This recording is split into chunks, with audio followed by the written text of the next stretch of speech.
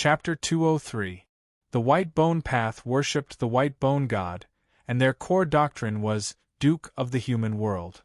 This doctrine seemed very grand, but the White Bone Path believed, only death is fair. That was why they loved to kill and destroy. The White Bone Path had 3 elders, a saintess, a white bone emissary, and 12 bone faces. Among them, the 3rd elder sacrificed himself to create the shadow of the gates of hell. The 1st elder, Ouyang Lai, was beheaded by General Huang Fu Duanming. Only the 2nd elder, Dark Eye Lu Yen, had to escape. The White Bone Saintess had fought with Ji Xian, the head of the Qinghe County Department of the Arrest Department. She was severely injured and disappeared after Maplewood City. The Mouse Face and the Dog Face died in the Battle of Maplewood City. The White Bone Path's Wang Changji seemed to have met with an accident. He didn't help the White Bone God during the Battle of Maplewood City, and disappeared after the battle. That was why nobody knew whether the White Bone Path had a sacred master or not. Even the White Bone emissary, Zhang Linchuan, hadn't appeared in public. After Maplewood City, the entire White Bone Path went into hiding again. Although Zhuangguo's extraordinary power had been chasing after the White Bone Path and uprooting the White Bone Path's strongholds one by one, he hadn't been able to reach the core of the White Bone Path. Hunting down the remaining members of the White Bone Path was part of Li Jianxiu's mission. That was why he was familiar with the White Bone Path's intelligence. He knew very well what the tiger mask in front of him represented. It was one of the White Bone Path's 12 bone faces, the tiger face. The tiger face of the 12 bone faces was hiding in the outer area of the Double Dragon sect. That was really unexpected. After all, the Double Dragon sect was part of the Mo Kingdom's Orthodox sect. They would kill an evil sect like the White Bone Path as soon as possible. Even if they had the intention of targeting Zhuangguo and wanted to protect the White Bone Path, they should have hidden Hu Mian within the sect instead of letting him hide in the outer regions and risk being discovered by Zhuangguo, which would lead to a dispute at the national level. If that happened, the Mo Kingdom would have thrown the Double Dragon sect out to show its attitude to avoid a national war. That was why the Double Dragon sect's territory wasn't a good place to hide no matter what. However, it was precisely because he had hidden here that he was able to catch Li Jianxiu off guard and lead to the annihilation of his entire team today. Based on the intelligence, the White Bone Path's lower realm. And he was still not in the reaching heaven state. The gap between the 2 realms was hard to cross. Thus, when the tiger bone mask appeared in his line of sight, Li Jianxiu did not hesitate and immediately drew his sword. He pulled out his sword and stabbed himself. This sword was extremely fast and powerful. Behind him, a door was faintly visible in the void. The sharp sword turned around and pierced through the door. Rumble! Thunder rumbled and Yuan Qi became chaotic. How could the tiger-faced man not know what kind of situation this was? This young man from the National Academy of Zhuangguo had actually used his sword to break through the gate of heaven and earth in front of him and had broken through to the next realm. He was furious, but he couldn't make too much noise to avoid alerting the headquarters of the Twin Flood Dragon Gang. As a result, he could only let out a muffled roar, unsheathing his large ringed saber and chopping down from the sky. Unlike the cultivation of the 3 lower ranks, going from the Meridian Wandering Realm, the Heavenly Cycle Realm to the Heavenly Ascension Realm was a process of accumulation. Even if he couldn't make a breakthrough, it was rarely dangerous for his cultivation to stagnate. The gate of heaven and earth separated countless cultivators, blocking them from high-level cultivators. After opening the heaven and earth door, the cultivators would become stronger and more dangerous. His Dao veins leaped into the torso sea. There was a natural fog in the torso sea. This fog covered the 3 souls and 7 spirit. It was called the fog of obscurity. If a cultivator was careless, the true dragon of his Dao veins would be lost in the torso sea, and his cultivation would never improve. The feedback from heaven and earth, when opening the gate of heaven and earth, was the foundation of a cultivator's survival in the fog of obscurity. Therefore, the stronger the gate of heaven and earth was, the more feedback one would receive when opening it. This usually meant that the cultivator's future would be greater. This place was called the isolated island of heaven and earth. The heaven and earth were endless. Soaring dragon cultivators explored the limits of their physical bodies with this isolated island as the foundation, dispelling the fog of obscurity and expanding the known space. Knowing its importance, one could understand why Wang Yiwu insisted on lingering in front of the gate of heaven and earth. He wanted to obtain the broadest and most solid isolated island of heaven and earth when he was in the soaring dragon realm and explore a greater future. Opening the gate of heaven and earth was a very careful matter. When Lin Jingren broke through to the next realm, it was because he had already polished himself and his opponent, Sun Xiaoman, was no threat to him. The gate of heaven and earth was one of his trump cards, so he could open it easily. As for Li Jianxiu, it was not yet time for him to open the gate of heaven and earth. When he opened the gate of heaven and earth, the feedback from heaven and earth was insufficient. It was destined to be more difficult to fight against the fog of obscurity in the soaring dragon realm. But he had no other choice. His long hair moved without wind. The surging vitality suddenly became violent and was instantly calmed down. Clang! His sword, Peach Branch, hit the blade of the tiger Boneface's big ringed saber. Whoosh! The wind blew past his ears. Li Jianxiu felt his long hair falling silently on both sides. Then he was sent flying. You broke through to the soaring dragon realm at the last moment. Do you think you can fight me? The tiger Boneface was still angry. He took a step forward and slashed again. The white Boneface sect failed on the verge of success. The dream of the sect's upper echelon like him was instantly shattered. All the suffering he had suffered for so many years seemed to be useless torture. Who knew the hatred in his heart? Every faceless one was the sole survivor of over 1,000 children's slaughter. The inhuman torture they had experienced was unimaginable. For the ideal of the Grand Duke of the world, he gave up everything. But along the way, even the White Bone God was trampled back to the netherworld. The dream of establishing a divine kingdom on earth seemed to have never been realized. They covered their heads and fled like rats. Their strongholds were uprooted one by one.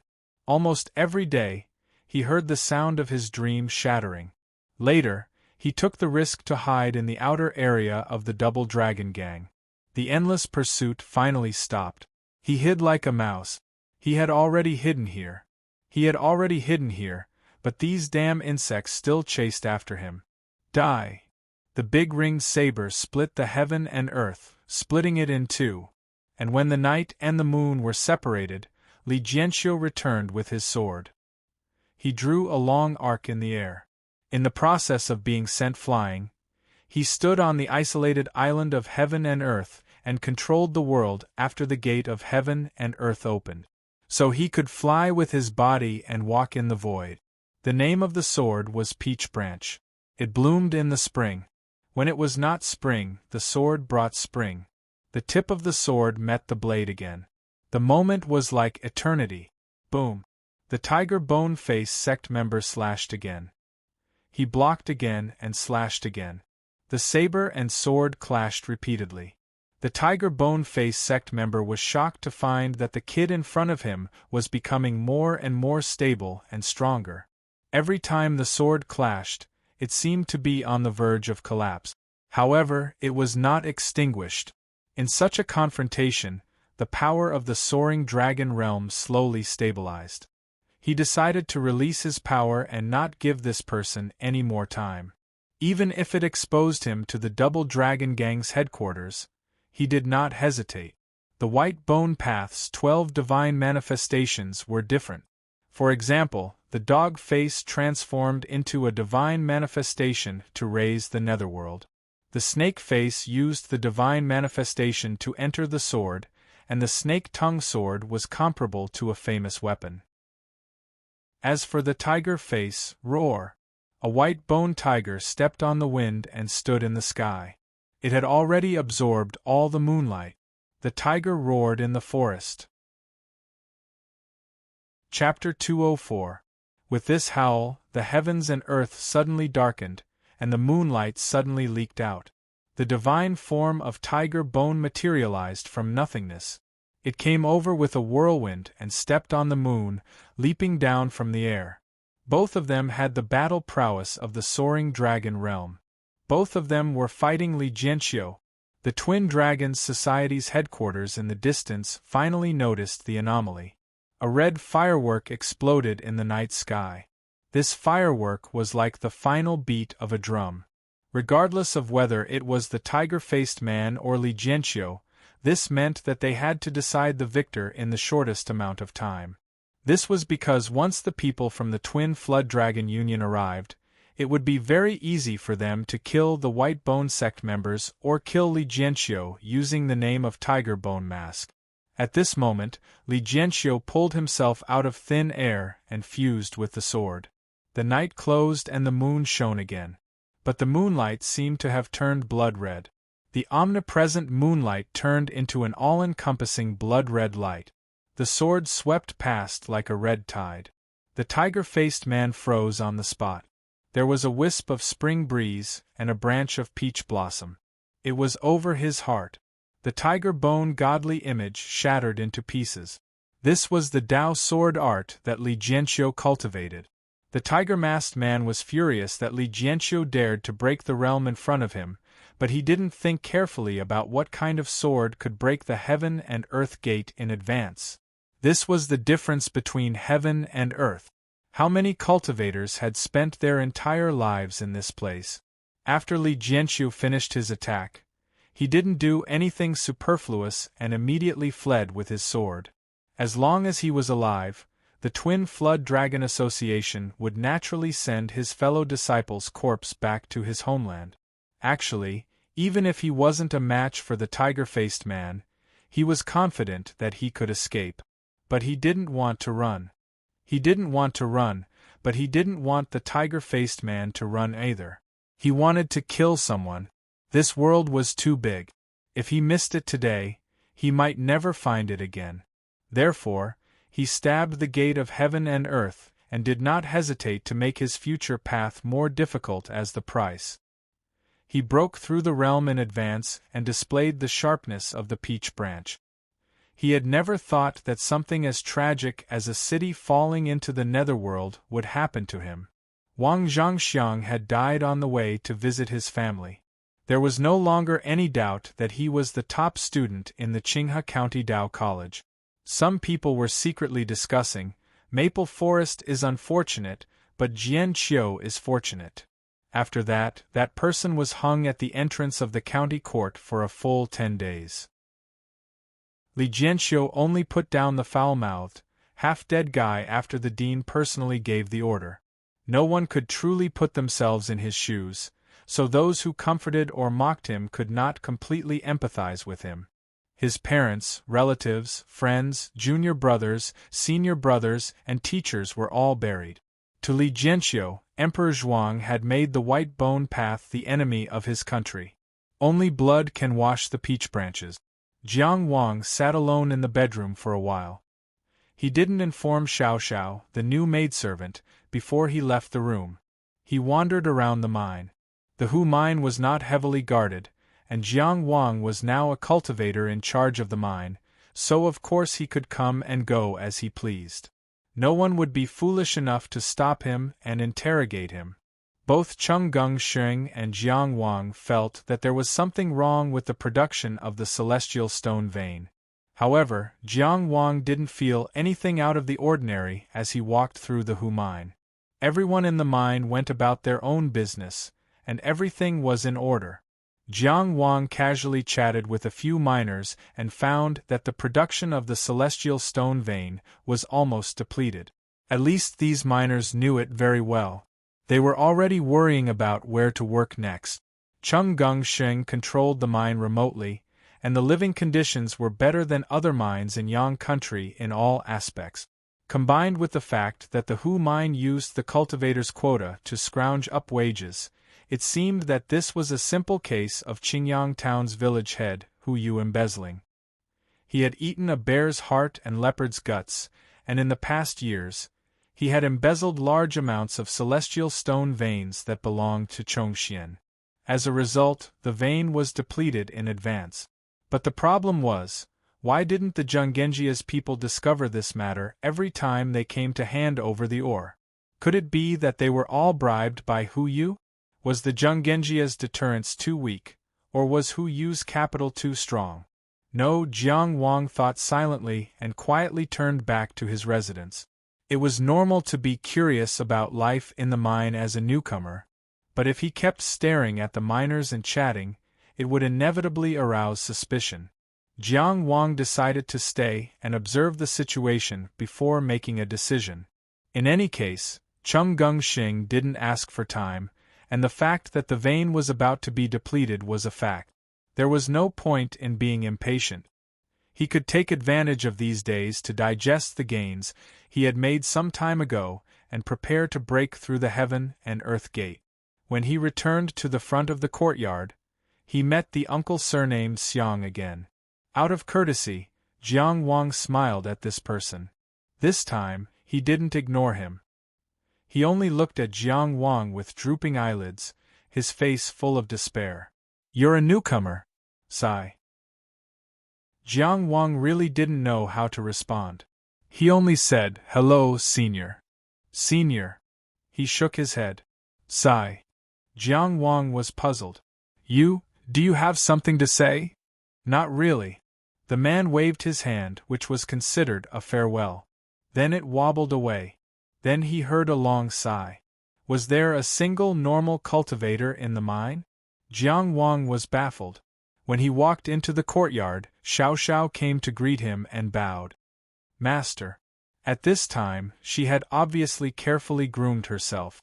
Her long hair was neatly tied up, and the bruise under her left eye was also covered up. Although she hadn't changed her clothes, she looked completely different. She showed her original beauty. She couldn't be considered a stunning beauty, but she was still above average. When she grew older and matured, she might be even more beautiful.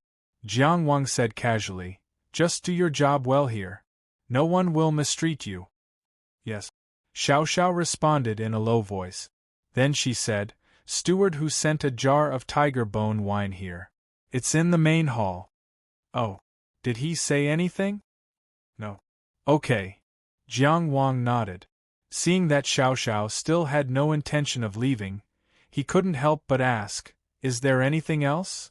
I've boiled some hot water. Master, do you want to take a bath and change your clothes?" Xiao Xiao bit her lower lip and continued, "I've also prepared a change of clothes for you. You should be able to put them on." "Am I so dirty that even a maid can't stand it?" Indeed, he hadn't considered these aspects on the way here. Jiang Wang was secretly ashamed and changed the topic. "How do you know what size clothes I wear?"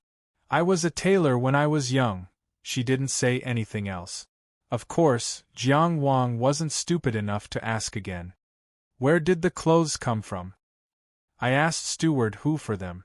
They're all clothes that haven't been worn before and look younger. I think Master should be able to wear them."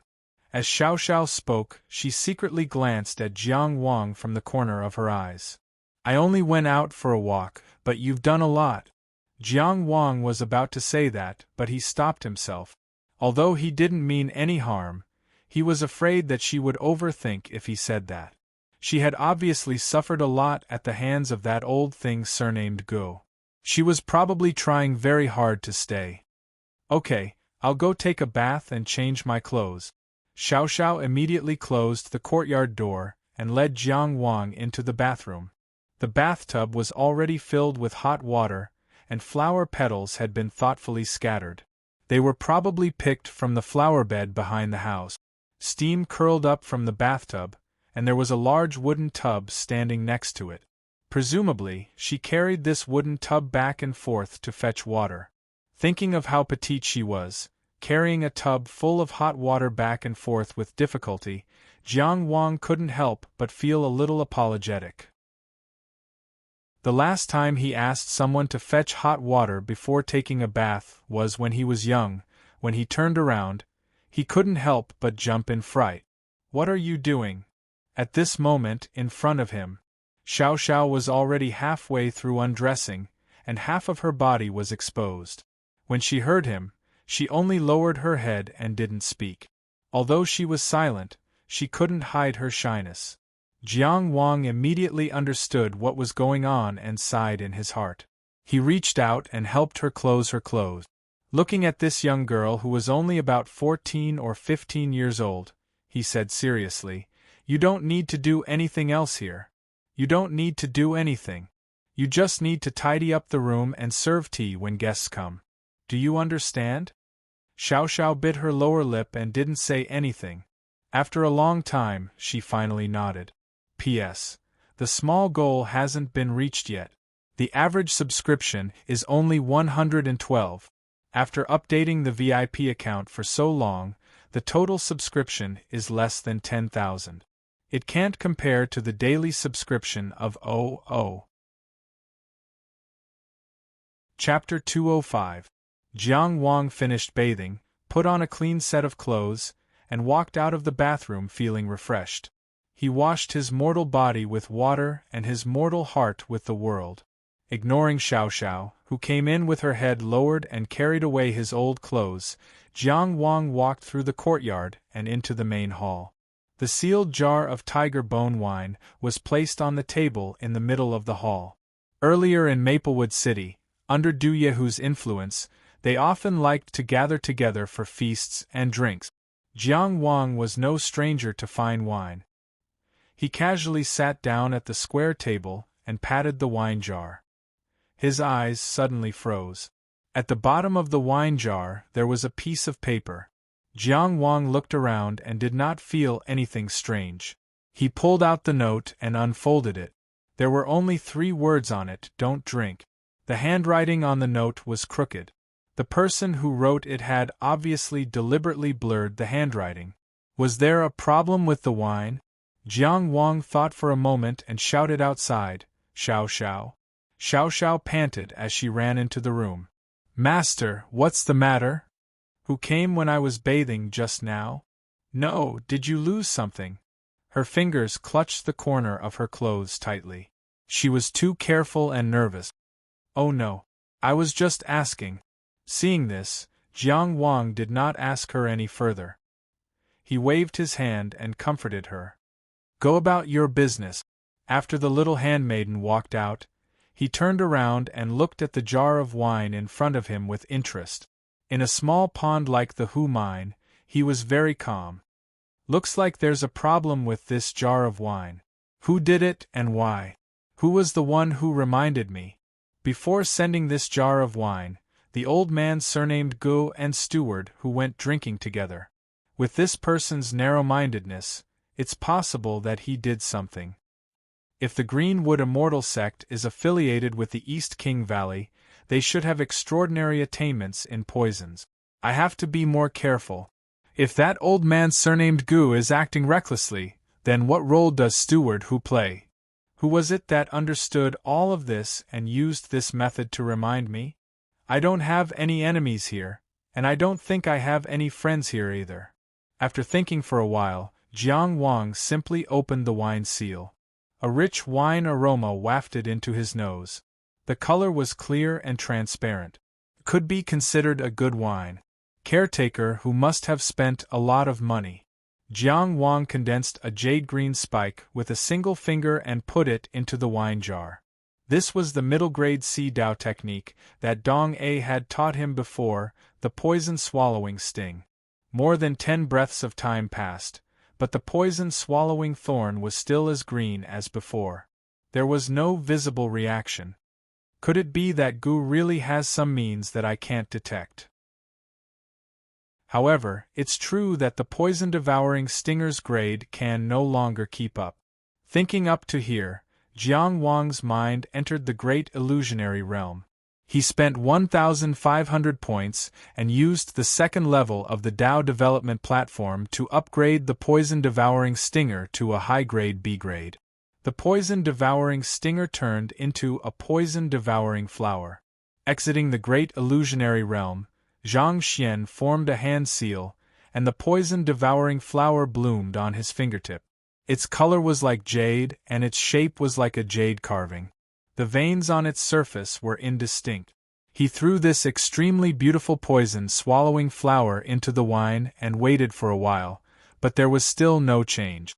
Could it be that it's not poison? This small mine really had a lot of strange things. Jiang Wang thought for a while and gathered a ball of wine from the wine jar. He pressed down with his palm and pressed this ball of wine into the ground. It passed through the floor tiles and soaked into the mud. Then, he covered the remaining tiger bone wine again and pushed it to the side. With his current strength, there shouldn't be any opponents in this mine. As long as he was a bit cautious, he was completely qualified to deal with all kinds of changes. In view of the warning on this note, he wouldn't eat the food here or drink the water here. In any case, his current physique didn't really need these things. Jiang Wang was meditating in the main hall. As one of the 4 transcendent cultivators guarding the Hu clan's mine, he didn't have much to do. He only needed to cooperate with the formation to repel ferocious beasts occasionally when they ran over. Then there was the task of escorting the miners back to town once a month. Usually there were 2 transcendent cultivators together. In total, they were only dispatched once every 2 months. If he didn't consider other things, this job was indeed leisurely. It was suitable for cultivators who didn't have any ambition. Xiao Xiao washed the dirty clothes and went to brew a pot of tea. She brought it to Jiang Wang. She bustled in and out like a small spinning top, not stopping for a moment. It smells so good. As soon as she walked into the main hall, she was momentarily dazed. It was as if flowers bloomed in front of her, and the fragrance filled her nose. She felt comfortable and relaxed. In fact, she was already in Jiang Wang's Taoist technique, the Sea of Flowers. The main effect of this Taoist technique was to cause hallucinations. If Jiang Wang didn't restrain his power, Xiao Xiao should have completely lost track of time. It wasn't that he doubted this pitiful little maid, but that he was used to practicing Taoist techniques anytime and anywhere. Because the Taoist technique wasn't fully activated, Xiao Xiao was only slightly affected. Of course, feeling comfortable and smelling the fragrance was just an illusion. Jiang Wang took the teacup and casually put it aside. He happened to be under the influence of the Sea of Flowers and asked, "How long have you been in the Hu clan's mine?" This slight influence wouldn't cause Xiao Xiao any harm. It would only make her subconsciously feel relaxed and speak according to her heart. Simply put, she would speak the truth. "More than 2 years, almost 3 years. You've been here for so long. In your memory, did anything strange happen?" "What kind of things are strange?" Xiao Xiao asked. She hadn't lost her mind, but under the influence of the Taoist technique, she temporarily ignored the danger and became relaxed and natural. She didn't speak so cautiously. Things that don't make sense. Things that normal people wouldn't do, or things that wouldn't happen under normal circumstances. Xiao Xiao bit her lower lip and said, "Gu Heng is an old pervert. He likes to torture people. The more the people he tortures are in pain, the happier and happier he is. He likes to use a whip. He dips it in water and whips it on people. His favorite is silver needles. He often... Do you have other things?" Jiang Wang couldn't help but interrupt. Gu Heng's situation was indeed perverted, but it had nothing to do with the abnormalities in the Hu clan's mine. He felt uncomfortable listening to the things that Gu Heng did and couldn't continue listening. Thus, his dislike of Gu Heng deepened, but now wasn't the time to settle the score. Other things. Things that wouldn't happen under normal circumstances. Xiao Xiao thought for a while and said, "Last year, someone said that they saw a shining sheep in the mine. Everyone was very strange. How could there be a sheep in the mine? How could a sheep shine? But he swore that it was a sheep, and it didn't seem like he was lying. Strange things, maybe that was it. What about that person? I didn't see him again after that. I heard that he went back to his hometown. People in the mining area like this. It was normal for people to come and go, and it was impossible to verify their birthplace one by one. Basically, they just left. But Jiang Wang smelled a bit of coincidence. This thing you're talking about, when was it last year? I can't remember clearly. Around August or September. It was already April. More than half a year ago in the Hu clan's mine, around the winter moon, someone broke into the mining area at night and was seen by a transcendent cultivator in the mine. There was a battle between the two sides. Later, the transcendent cultivator also left the mining area. And a few months ago, Xiao Xiao said that a miner saw a sheep in the mine. After that, the miner also left. It was hard to say whether these two things were necessarily related. But they had one thing in common. The people involved all left and there was no follow-up. If they were looked at together, there were very strong traces of an act. Half a year ago, the cultivator who lived here. Jiang Wang paid attention to his words. What kind of person was he? Can you tell me? Because Xiao Xiao was that cultivator's maid before. After he left, she was asked by Old Man Go. So when Jiang Wang asked, he tried to consider her feelings. Xiao Xiao lowered her head, and her expression couldn't be seen clearly. The Sea of Flowers wasn't a Dao technique that specialized in interrogating information. Under the current use, at most, it was equivalent to chatting in a relaxed state. It doesn't matter.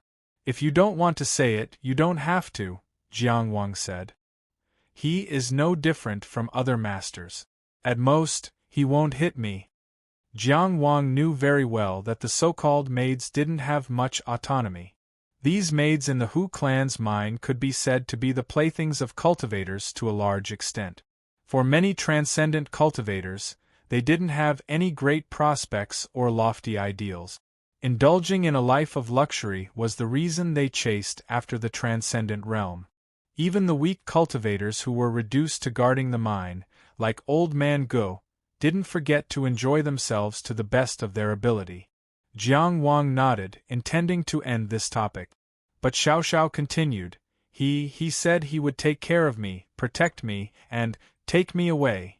Even under the influence of the Sea of Flowers, she said it with great difficulty. If it was under normal circumstances, she definitely wouldn't say it. After all, in the eyes of many people, this was too laughable. A transcendent cultivator promising to take care of and protect a mere maid? Even if Xiao Xiao was muddle-headed at the time and didn't find it laughable, now she should know how absurd it was. Because the result was obvious. When that cultivator left, Xiao Xiao didn't even know what happened. Thank you for telling me this, Jiang Wang said and dispersed the Sea of Flowers. Xiao Xiao only felt a slight daze before she returned to normal. She lowered her head and looked at her toes. As for my allowance, you can go directly to Manager Hu to get it. Jiang Wang said, if the courtyard needs anything, you can arrange it yourself. I won't ask about it. The remuneration he discussed with Manager Hu was mainly Dao origin stones. Some gold, silver, and coins needed for living. The mining area wouldn't be stingy with transcendent cultivators. Arranging some things to do could make the little maid feel better. Summer had already arrived, and the air began to become a little heavy. Jiang Wang glanced at the sky outside the courtyard. It was dark. It was about to rain. Chapter 206. The longest and largest river in the world was the Chang River. Just the known section of the river had already traversed tens of thousands of miles. The Chang River originated from the extreme west. Another theory was that it originated from Mount Yujing, one of the holy lands of Taoism. No matter which theory it was unproven. What could be proven was that the source of this river was at least further west than the Wan Kingdom in the west. It passed through the central region and meandered all the way to the Xia Kingdom in the south. The Chang River system, which connected the Chang River and its tributaries, covered half of the human territory and nurtured countless living beings on both sides of the river. Due to its mystery, ancient, vast and majestic nature, it was also known as the Central Ocean, the Mother River, the Ancestral River, and the source of the Inner River. In the northwest of the Zhuang Kingdom, there was a kingdom called Luo. The northern part of the kingdom was traversed by the Chang River. The Luo kingdom's water network was densely packed and crisscrossed. When the people of the kingdom traveled, most of the time they traveled by boat. Hence, it was also known as the Kingdom on Water. Logically speaking, the Luo kingdom should be on good terms with the Water tribe since its borders were filled with water. However, it was the exact opposite. The Luo kingdom had the greatest conflict with the Water tribe, to the point where they could no longer coexist. The ancient treaty of peaceful coexistence between humans and Water tribe was like a piece of scrap paper in the Luo kingdom. The Luo kingdom was also the largest Water tribe slave trading market. The Water tribe slave trading business, which was banned by the human nations, was instead one of the pillars of the kingdom's economy. The people of the Luo kingdom traveled by boat when they traveled, but they never traveled by water when they traveled outside. The Water tribe in the world, killing any Luo kingdom citizen was also something that was tacitly approved. Usually, no one would defend them. Due to the existence of the Clear River Palace, the diplomatic relations between the Zhuang kingdom and the Luo kingdom had never been good. However, both sides had their own concerns. There had never been a large-scale war in history. Purely in terms of geographical distance, the Zhuang kingdom was closer to the Yong kingdom to the north and the Mo kingdom to the southwest. In the northwest, there was also a buffer zone between the Luo kingdom and the Yong kingdom. There was really no space for them to conquer each other. The relationship between the Zhuang kingdom and the Yong kingdom was needless to say. It was a feud that had no room for reconciliation. The relationship between Yong and Luo was not much better. Similar to the situation between Zhuang and Luo, Yong also had the Billowing River Underwater Prefecture, which was one of the most important national powers. Luo country was a country that was similar to a slave trader. Other than the aquarium slaves, they had no other irreplaceable industries. Their military strength was not top-notch, but they were able to develop steadily to this day despite the hostility of their eastern neighbors, at least on the surface. The reason behind this was not something that could be revealed to outsiders. As mentioned earlier, there was a buffer zone between Zhuang, Luo, and Yong. This place was not covered by the laws of the kingdom, so it was naturally a land of chaos. It was unclear when a city had been built here, and it was called unredeemed. There are two theories. One was that the people in this city would not be able to atone for their sins even if they died 10,000 times. No matter what, they would never be able to wash away their sins. Another way of saying it was that the wicked people in this city would never repent and would never atone for their sins. There were people who believed in all kinds of theories, but since ancient times, there had never been a definitive voice. The two theories were entangled with each other as the city became filthy. Unredeemed city was chaotic, or in other words, chaos was the biggest rule of unredeemed city. But any place that could form a settlement must have a certain amount of order. Even the scoundrels who licked blood on their blades could not live in an environment of fear all day long. Everyone who entered the unredeemable city had to pay the price of their own life and pay the life gold. This value could be thousands of primordial stones, or it could be a Qi Dao coin, or a Qin Huan coin, or even a bolt of cloth. The price of life gold depended on how much you were willing to pay for your own life. Unredeemed city would never force you. As long as you paid life gold, you could live in this city. Anyone who wanted to kill you in this city had to pay 10,000 times more than your life gold before they could kill you. It was called ransom. Otherwise, it would be regarded as an enemy of unredeemed city.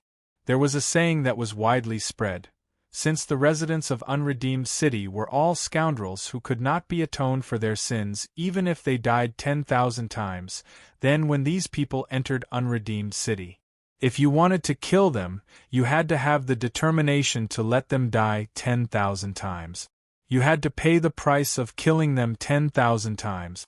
The person who maintained this order could be called the owner of Unredeemed City. Although she never admitted that she was the owner of Unredeemed City, she only said that she was the biggest sinner in Unredeemed City. People called her the Sinner King, Huang Jinma. No matter how despicable a person was, he would still crave to be treated kindly. No matter how dark a person was, he would still crave for the warmth of the sun. The sun was shining brightly today, it was an excellent weather. From the east gate of Unredeemed City, there was a figure who seemed to be stepping on the sunlight. His eyebrows were sharp and his eyes were bright.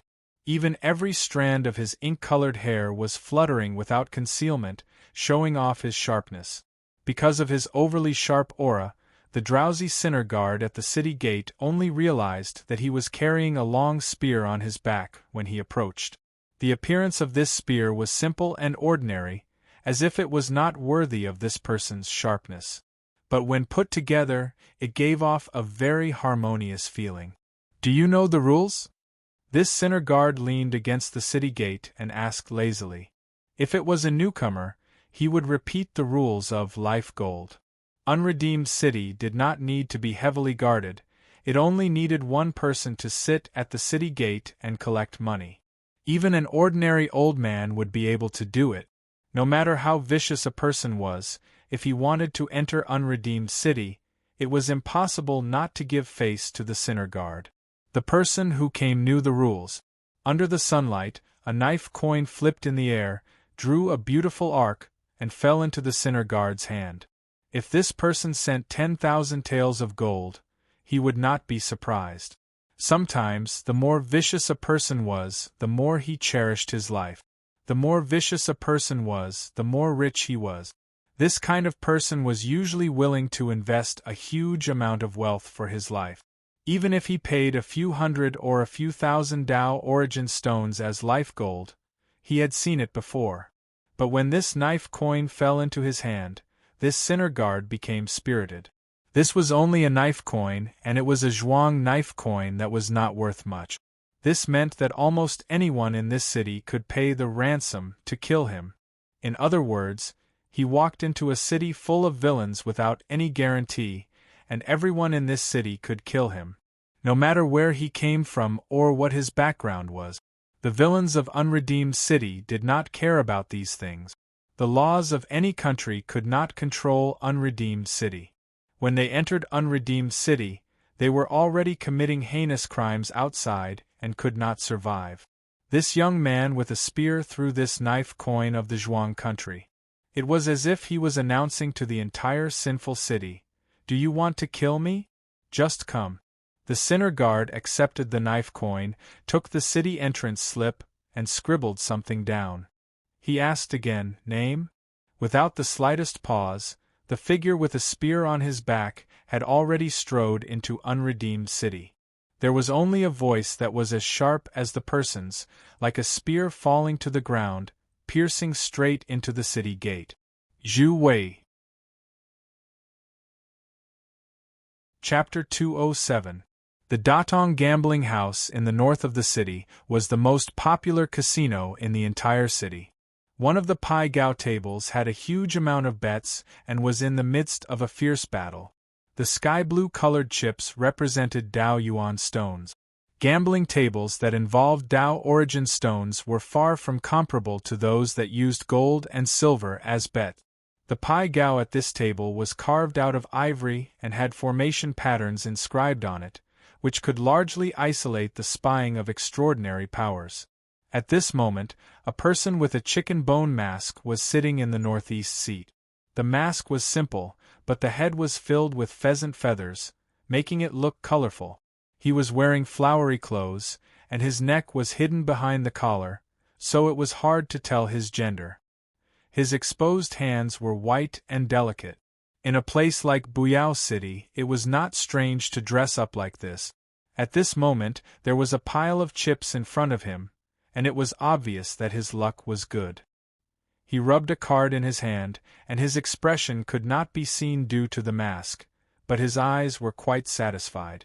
At this moment, a figure walked straight over. No one at the gambling table would pay attention to the left and right, but the person who came did not hide his sharp aura, so these gamblers had no choice but to look at him. Oh, handsome! Seeing this person's appearance, the eyes of the person wearing the chicken bone mask lit up, and his voice was like a chicken that had its throat pinched. It was a man, but he did not know why his voice was so sharp and ear-piercing. I am Zhu Weiwa. The person walked to the gambling table and looked straight at the man with the chicken bone mask. Chicken Face, do you know me? Chicken Face, one of the 12 faces of the White Bone Path, had been hiding in Buyao City for half a month. Chicken Face's eyes were still rippling, and he said with a smile, "The number one genius of the younger generation of Zhuang country, how could I not know you? Wait a moment, wait for me to finish this round, then I will go out and play with you slowly." He was relaxed, and his tone was frivolous. He did not take Zhu Weiwa's threat seriously. Zhu Weiwa looked left and right, and the gamblers were noisy and the atmosphere was fanatical. I remember, he said in a rare tone of disappointment, in Maplewood City, there is also such a Datong gambling house. What nonsense are you talking about? Datong gambling house is a big business, where is it not? The burly man sitting at the other end of the table scolded, if you want to play, sit down and wait for the next round. If you don't want to play, scram. As soon as he finished speaking, a spear brushed past his neck and pierced through his collar, knocking him over and nailing him to the ground. It was so fast that no one could react in time.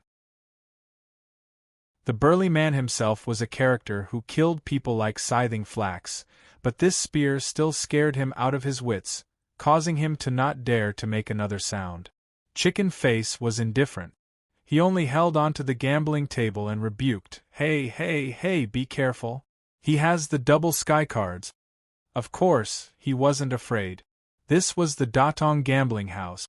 As the burly man had said, the Datong gambling house was spread across many countries and was a big business. No one dared to start a massacre in Datong Casino. This Datong gambling house was in Buyao City. In order to save his life, he had paid a considerable amount of life gold. There were many people who wanted to kill him, but no one was willing to pay a ransom. Not to mention that he was already at the peak of the soaring dragon realm and had other trump cards. There was no reason for him to be afraid. In his opinion, Zhu Weiwa coming here to intimidate people was already the limit. He also casually teased, relaxed and at ease. What are you doing? Let him go. The transcendent cultivators of Datong gambling house quickly surrounded him. My sigh has already ended, Zhu Weiwa said indifferently. He extended his hand and slowly pulled out the spear from the burly man's neck. Your time has also ended. As he said this, he directly pierced Chicken Face with his spear. He actually regarded the gamblers and the cultivators of the gambling house as nothing. He regarded the rules of Datong gambling house and Buyao City as waste paper. Even if Chicken Face was one of White Bone Path's 12 bone faces and had always been tyrannical, he still felt shocked at this moment. Compared to his strength, he was more shocked by his courage. The spear was pointed at his head. A cold light pierced through the air. In the intense friction, heat was released and sparks flew. This spear's momentum was so casual, but it became more and more urgent and intense. At first glance, it seemed normal, but at the second glance, a terrifying danger had already descended upon his heart. Chicken Face didn't hesitate, subconsciously using his strongest secret art. The feathers on his head swayed, and he opened his mouth to let out a sharp whistle. The sound wave exploded, and translucent traces of the air being pushed away could be seen with the naked eye. The surrounding gamblers all covered their ears. The approaching cultivators of Datong gambling house retreated faster than the attack. 12 bone god forms, rooster sings. This imitation of a rooster singing should have been the most masculine.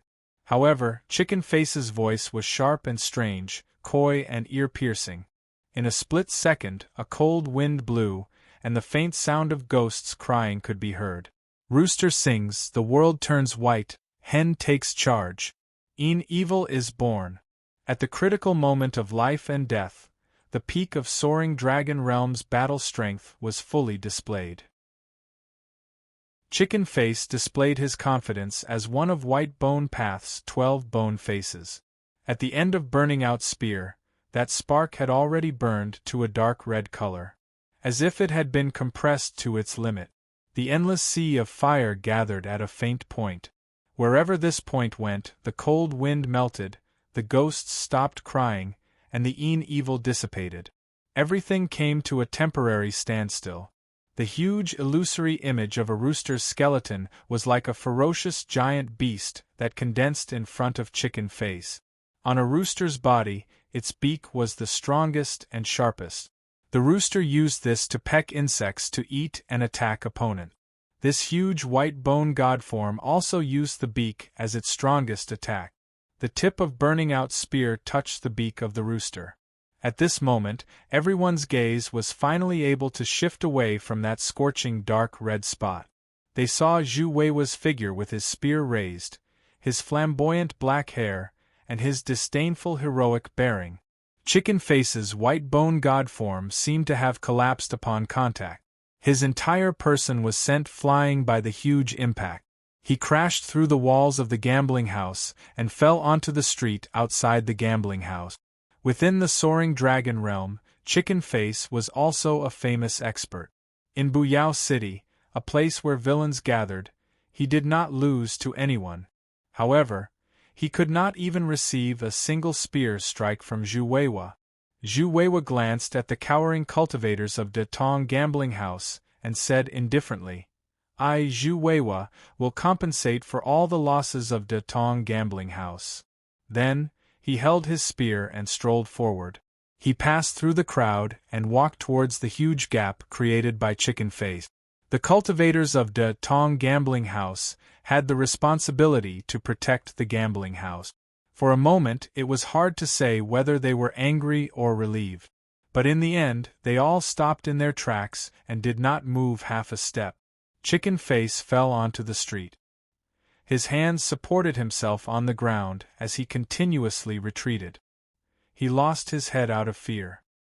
His frivolous tone finally changed as he shouted, "Where are the guilty guards of Buyao City? I want to increase my life gold. I want to add all my wealth. I'll give it all to you.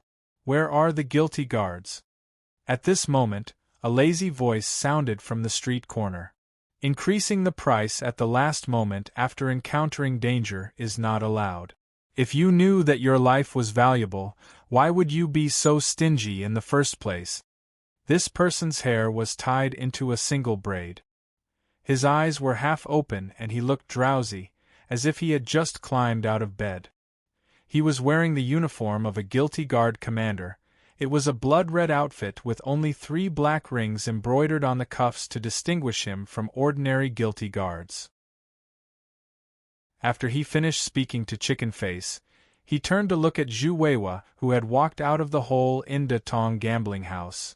"That kid over there wants to kill people in Buyao City. Do you know the rules?" As he spoke, he took out a blood jade book from his bosom and flipped through it. He clicked his tongue. This guy's ransom is not a small amount. The ransom for killing people in Buyao City was 10,000 times the life gold of the target. It was also the only thing Chicken Face could rely on at this moment. But he only saw Zhu Weiwa holding his spear and slowly walking over without any hesitation. He said, "That's your rule. It's not my rule." His voice was calm, but arrogant and crazy. P.S. Recently, pneumonia is very dangerous. Everyone, pay attention to your safety. Wash your hands frequently and go out less. If you really want to go out, you must wear a mask and avoid places where people gather. Chapter 208. The rules of this world did not seem to be set up for him. The rules that Buren redeemed city had been imperceptibly influenced for so many years were nothing to him. He, Zhu Weiwa, only looked at the spear in his hand and followed his own rules. Lian Heng kept the red book and opened his sleepy eyes. Looking at Zhu Weiwa, he laughed softly. What rules do you have? Very simple. Zhu Weiwa continued to walk forward as he spoke, not stopping for anyone. I want to kill him. Whoever stops me, I will kill them. He did not say why he wanted to kill. What national enmity, family enmity, position, he did not say anything. Because as proud as he was, he did not need to explain his reasons to anyone. He only said that he wanted to kill Chicken Bone Face. Just this one sentence was all of Zhu Weiwa's reasons. After defeating a mere chicken face, you think that you are invincible in the soaring dragon realm? Lian Heng's voice was very light. It was light with disdain, light with indifference. As the vice-commander of Buren redeemed city's guilty guards, although he was only in the soaring dragon realm, he was still an existence that suppressed countless villains in the city. To him, Chicken Bone Face was not a difficult character to deal with. Zhu Weiwa continued to walk forward, while Chicken Bone Face supported himself on the ground and retreated with all his might. Hearing Lian Heng's provocation, his brows did not move at all. He only said softly, "You can try." He quickened his steps, dragging the spear tip on the ground, creating a long trail of sparks. A cold light flashed in Lian Heng's eyes, his body tensed up. He was about to step forward, but suddenly relaxed.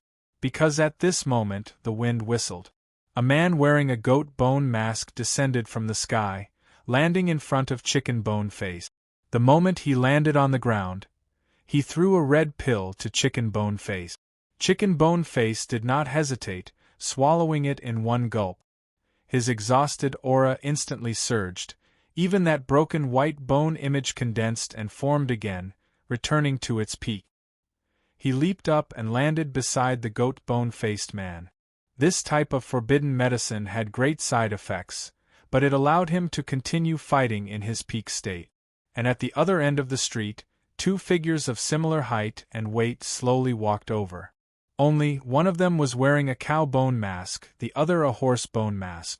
Among the White Bone Path's 12 bone faces, their battle strength was second only to Dragon Bone Face, Cow Face and Horse Face. Zhu Weiwa stood alone in the middle of the long street. At that time, the sun was blazing like fire, and the light and heat were boundless. In front and behind him, there were 4 experts at the peak of the soaring dragon realm. Although they were all in the soaring dragon realm, the 4 of them surrounded one.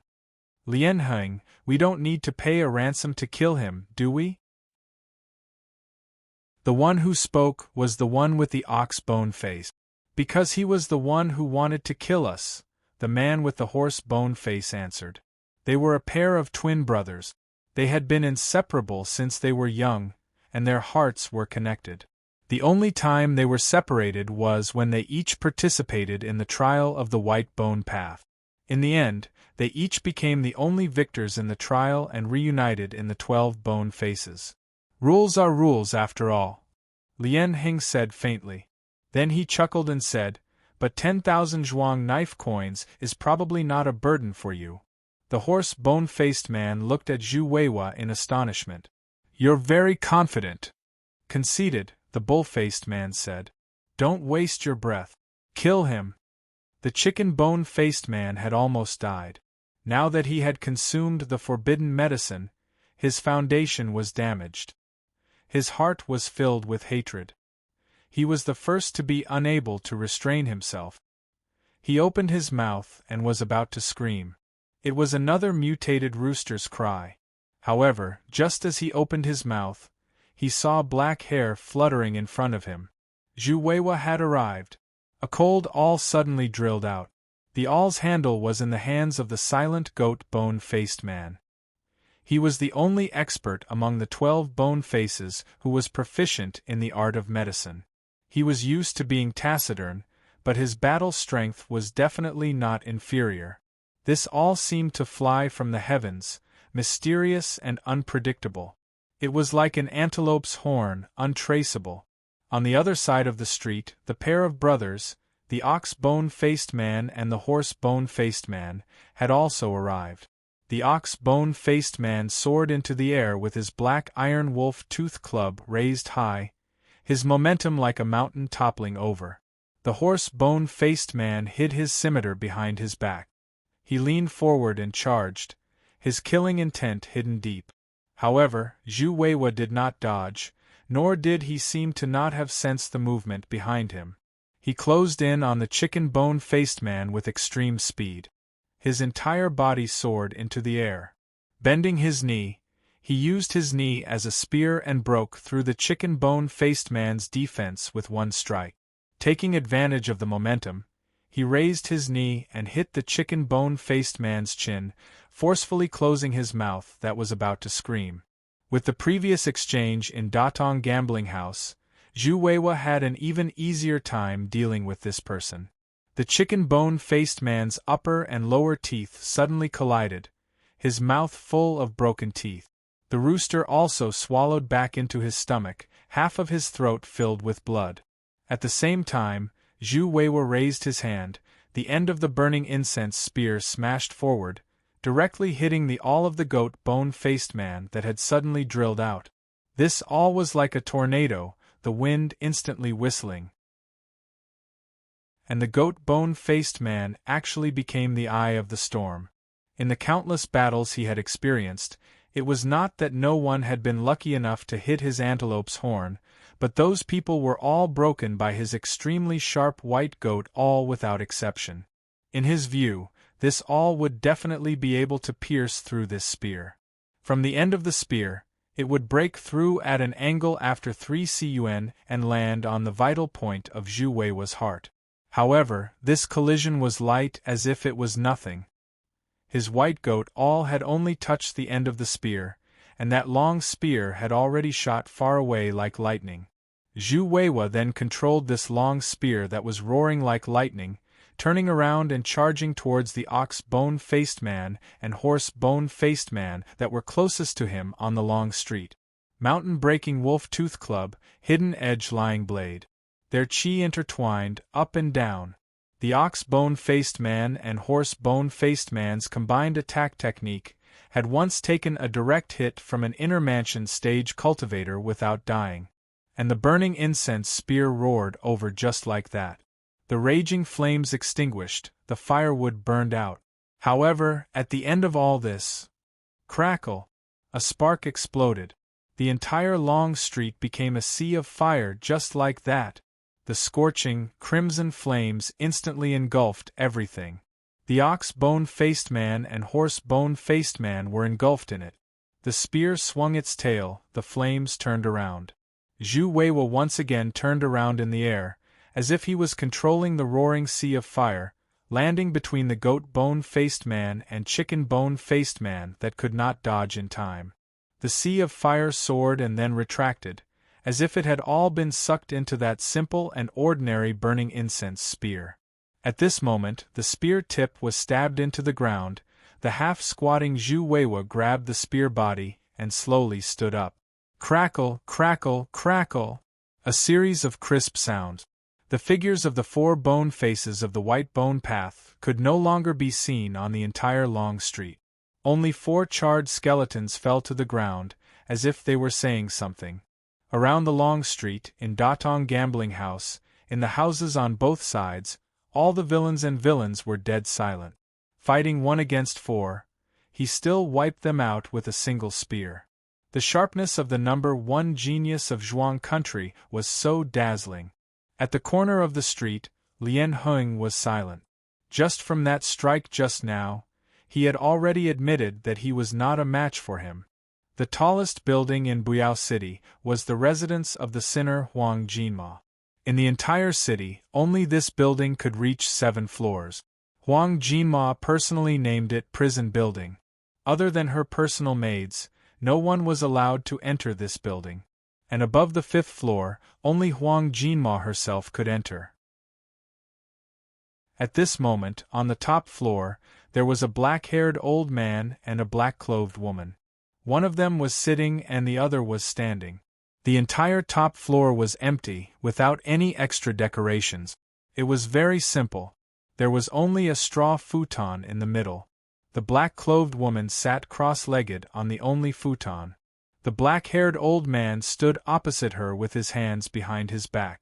The black-clothed woman looked cold and elegant, with exquisite facial features, but her pair of long and narrow phoenix eyes were too cold, making people not dare to get close to her. The woman who was able to appear here was naturally the sinner Huang Jinma.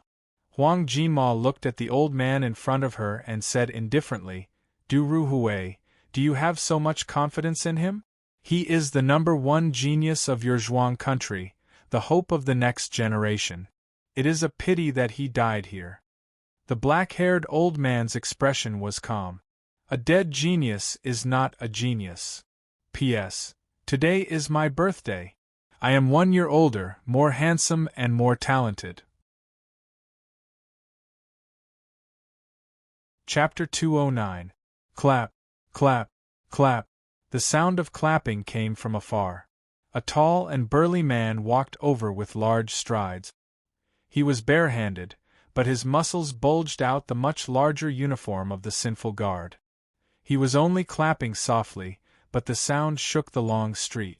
He didn't do anything else, but it was as if the entire street was shaking with his footstep.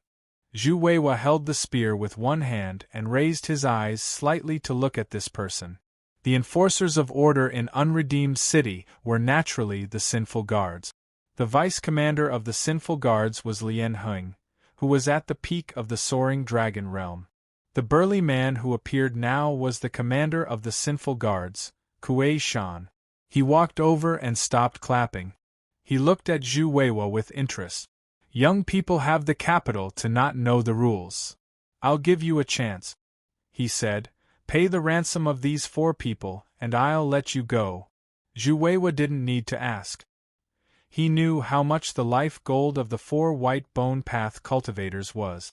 Magnifying it by 10,000 times was a number that any force would feel heartache over. Unredeemed City had amassed a lot of wealth over the years by relying on the rules of life gold ransom. But no matter what, the Zhuang country couldn't pay such a price. There was no reason to pay a ransom for hunting down the country's criminals. No one's reason would work. Even if the Zhuang country was willing to pay this sum of money, it definitely wouldn't be to hunt down the 4 white bone path cultivators. It could only be to ransom Zhu Weiwa. However, Zhu Weiwa wouldn't ask. "No," he said indifferently. "No?" Kuei Shan didn't seem to understand. "You can't afford it, or you don't want to." "I can't afford it, and I don't want to." "I say, kid, are you treating this place as the Zhuang country?" Kuei Shan's expression darkened. "If your Zhuang country's Du Ruhui came personally, I might give him some leeway. Who do you think you are?" The Zhuang emperor was the ruler of the Zhuang country, and also the strongest person in the Zhuang country. But to the people of the world, when the Zhuang country was mentioned, the most famous and feared person was still Du Ruhui. This was the power accumulated over the years, it couldn't be changed. Zhu Weiwa still looked at him quietly.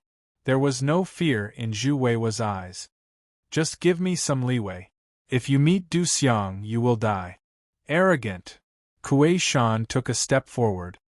"If you can survive 3 of my punches, I'll spare your life." The hammer smashed down with the force of a mountain collapsing and a boulder collapsing. Zhu Weiwa's hand tightened. With the spear tip as the starting point, a long line appeared on the floor tiles, like an azure dragon soaring into the sky. "So what if we fight with all our might?" The bluestone bricks joined together to form a long green dragon, just like a huge spear. From where Zhu Weiwa was standing, the spear pierced towards Kuei Shan. Rumble! Kuei Shan's single fist smashed down. Everywhere it touched, the bluestone bricks that were imbued with Zhu Wei's Tao essence spear chi turned into dust. A trail of dust fell as Kuei Shan was already in front of him. He had actually smashed through the huge bluestone spear with a single punch, and the power of his fist had yet to dissipate. The tip of the burning flame spear was already pressed against his fist. Kuei Shan stopped. Boom! Zhu Weiwa stomped on the floor, breaking the tiles and sinking into the ground. The powerful force caused the entire spear to bend. Afterwards, the spear bounced off, causing Zhu Weiwa to involuntarily retreat. With his back foot as the center point, the bluestone bricks flew apart, creating a deep trench in the ground. With just one punch, Kuei Shan had smashed Zhu Weiwa from one end of the street to the other. The commander of the unredeemable city's guilty guards walked the path of a pure martial artist. Furthermore, he was a martial artist that had reached the 15th layer of heaven, comparable to an inner palace cultivator. Zhu Weiwa waved his spear, his long hair falling down his forehead. Again, as his voice fell, clang! Zhu Weiwa held his spear horizontally in front of him. Kuei Shan's fist had already smashed onto the body of the spear, causing it to form an arc. Moreover, the body of the spear struck Zhu Weiwa's chest, causing him to fly upwards. Kacha! Zhu Weiwa could clearly hear the sound of his sternum shattering. The broken bones even pierced into his lungs, causing him to have difficulty breathing. His body was like floating cotton, as if he was weightless. The spectators all raised their eyes, watching as Kuei Shan's second punch sent that arrogant brat flying into the sky. Those with weak eyesight could only see a black dot in the sky. Is he dead? Some people thought. Can there still be an intact corpse? Someone asked. Those who lived in the unredeemable city all knew that the commander of the guilty guards, Lian Heng, was strong, but very few people had seen Kuei Shan in action. Moreover, he was an expert that overturned the cultivation system of the past, an expert on the path of martial arts. Compared to the majority of transcendent cultivators, those who walked on this path were destined to have a bumpy road ahead. Because no one had been able to walk on this path until now. No matter if it was Taoist or Confucian or Bing or Shimo, there were people who had walked to the end. However, no one could prove that there was still a path to walk on the path of martial art. Because there were very few experts on the path of martial arts, such a battle scene was extremely precious to the spectators. At this moment, everyone heard a sound. Violent, scorching. What was that sound that was whistling towards them? Everyone raised their heads to look at the sky. That black dot in the sky had turned into a red dot. The person who had been sent flying into the sky had been set on fire. That person on fire had turned upside down, the tip of his spear pointing downwards. He had launched a counterattack towards Kuei Shan from the sky. Not only had Zhu Weiwa not died, he had actually chosen to counterattack. This spear was like firewood, 30 years of salary was not used up. This person was Zhu Weiwa, he had never lost to anyone in his life. This spear was incomparably scorching, incomparably violent. The person and the spear had merged into one. The sun was behind him. It was as if he had become the new sun. At this moment, the light was dazzling, the light and heat were endless. Kuei Shan stomped on the ground, causing the ground to sink a few meters. Borrowing this force, he punched upwards. This was the first time someone as strong as Kuei Shan had borrowed force to punch. Even an expert like him felt pressured when facing Zhu Weiwa's stunning spear. Fist and spear clashed in midair. Zhu Weiwa came from above, Kuei Shan came from below. Even the sound disappeared for a moment. Kuei Shan landed on the ground, Zhu Weiwa flipped and landed in front of him. He did not say anything, only lightly wiping away the blood at the corner of his lips. The spectators subconsciously held their breath. Because 3 punches had passed, Zhu Weiwa was still not dead.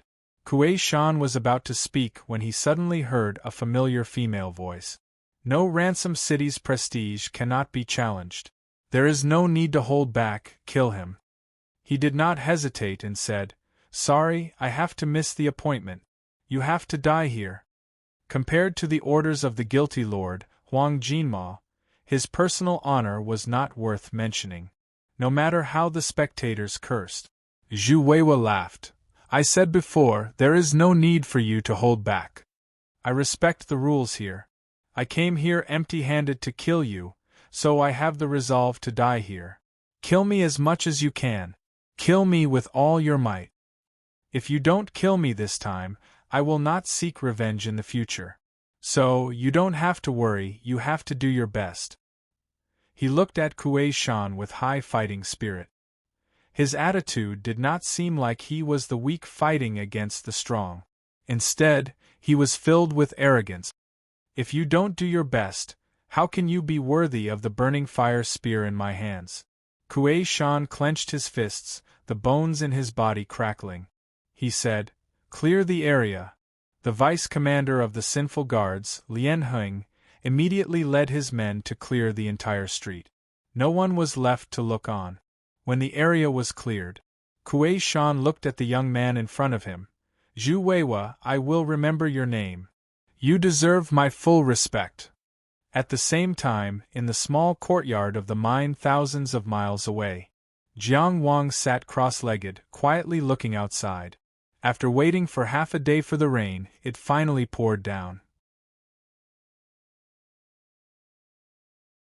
Chapter 210. It was a good day to kill someone. The natural rain would wash away many traces, and there was no need to leave behind traces of Dao technique. On such a rainy day, Jiang Wang sat cross-legged, a faint murderous intent surging in his heart. He did not restrain himself, nor did he resist. Since the day of the incident in Maplewood City, he had the urge to kill. But a gentleman hid his weapons and waited for the right opportunity. It was indeed not a good time to kill. The main reason he came to the Yang country to deal with the matters of the celestial blue stone mine was to lie low and concentrate on cultivation. He wanted to realize his potential as soon as possible and convert all his gains during this period into battle power. But this place was not as peaceful as he imagined. The ship wanted to anchor, but the storm did not stop. In the blessed land of Lank Mountain, the sword discourse arena whistled into the Milky Way. Match of Ascension State begin. Without any modesty, Jiang Wang was already considered a strong fighter in the Ascension State. Even in a place like the Great Illusionary Land, where geniuses gathered, he won more than he lost. After 10 rounds of battle, he only lost 1 round. He estimated that after a few more rounds, he would be able to enter the top 100 and his ranking would be revealed. The losses in the Sword Discourse Arena were borne by the losers. At the rank 7 Sword Discourse Arena, each victory was worth 40 merit points. Of course, once he lost, he would lose 80 merit points in total, including the merit points he used in the rank 7 Sword Discourse Arena and the merit points he lost. After the match, Jiang Wang won a total of 280 merit points, which was a small benefit. Now, his total merit points had broken through 4,000 again, reaching 4,080 merit points. Of course, like Chung Gungsheng, in order to hide his identity, he did not use the 3 sword techniques he created. After all, after the Tianfu Mystic Land and the Lian family's ancestral worship ceremony, many people had their eyes on him. Once a trump card was seen, it was no longer a trump card. Among the Dao techniques Jiang Wang mastered, whether it was the Flame Flower, the Sea of Flowers, the Crown of Thorns, or the Binding Tiger, they were all secret techniques that would not expose his identity. The same went for the East Rising Purple Chi swordsmanship that was integrated into every move. It also formed his current complete combat system. He used sword techniques and fire and wood Dao techniques in parallel, complementing each other. In terms of the Wandering Meridian and Heavenly Cycle realms, the top 100 of the Great Illusionary Realm was already the limit. Then, in the Heavenly Ascension realm, he wanted to try and break through to the feeling of being number 1. Of course, this process would not be simple, but it was bound to be interesting. For the next few days, Jiang Wang stayed in the courtyard and cultivated in seclusion. He did not want to show his eagerness to deal with the matters of the mine, and strictly adhered to the duty of a garrisoned cultivator. During this period, other than caretaker who finding an excuse to come over and take a look, nothing else happened. Everything was very peaceful. From an outsider's point of view, Dugu quickly adapted to life in the mining area. On the 5th day, Jiang Wang found manager Hu and expressed that he wanted to go to Jia City to take a look. The transcendent cultivators in the mine were given 5 days off every month and were free to do whatever they wanted. As long as they did not rest with other cultivators, they could ensure that there was always a transcendent cultivator guarding the mine. The other cultivators generally chose to do so at the end of the month after escorting the miners back to town. However, since Jiang Wang had just arrived, it was normal for him to want to go out for a stroll, get some fresh air, and see the scenery of Jia City. Of course, manager Hu would not refuse Jiang Wang's reasonable request. He did not have the courage to do so, and only urged Jiang Wang to come back early. For this trip, Jiang Wang brought his maid Xiao Xiao, and asked manager Hu's servant Xuanzi to help drive the carriage. They did not stay in Qingyang town, and directly went to Jia City after leaving the mining area. As soon as Jiang Wang left, Gu Heng went to find manager Hu. "You didn't send that jar of wine over?" Gu Heng's eyes were gloomy and cold, causing manager Hu's heart to tremble. He pointed to the heavens and made a vow. "In all honesty, I did." "Then how is he still alive and kicking?" He's just a normal person. How could he know about the matters of these cultivators? Could it be that he saw through it? Nonsense. As long as you don't leak it, how could my Greenwood Immortal School's secret technique be discovered? Master Gu, how could he dare to leak it? Don't you think so? Manager Hu wiped his sweat and said cautiously, "Could it be that he doesn't drink? Now that he's gone, I'm going to ask that girl. I don't think she'd dare to lie to me."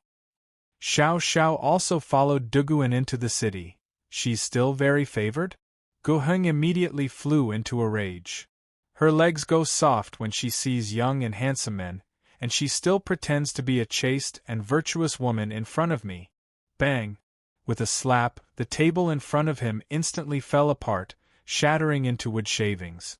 Manager Hu was shocked and did not dare to utter a word. At this time, a voice came from outside the door. "Old Gu, why are you throwing a tantrum here?" Gu Heng did not want to expose the fact that he poisoned Jiang Wang, so he restrained his temper and said coldly, "Zhang Hai, why are you running around instead of cultivating your elixir in the courtyard?" "I'm looking for old Hu to buy some medicinal herbs for me," Zhang Hai said casually and walked into the room. He looked at the wood shavings on the floor. "Oh, this is all. It's nothing, it's nothing." Manager Hu smiled apologetically. "This table is too careless." Gu Heng did not say much. He only glanced at Zhang Hai indifferently and turned to leave. Manager Hu breathed a sigh of relief. Among the cultivators in the mine, Zhang Hai was the only one who was normal. Other than unrealistic expectations of refining some kind of elixir and reaching the heavens in one step, there was nothing wrong with him. He had always only cared about his own elixirs, and the little amount of Dao Yuan stones he had accumulated were all invested into refining elixirs. As for the other two, one was called Xiang Qian, who was born without love and was lethargic. No one knew how he became extraordinary. The other was Gu Heng, who had a bad temper and often beat and scolded people. Sometimes, when Gu Heng did things that went too far, Xiang Qian was too lazy to care. However, Zhang Hai sometimes could not stand it and would say a few words. Usually, Gu Heng would also give Zhang Hai face. In general, life in the mine was generally peaceful, and being the manager of the mine could be considered a good job. After staying here for so long, Manager Hu was really reluctant to break the peace. Although the mineral vein would soon dry up, he hoped that everything could be barely maintained before then. This was his little dignity and decency. As the carriage moved, wisps of flower fragrance overflowed. Jiang Wang found an opportunity to use the sea of flowers. This Dao technique was most suitable for group battles. When spread out at full strength, it would be a temporary battlefield. Jiang Wang made a small adjustment at this time. He only used part of its power and focused on the hallucinogenic effect to ask for some information. Of course, it had no effect on extraordinary cultivators, but it was not a big problem to deal with ordinary people. Xuanzi, who are you most afraid of in the entire mine? Xuanzi had been running errands for Manager Hu all year round, so he was very familiar with the situation in the Hu mine. Jiang Wang deliberately asked him to come over as a temporary coachman so that he could ask a few questions without attracting attention. He first casually chose a simple question to determine the effect of the Dao technique. For ordinary people, a high-grade Dao technique of second class was too powerful. If they were not careful, they could easily cause irreversible damage. The carriage moved slowly. Xuanzi did not think much and said subconsciously, "Young master." Young master? Jiang Wang was stunned. He thought the answer would be the old man surnamed Go. Which young master? The son of the constable, the young master of the Hu family, Hu Xiaoming. Why are you afraid of him? Xuanzi's body trembled. I saw him kill people. Who did you see him kill? I. Xuanzi's expression suddenly became very frightened, and his emotions became agitated. The illusory flowers in the air swayed unsteadily, as if they would break free at any time. After all, the Sea of Flowers was not a Dao technique specialized in interrogating information, so it was not superior in this regard. This level of use was not enough for interrogation. But if the intensity was increased, it was likely to turn Xuanzi into a fool. Jiang Wang would not be so unscrupulous if there were no grievances or enmity between them. He immediately skipped this topic and comforted Xuanzi. Okay, let's forget about this for now. He raised the whip lightly and the horse hooves clattered. Rumble, rumble, rumble, and the wheels turned. After a while, when Xuanzi finally calmed down under the effect of the Dao technique, Jiang Wang continued to ask, "Why did the celestial blue stone vein here dry up so quickly?" "I don't know. But I heard the steward say once that it seemed to have something to do with the Shi family." The Shi family was the family of Jia City's mayor, and also the target Jiang Wang wanted to understand when he entered the city this time. In Jia City, no matter what happened, it was impossible to bypass the Shi family. Xuanzi's vague answer coincided with Jiang Wang's guess. As the steward of the Hu family's mine, Steward Hu definitely knew something. But if there really was something wrong with the mine, Steward Hu himself was definitely being watched in secret. It was for this reason that Jiang Wang did not attempt to use Dao techniques to guide Steward Hu to speak. Now that he had a clue from Xuanzi, it was not completely fruitless. And he also remembered a name, Hu Xiaoming. As the son of Qingyang Town's constable, Hu Yu, what role did the young master of the Hu family play in the things that happened in the mine? A simple matter of the mine drying up, but the more he looked at it, the more complicated it was. Under such a thick veil of clouds and mist, there was bound to be a huge surprise that was worth being covered up. Of course, it could also be a scare. Jiang Wang casually dispersed the Dao technique. Xuanzi continued to hold the reins, carefully driving the carriage. Just now, he only felt that he seemed to be in a daze. The maid Xiao Xiao sat in the corner of the carriage, afraid that she would squeeze Jiang Wang, and her entire body was almost curled up. The reason why he brought Xiao Xiao to Jia City this time was entirely her own request. Jiang Wang understood her fear of old man Go, so he did not refuse. Under the effect of the Dao technique, she did not hear the conversation between the two at all. Her eyes stared at her embroidered shoes, and only her ears perked up, waiting for Jiang Wang's orders at any time. She kept her duties as a maid. It was easy to feel pity for her. But Jiang Wang had already closed his eyes again and continued to cultivate. It was the beginning of summer. A tranquil carriage was traveling on an empty official road towards a tranquil city. Chapter 211. Jia means beautiful. The first of the Confucian 5 classics, the Book of Songs, said, "What is the new Kongjia? What is the old Kongjia?" The meaning was, "Don't mention how beautiful a newlywed marriage is, how beautiful would a reunion be?" Later on, people often said, "Absence makes the heart grow fonder," which probably originated from this sentence. Note 1. The city of Yang was named Jia because of the good wishes of the people when it was built. From a certain point of view, it also showed that this city was blessed by the heavens. Jia city had mountains and rivers, and the scenery was beautiful. It was rich in minerals, and the fish in the lake were delicious. Although it was unavoidable to suffer from the ravages of ferocious beasts, like Maplewood City, most of them were concentrated in the wilderness. At least in a town-level settlement, the people's lives were still very peaceful. After coming out of Qingyang town and traveling for a while, the number of carriages and people on the official road gradually increased. There were no transcendent cultivators accompanying them, so this section of the official road was probably safer. Xuanzi didn't come to Jia City many times, but at least he didn't get lost. After paying the entrance fee, they left the carriage at an inn near the city gate, and Jiang Wang and the other two strolled around the city.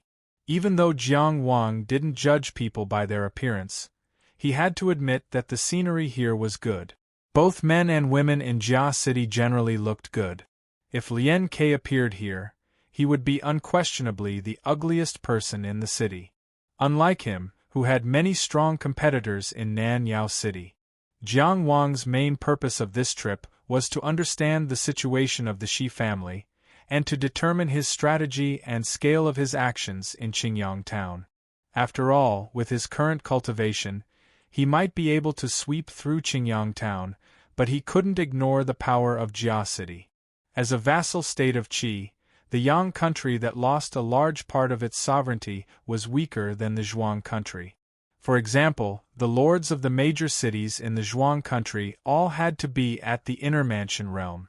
The only one who was at the peak of the soaring dragon realm was Douyueme, because of her late husband Sun Heng's contributions. Moreover, Douyueme's combat power was far superior to normal peak soaring dragon realm cultivators. Later on, she easily obtained the theurgy during the battle at Yuheng Peak.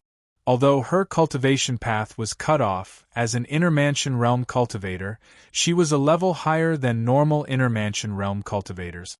In fact, he had become the strongest person among all the city lords in the Zhuang country. As for the lords of the major cities in the Yang kingdom, they were slightly weaker. For example, the master of Jia City was only at the peak of the soaring dragon realm.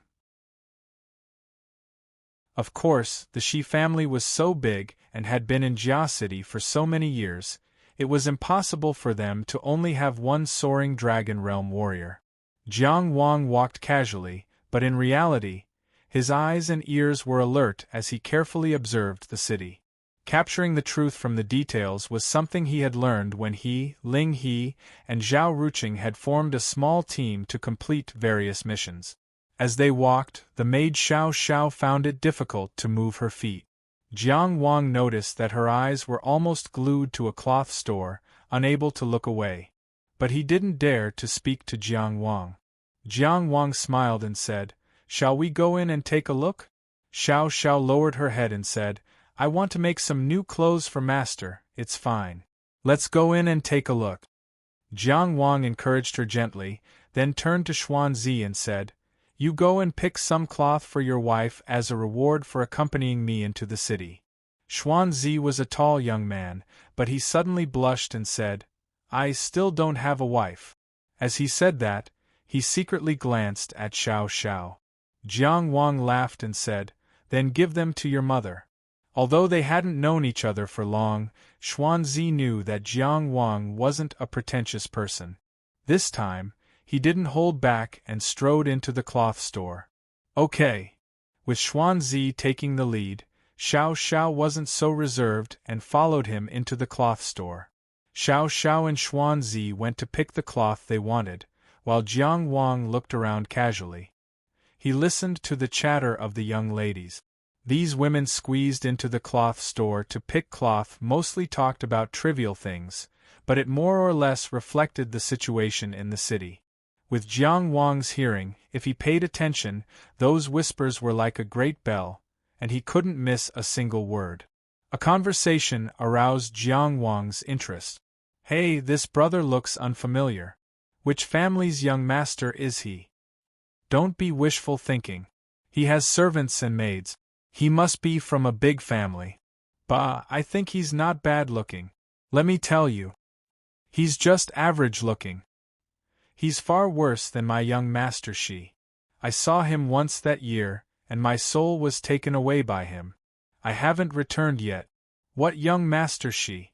You're already married. Be more reserved. It's my young master Shi. TSK, you should be more realistic. Look at this young master in front of you. Young master Shi is cultivating in the Immortal Valley. Would he take a fancy to us? That's hard to say. What if he's blind? The two of them played in a low voice. They thought they knew each other, but they didn't realize that Jiang Wang had heard everything. Jiang Wang was most curious about the young master of the Shi family, who was much more handsome than him. Which Immortal Valley? Which sect? In Jia City, the young master Shi without any prefixes was naturally the young master of the city lord's residence. And the sect he cultivated in determined the future potential of the Shi family to a large extent. The so-called rise and fall of a family was often influenced by one or two geniuses. At this time, Xuanzi had already squeezed over with 2 colorful bolts of cloth. Xiao Xiao kept picking and choosing, as if she was in a difficult position. Jiang Wang walked over and asked, "Which one do you like?" Xiao Xiao timidly said, "They all look good. This servant doesn't know what to choose." Jiang Wang smiled and said to the cloth store owner, "Give me 1 bolt of each color. Wrap it up for me." "Don't." Xiao Xiao stopped him. "Master, there's too much. Aren't you good at needlework? Take your time to practice." Jiang Wang's family was rich when he was young. Later on, he befriended people like Zhao Ruqing, so he didn't care about worldly gold and silver. Now that he had entered the transcendent realm, his cultivation improved even more. He insisted on buying these bolts of cloth. The cloth store owner even hired a carriage to send them to the inn where they left their luggage. Just as they finished buying the cloth, they heard a commotion on the street outside. "Ah! Young master Shi is back. Where? I want to see, sister, help me!" The screams seemed to be contagious as they quickly spread to their ears. Jiang Wang only felt a gust of wind blow past, and the entire cloth store was suddenly empty. The young ladies and young wives all seemed to have transcended, and all of a sudden, they all disappeared. He looked at the cloth store owner, only to see the old shopkeeper shrug, obviously used to this. Every time young master Shi returns to the city, he's always like this. Xuanzi and Xiao Xiao looked at each other, but they didn't seem normal. Instead, they looked like country bumpkins who had never seen the world. Jiang Wang walked out of the cloth store with some curiosity. He looked at the man at the end of the long street, wanting to see what kind of person he was. He saw that the man was dressed in a green robe, with a straight nose and bright eyes. Even the city guards were mobilized to surround him. Only then were they able to stop the crazy women in the city. He held the reins with one hand and the horse moved slowly. Wherever his gaze swept, there were screams. "Young Master Zichu! Young Master Zichu, look at me!" It didn't stop. He was really a distinguished person. Jiang Wang noticed that the person's aura was long and unconcealed. It was obvious that he had already opened the door of heaven and earth. He was a soaring dragon realm cultivator. "Old sir, do you know which immortal mountain this young master Shi cultivates at?" Jiang Wang asked casually. The cloth store owner chuckled, as if he was honored. "East King Valley." Note 1. The author's own deduction. There's no need to believe everything without verification. Also, The new virus is getting more and more intense, and it's near the end of the year. Originally, I didn't have the mood and time to write. I wanted to ask for 10 days of annual leave and rest. However, the editor gave a small recommendation. He was worried that if this update failed, there would be no more recommendations in the future. He could only cancel the vacation and grit his teeth and work hard. Everyone's recommendation tickets and monthly tickets have to keep up.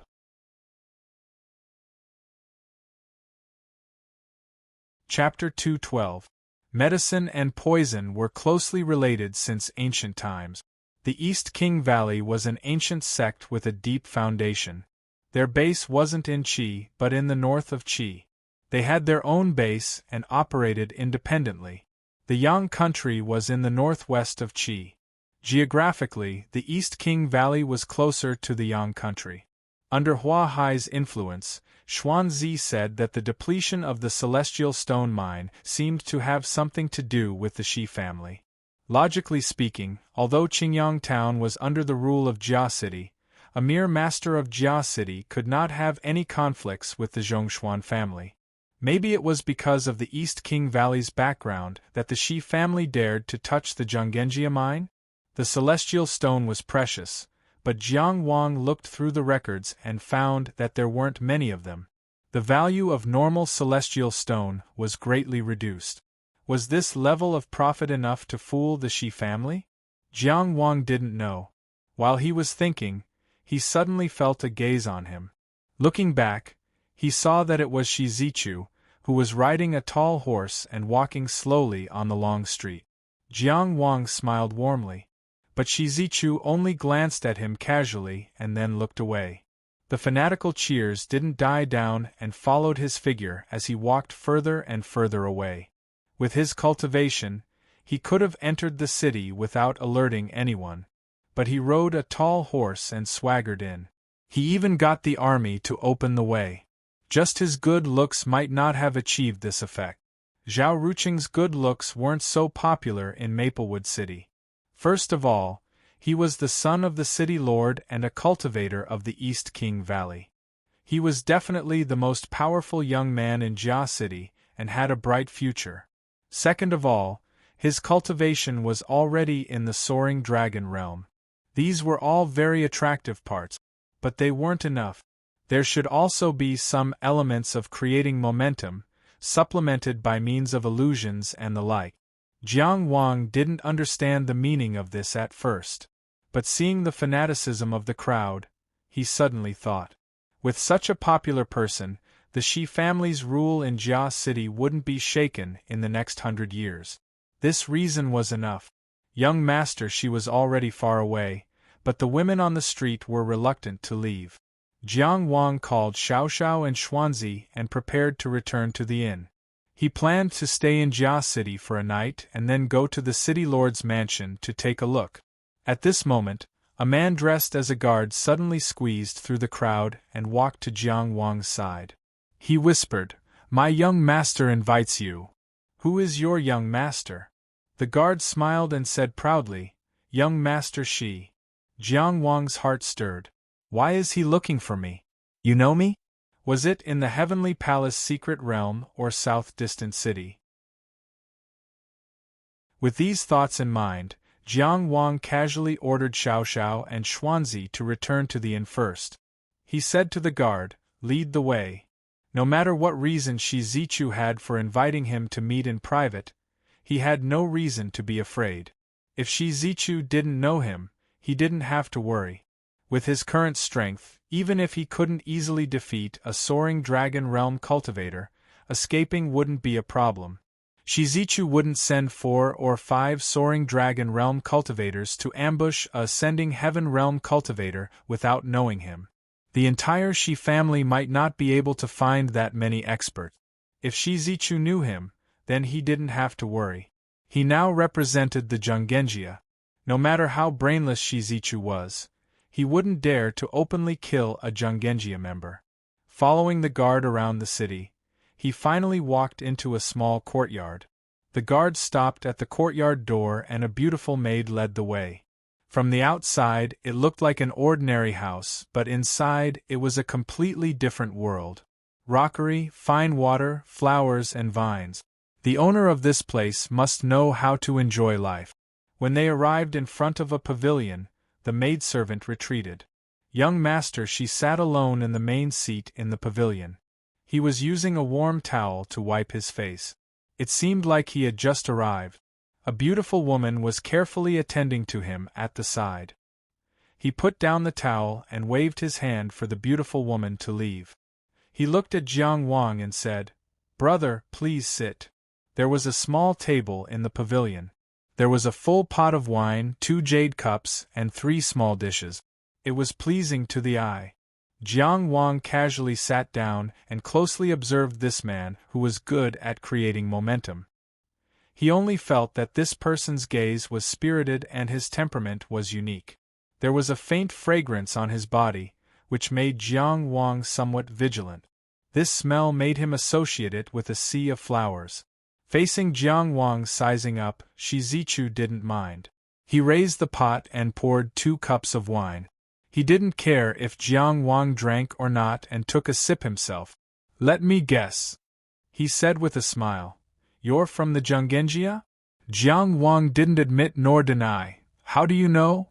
"In the entire Jia city, I know every single person who has reached the ascending heaven realm at your age, but I've never seen you before. So you're not a local. In the entire Jia city, there's no one who doesn't know me. And the way you look at me is filled with curiosity. It means you've just arrived here. From your bones, you should be between 18 and 19 years old. Oh, it seems you've lost some of your lifespan. This probably means you've experienced many things. Jia City is a small place, and so is the Yang country. How could there be so many waves? Most importantly, you're only in the ascending heaven realm, but you make me feel threatened. This means you're very strong. In the entire Jia City area, where else would there be someone who could threaten me? Connecting this to the matter of the Hu Mine's celestial stone vein drying up, I guess you're someone sent by the Zhanggenjia. Even further, the Zhanggenjia's affairs in the Yang country should be taken over by Cheng Gongsheng. Shi Zichu seemed to have not understood. He frowned. "But I thought you were a white-haired youth." Jiang Wang almost wanted to applaud him. "You probably didn't learn any medical skills in the East King Valley. Instead, it's more like you learned some divination technique. As you think, I'm Jiang Wang. There's another reason for my hair." "That's right." Shi Zichu clapped his hands and smiled. Doctors look, listen, question, and feel the pulse. Eyes are very important. He pointed at his own eyes and said confidently, "If I can't even see your strength, then I don't deserve to say I'm cultivating in the East King Valley." It seemed he needed to learn a secret technique to hide his true strength. He couldn't hide from those sharp eyes just by controlling his Tao energy. Jiang Wang thought. He asked, "Since you know why I'm here, why did you invite me here? Is there anything you want to tell me?" "After seeing you, I just wanted to tell you that the celestial stone vein in the Hu mine has nothing to do with the Shi family. We don't even interfere in the affairs of the entire Qingyang town, other than collecting a small amount of taxes." Shi Zichu said slowly, "Please believe in my wisdom. My little achievement in the East King Valley is not enough to make me so arrogant. Although the East King Valley is strong, it's far away in the north. And Zhanggenjia is right in front of us. A soaring dragon realm cultivator can reach here from Qi in 3 days at full speed, not to mention those stronger cultivators." Jiang Wang was already somewhat convinced. He said, "Other than that, do you have anything to remind me?" Shi Zichu crossed his fingers and put them in front of him with an unfathomable expression. "That's something you have to consider." Jiang Wang nodded. "That's true. Since you're Jiang Wang, one of the victors of the Heaven Secret Realm this time, let's talk about it. Next, let's talk about something interesting." Shi Zichu said slowly, "I have a friend called Ji Xiu. He also participated in the Heaven Secret Realm, but unfortunately, he failed. Do you remember him?" You're good at guessing. Why don't you continue guessing? Jiang Wang smiled and got up to leave the small courtyard. He had achieved his goal. He knew Shi Zichu wasn't an idiot. That was enough. He was the son of Jia City's city lord and cultivated in the East King Valley. He was also in the Soaring Dragon realm and had a lot of power in the Shi family. As long as he wasn't stupid, he wouldn't agree to let the Shi family touch the Zhonggenjia mine. Before more evidence appeared, the Shi family's problem could be ruled out for the time being.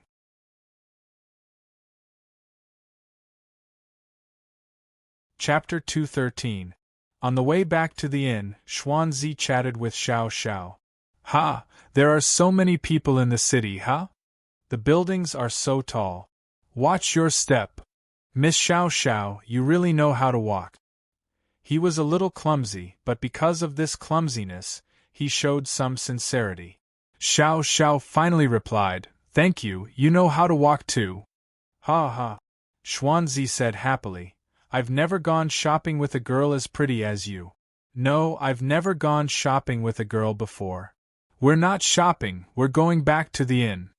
I've never gone back to the inn with a girl before. Xiao Xiao hugged a bolt of cloth and looked down at the road, not saying anything else. Xuanzi could only look left and right, pretending as if nothing had happened and that the atmosphere was not awkward. After leaving the small courtyard, Jiang Wang did not wander around the city, but went straight back to the inn. While chatting with Shi Zichu, he realized something in hindsight. After he got the famous weapon, Cheng Gengxing probably asked him to come to Qingyang town not only for the celestial stone mine, but also to take over the Chongxian family's business in the entire Yang kingdom.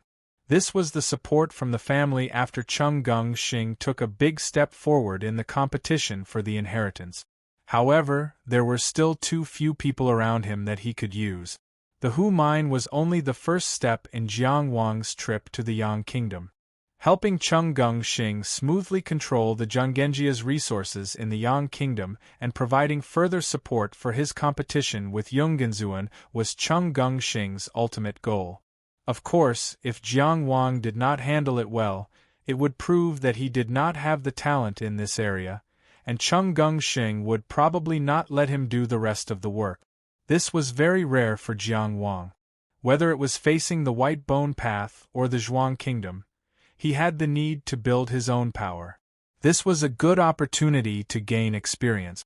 Furthermore, as long as he did things well, Cheng Gengxing would not mind if he used someone else's shell to lay eggs. And the premise of all of this was the Hu mine itself. He wanted to solve this problem, not to give Cheng Gengxing an answer, but to give Cheng Gengxing a reason to convince the others in Zhonggenjia. Letting Xuanzi drive the carriage and carrying the purchased cloth, the three of them directly left the city and rushed to the mine. Leaving the city at this time, the only problem was safety. However, with a transcendent cultivator like Jiang Wang around, there was no need to consider it. The plan to spend a day in Jia City was cancelled. Xiao Xiao naturally had no objections, but Xuanzi was a little disappointed. While driving the carriage, he asked, Master Dugu, why don't you live in the city? Earlier, Jiang Wang had suddenly left without telling them what he was going to do. At this moment, he casually said, There's nothing special about Jia City. As for why he came to Jia City, he had already achieved his goal, so he didn't need to explain it to Xuanzi. For the rest of the journey, Jiang Wang closed his eyes and cultivated. The carriage returned to the mining area peacefully. After unloading the cloth in the carriage back to Jiang Wang's courtyard, Xuanzi drove the carriage to report to Manager Hu. Xiao Xiao, on the other hand, stroked the high-quality cloth back and forth, unable to put it down. Jiang Wang went straight to his bedroom and began to do today's evening lesson. After familiarizing himself with all the Taoist techniques, he entered the great illusionary realm and matched himself with 3 battles. He won all 3 battles. After retreating for a while, he began to think about the problem of the celestial bluestone mine. Since the Shi family was temporarily excluded, things were much easier to handle. The remaining directions were none other than the transcendent cultivators stationed here and the Hu family of Qingyang town. As for the specific incident, there were 3 breakthroughs. One was that a worker saw the sheep in the mine and later left.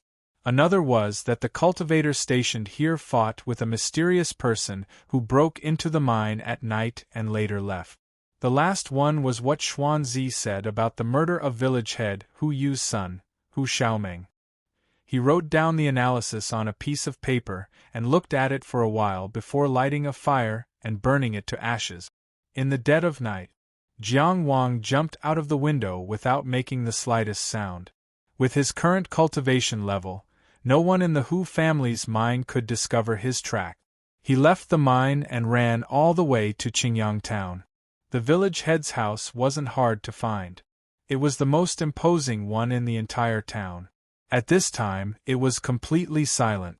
Most of the townspeople had already fallen asleep. Hu Yu was able to become the actual manager of the Chongxian clan's Jia City mine, so he must have his own skills. Jiang Wang wouldn't underestimate him. He didn't have any suitable concealment Taoist techniques in his current life, so he simply used his physical strength to jump onto the roof, completely relying on his control of his body to achieve noiselessness. The roof of the Hu family's residence was covered with blue tiles. Jiang Wang leaped down like a falling leaf. He found the main house and heard a faint sound. Jiang Wang estimated the location and slowly pulled out a blue tile. He looked down and immediately turned his eyes. A pile of white fat almost blinded his eyes. At this time, he could clearly hear that the faint sound was clearly the creaking of a bed. Jiang Wang held his breath with rapt attention. In a flash, the sound stopped. Then there was a long period of rustling.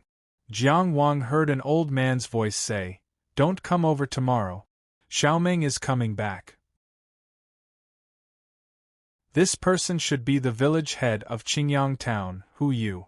Then a woman's voice complained, "Your wife died 8 years ago. Isn't it normal to remarry? Why do we always have to be sneaky?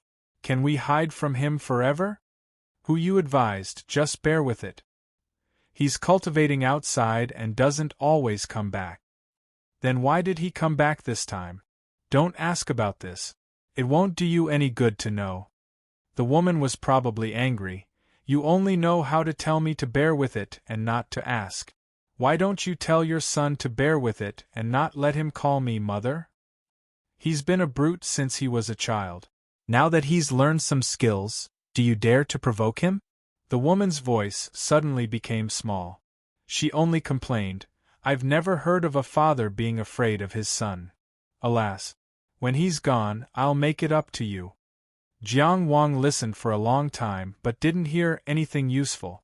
The only news he got was that Hu Xiaoming's father, Hu Yu, secretly found him a stepmother, but because of Hu Xiaoming's temper, he didn't dare to openly marry her. What the hell was this? He carefully put the tile back and then jumped away from here. He originally planned to search Hu Xiaoming's room tonight, but since Hu Xiaoming hadn't come back for a long time, there wouldn't be any useful clues in his residence. It was better to wait for him to come back. From Hu Yu's words, it should be in these 2 days. On the way back to the mine, the summer night wind blew. Jiang Wang suddenly thought of a problem. Shi Zichu and Hu Xiaoming were both cultivating outside. Why did they come back during this time? Was it just a coincidence? With something on his mind, Jiang Wang saw that he was about to reach the small courtyard. His heart moved. He deliberately changed direction and pretended to walk outside. "Brother Xiang, you also came out to admire the moon?" He greeted the disheveled uncle who wandered over. He didn't know why this uncle with the surname Xiang wandered around all day. This person raised his eyelids and glanced at Jiang Wang. Alas! He sighed. Jiang Wang couldn't help but ask, "Can I ask, why do you always sigh? Don't you think," he yawned weakly, "this kind of life is very boring? I just got here. Alas, believe me, we don't have much future in this life. Just endure like this. Endure today, endure tomorrow. day after day, year after year, until we grow old, die, be buried in the yellow earth, and turn into yellow soil. His eyelids drooped. Life is really meaningless. Jiang Wang wasn't the kind of hot-blooded youth who wanted to burn with others at all times. I remember that I still haven't slept for a night. He didn't say anything else and turned to return to his courtyard. Goodbye.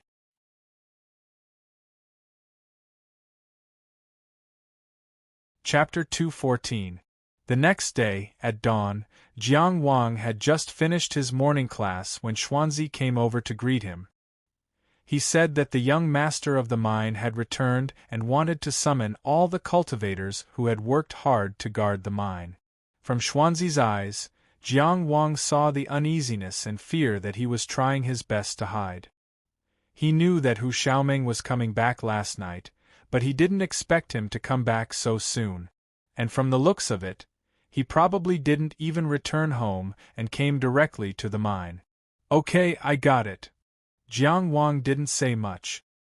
He let the maid, Xiao Xiao, who had woken up early, sweep the yard and went to the place where everyone in the mine was discussing. The middle-aged cultivator who had nothing to live for, Zhang Hai who was obsessed with alchemy, Guo Heng who was narrow-minded, and Jiang Wang. They were the four transcendent being cultivators of the Hu family's mine. Together with Steward Hu, they formed the so-called upper echelons of the mine. Hu Yu was fat and looked more like a rich businessman than an official. His son, Hu Xiaoming, on the other hand, was tall and slender. He sat in the main seat. Steward Hu, who always liked to brag that he was Hu Xiaoming's uncle, stood respectfully at the side. From Hu Xiaoming's sitting posture and expression, he should be a rather conceited person. Jiang Wang and the others came in one after another, but he didn't say anything. It wasn't until the four transcendent being cultivators had all arrived that he slowly said, "Everyone has worked hard in the Hu family's mine for so long. I've been busy cultivating in the sea fishing tower and haven't been able to come to see you often. It's really rude." He said that he was rude, but he was disrespectful. But even the narrow-minded old man Gu didn't dare to be picky. Because the sea fishing tower was the most powerful sect in the offshore islands.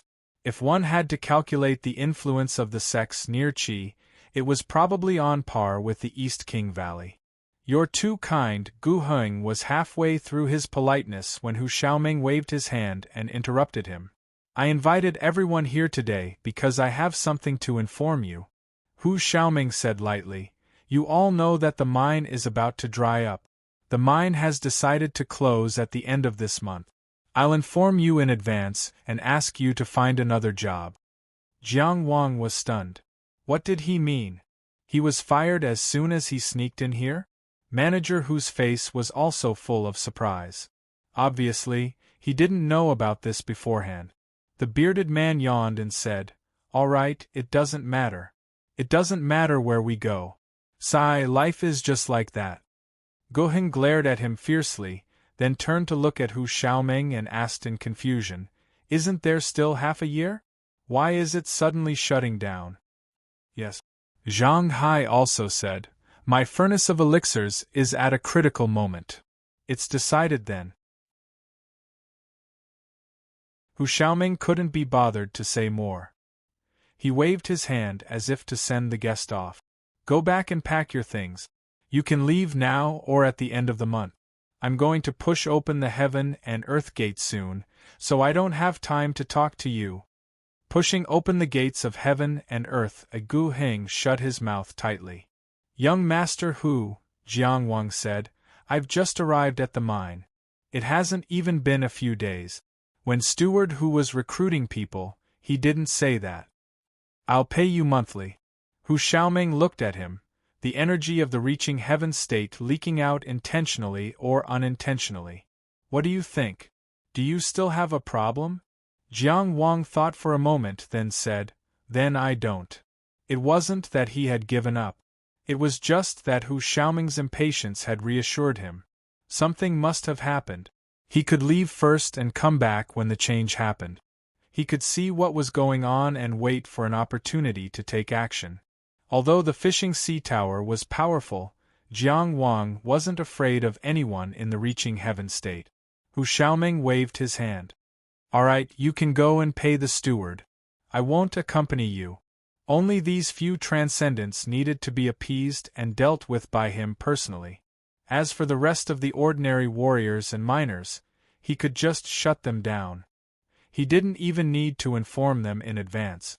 Steward, who seemed to be dispirited all of a sudden, as if he still couldn't believe that the mine would close at the end of the month. However, he definitely didn't dare to disobey Hu Xiaoming. He could only force himself to stay alert and lead the crowd away. Because Jiang Wang was new here, he knew the accounts the best. Therefore, Steward Hu led him into the accounting room first. Steward Hu handed over a box. Take a look. If there's any problem, just leave your fingerprint. Jiang Wang casually took the box and looked at it. He laughed softly. You gave me half an extra one. There were 200 yuan stones in the box. They were both very full and hadn't been used. And the remuneration they had agreed on was 1.5 yuan stones a month. Is that so? Because we couldn't recruit anyone, didn't we agree on 2 stones a month? Steward Hu winked at Jiang Wang as he spoke. There was at least a hint of vitality on his defeated face. Jiang Wang couldn't help but ask, why are you taking care of me like this? This young man. Steward Hu said with a sullen expression. Just take it when you tell me to. Jiang Wang could only put the box away. No matter what, this little old man was being kind. When he turned around and walked out, Steward Hu's very low and disappointed voice came from behind him. Among these transcendents, only you really treat us as humans. Half a Tao origin stone was the greatest support within his ability. Jiang Wang was silent for a moment. He walked out of the accounting room. Zhang Hai, who was waiting outside, was about to go in. Suddenly, Xuan Zi's shout came from afar. He stumbled over, panting and shouting, "Someone's dead! Someone's dead!" People dying in the mining area were usually related to vicious beasts. Everyone became vigilant. Speak slowly. Hu Xiaoming spoke to suppress him. Hearing Hu Xiaoming's voice, Xuan Zi immediately trembled. He calmed his breathing and tried his best to speak calmly. Xiao Chui jumped into the well. Who was Xiao Chui? Jiang Wang looked around and found that everyone was looking at Gu Heng. Gu Heng's expression suddenly changed. Xiao Chui was his maid in the courtyard. Hu Xiaoming stood up. Let's go take a look. The small courtyards of the 4 transcendents were all independent and scattered in the mining area. It was completely different from the large houses and bunks that the miners lived in. Gu Heng and Zhang Hai's courtyards were close, and Jiang Wang's courtyard was close to Qianqian's. That was why Jiang Wang always met decadent uncles wandering around. When everyone arrived, Gu Heng's courtyard was already surrounded by a group of miners. Young Master Hu.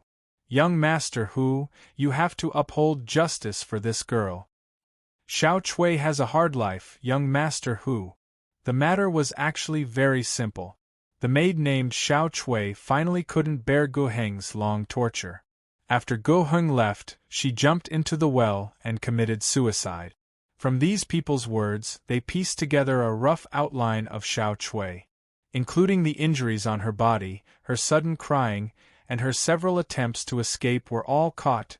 The miners talked at once, but no one dared to say Gu Heng's name. They didn't even dare to look at him. The dignity of a transcendence had long been deeply imprinted in their hearts.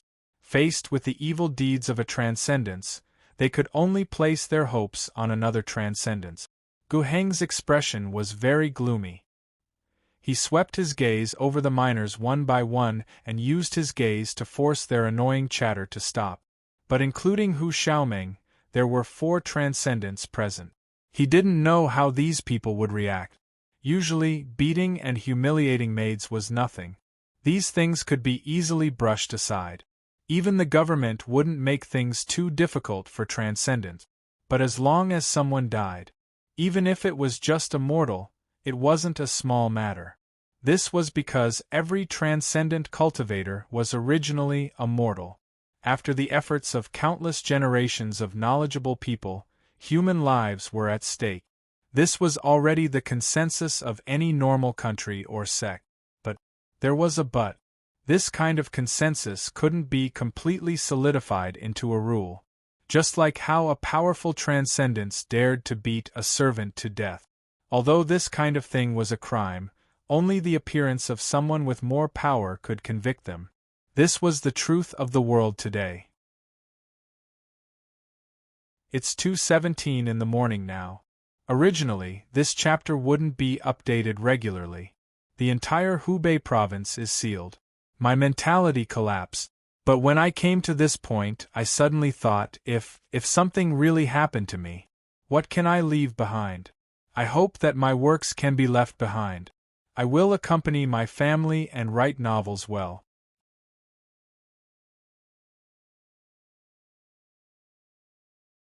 Chapter 2:15. There was this scene. On a summer morning, a delicate maid expressionlessly walked towards the well and jumped in. There was no emotion, much less hesitation. Even her hatred and fear had been frozen by the pain. She probably only wanted to be free. Little Chui's body was fished up and left cold in the courtyard. Hu Xiaoming glanced at it. This little Chui, is she from Black Ox Town? Steward Hu said with some hesitation, that's not it. She's from... Hu Xiaoming waved his hand and interrupted him. Hurry up and bury her. Don't make trouble for me. Gu Heng's expression relaxed. But, Jiang Wang said, the cause of death hasn't been determined yet. If she's buried like this, will she be able to rest in peace? Won't the authorities get involved? I can represent the authorities. And it's very obvious that she committed suicide, Hu Xiaoming said patiently. He shouted at Steward Hu, what are you still standing there for? Call a few people to bury her. Steward Hu could only brace himself and shout, call a few people to help. The surrounding miners didn't move, nor did they speak. They didn't dare to argue. But silence was a silent attitude. But why did she commit suicide for no reason? Jiang Wang didn't hide his attitude at all. You must know that forcing someone to commit suicide is also killing. Hu Xiaoming turned his head and stared at Jiang Wang. I find that you have a lot of problems.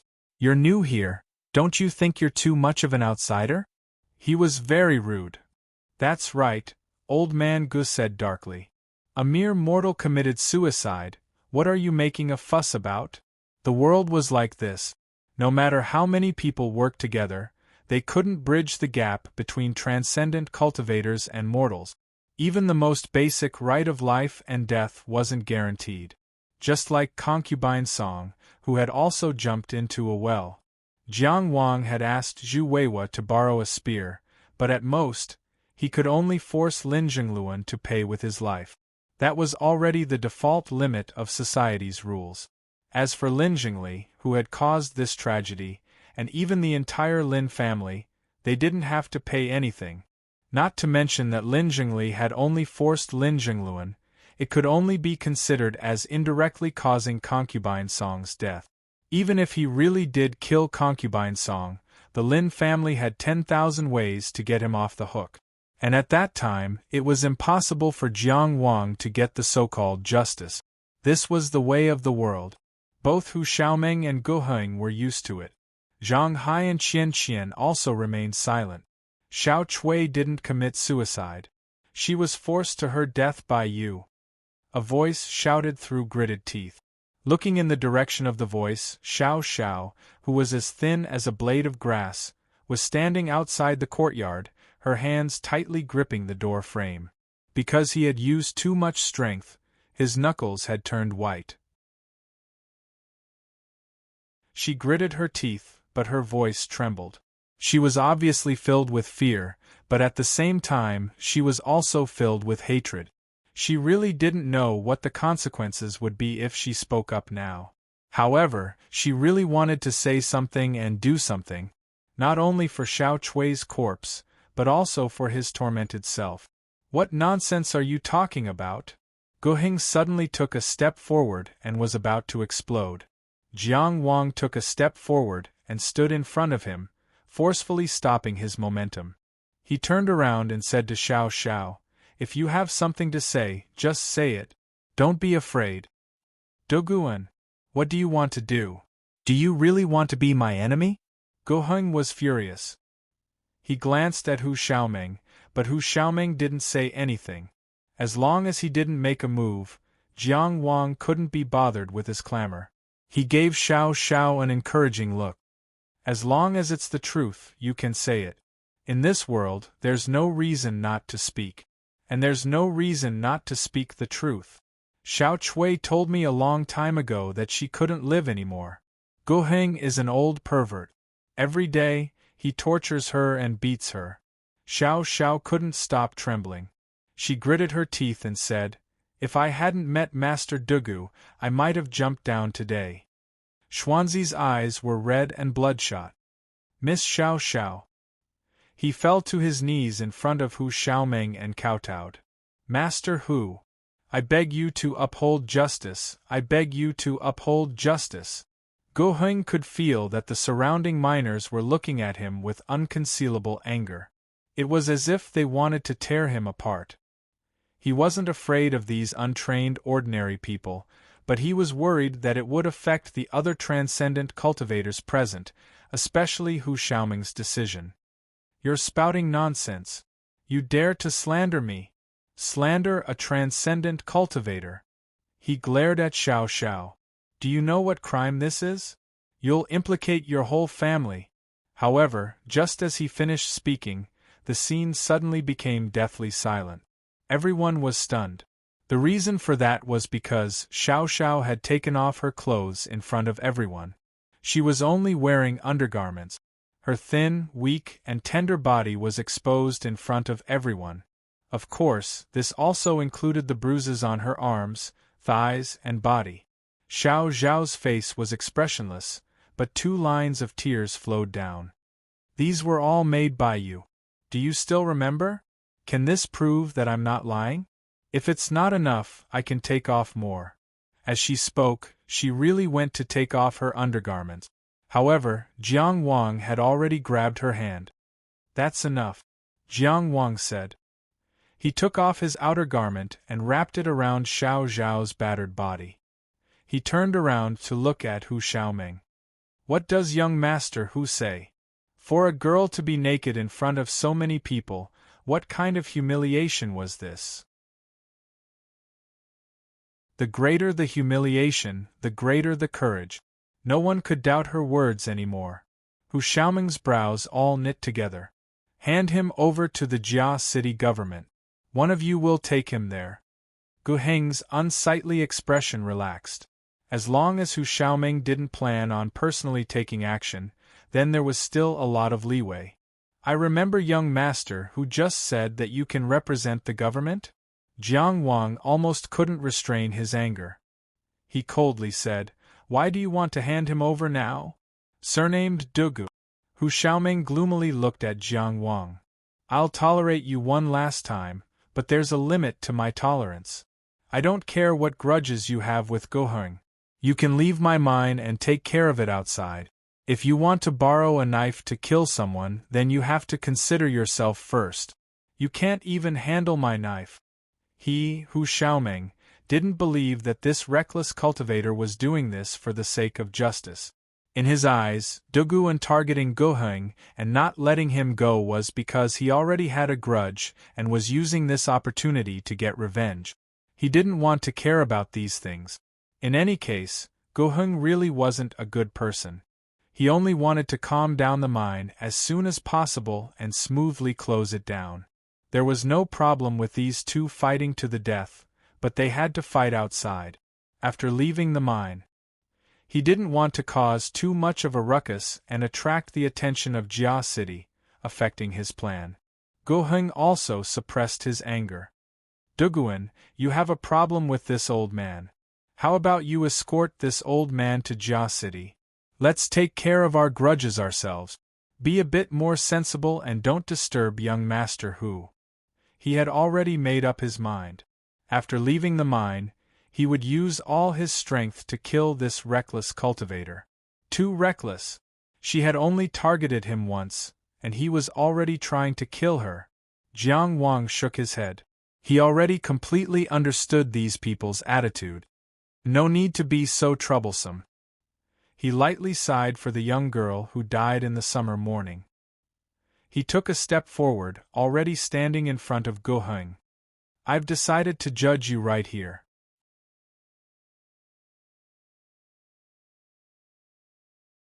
Chapter 216. Don't you understand what I'm saying? Hu Xiaoming's face darkened.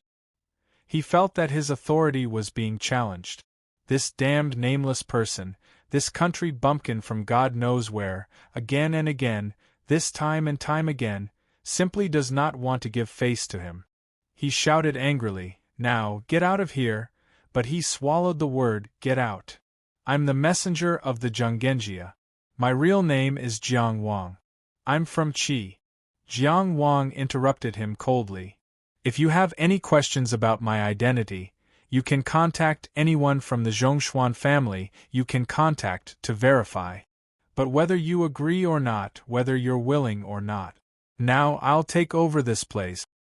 This is the Zhonggenjia's mine. I'm the messenger of the Zhonggenjia. The Zhonggenjia gave me the power to control this place, including the punishment. Since you can't bear the responsibility, I'll take back this power on behalf of the Zhonggenjia. I'll take responsibility for this matter." He wanted to wait a little longer to see what Hu Xiaoming was up to and what plans he had. That way, he wouldn't have wasted his time sneaking into the mine. But if he waited any longer, Gu Heng might run away. The mine was right here, and he couldn't run away. But the world was so big, and there were so many channels that could accommodate people like Gu Heng. Jiang Wang didn't consider the trade-offs at all. He couldn't let this disgusting old man go. He couldn't bear it anymore. Today, he, Jiang Wang, didn't need to bear it anymore. "Now I'll say it." Jiang Wang looked at Gu Heng and said, "You're guilty. You abused the maid and forced the death of an innocent person. You committed the crime of murder." Gu Heng was stunned. He didn't understand why Dugu An suddenly became the messenger of the Zhonggenjia, Jiang Wang. But he quickly realized that since Hu Xiaoming didn't say anything, it meant that the Zhonggenjia did send a messenger here. Master Jiang, I have eyes but failed to recognize Mount Tai. I have been disrespectful." He repeatedly apologized. As he spoke, he even slapped himself on the mouth and said humbly, "You're a magnanimous person, please don't lower yourself to my level." Just by looking at his servile appearance, who could imagine how arrogant he was when they first met? "Why should I argue with you?" Jiang Wang said coldly, "It's just a small matter between us. What you have committed is a grave crime." "Lord Jiang." Gu Heng smiled apologetically. "Transcendents are naturally refined.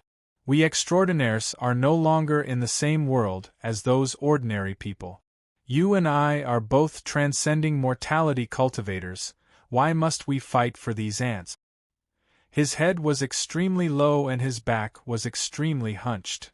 "If you have any opinions or dissatisfaction, I can compensate you. I am from the Greenwood Immortal School, I will definitely have a way to satisfy you." Naturally, his attitude was there. He seemed to be very sincere. Until now, he still didn't know what he had done wrong. He still thought that Jiang Wang was targeting him because he had offended him before.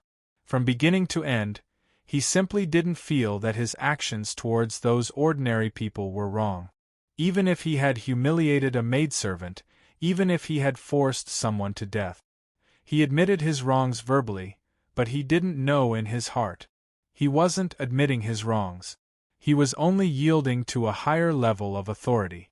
He simply didn't understand that Jiang Wang simply didn't care to bicker over those mere disrespect and verbal altercations. It was precisely this attitude of viewing all living beings as weeds, of viewing all living beings as ants, of harming innocence yet feeling that there was nothing wrong with it, that made Jiang Wang furious. The entire Maplewood city had been sacrificed like this. The entire city had sunk into the netherworld. Countless souls had sunk into eternal oblivion, all for the sake of Zhuang Qingqian's true insight realm. What is vulgar? They work hard and strive to provide for their families. Is this vulgar? They are honest and dutiful. They never have the heart to harm others. Is this vulgar? They don't steal or rob. They don't cheat or cheat. Relying on their own two hands and staking their lives, you say they are vulgar? In my opinion, they aren't vulgar at all. On the contrary, they are great. Out of the ordinary, great beings are born. Jiang Wang stared straight at Gu Heng, his gaze like a knife. And you? Like you bully the weak and fear the strong. You bully your superiors and bully your subordinate. You put on airs in front of others, but behind your back, you are a thief and a prostitute. You have become a transcendent, but you don't have the structure of a transcendent. You are in a high position, but you don't bear the responsibilities of a high position. This is mediocrity, this is vulgar. And you. He pointed his finger at Zhang Hai, Qian Xiang, and Hu Xiaoming. You hold a position without doing any work. You pass your days in a muddle. You are numb. In the end, he still returned to Gu Heng. Cultivate, cultivate. You've taken away the human side and cultivated the beast side. Vulgar beyond endurance, unbearably stinky. Zhang Hai and Qian Xiang were both silent. Hu Xiaoming's anger was faintly discernible, but he restrained himself and didn't speak. Gu Heng was scolded so viciously. He had the heart to be angry, but after all, he didn't dare to be impudent in front of the Zhonggenjia's emissary. When I think about how I'm in the same transcendent rank as you, I feel insulted. It was as if a brush had landed on the ground, and there was no turning back. Jiang Wang finally said, "In the name of Jiang Wang, I strip you of your transcendent status." Gu Heng stood up abruptly. Of course, he wouldn't give up without a fight. Since begging for mercy was useless, he might as well take the risk. If he killed this damned emissary, he could escape from the Yang country. The Zhonggenjia might not be able to find him. F***CKU. He had just started cursing, and before he could finish the first sentence, he was already unable to move. He couldn't speak and he couldn't move his limbs. Only his eyes revealed uncontrollable fear. Tiger binding. Tiger binding was considered a top-grade B-grade Taoist technique. In a battle of Jiang Wang's level, it could only restrain the opponent for a few breaths. But against a mere meridian ascension cultivator, an old and frail Gu Heng, it was enough to control him to death. Just this Dao technique alone extinguished Hu Xiaoming's thoughts and made him obedient. Jiang Wang slowly walked toward Gu Heng, step by step stepping on his heart. He almost knelt down and begged for mercy. But the wood energy in his body bound him from the inside out. He couldn't even kneel. You like to torture people? You enjoy the thrill of torture? Jiang Wang asked as he walked behind the old man. He drew his everlasting yearning and pressed the tip of the sword against the junction between the spine and the cervical spine. The cold touch made Gu Heng feel cold all over. He used to enjoy the feeling of those pitiful maidservants begging for mercy, crying and screaming. But now, he couldn't even scream. He couldn't even struggle or cry. All his fear and resentment had nowhere to vent. The long sword slowly sank. The sharp sword didn't encounter any obstruction and easily cut open the entire spine. For any cultivator below the soaring dragon realm, this meant the collapse of the Tongtian Palace. Dao energy dissipated, 5 qi collapsed, and tiger binding lost its effect. Jiang Wang sheathed his sword, and Gu Heng fell to the ground like a puddle of mud. Only now could he let out a mournful cry. He was completely crippled. At this moment, he was even worse than an ordinary old man. He was old, weak, and powerless. He used to be high and mighty, but now he had fallen to the dust. Jiang Wang looked at Hu Xiaoming, Zhang Haihe, and Qian Qian. He said lightly, "Follow me." He brought the transcendent cultivators back to the meeting room and left Gu Heng to the angry crowd.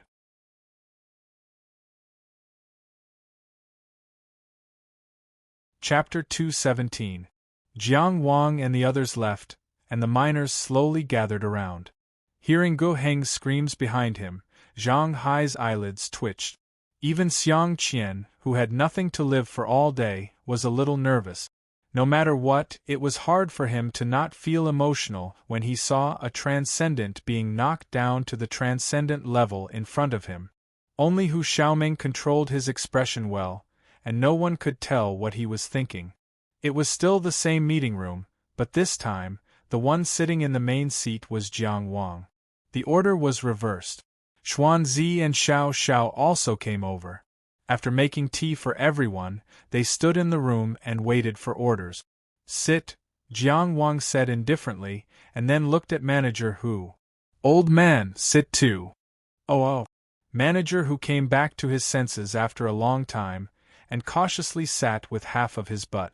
Hu Xiaoming glanced at the other two transcendent cultivators, and was the first to sit with a relaxed posture. As soon as Xiang Qian touched the chair, he slumped down like soft mud. Zhang Hai sat upright and still with a nervous expression. However, Jiang Wang's next question almost made them jump up in fright. "Tell me, how did Xie Hao die?" There were 4 transcendent cultivators guarding the Hu's mine before, and the one who left was called Xie Hao.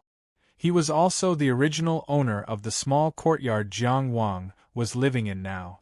When this question was asked, everyone was shocked. Xiao Xiao bit her lower lip fiercely, and only then did she not make a sound. According to the mine, Xie Hao had been frightened by the fight more than half a year ago, so he left without saying goodbye. This seemed very reasonable. But they could not explain one problem. Since the mine was so dangerous, how could a person like Gu Heng, who had a perverted desire for pleasure, and a person like Zhang Hai, who was obsessed with alchemy and wanted to reach the heavens in a single step, stay safely? Who would take risks with 1.5 Dao origin stones a month? A cultivator like Xiang Qian, who had nothing to live for, might not care about the danger, but he also did not care about Dao origin stones. Hu Xiaoming suddenly came back and said he wanted to close the mine.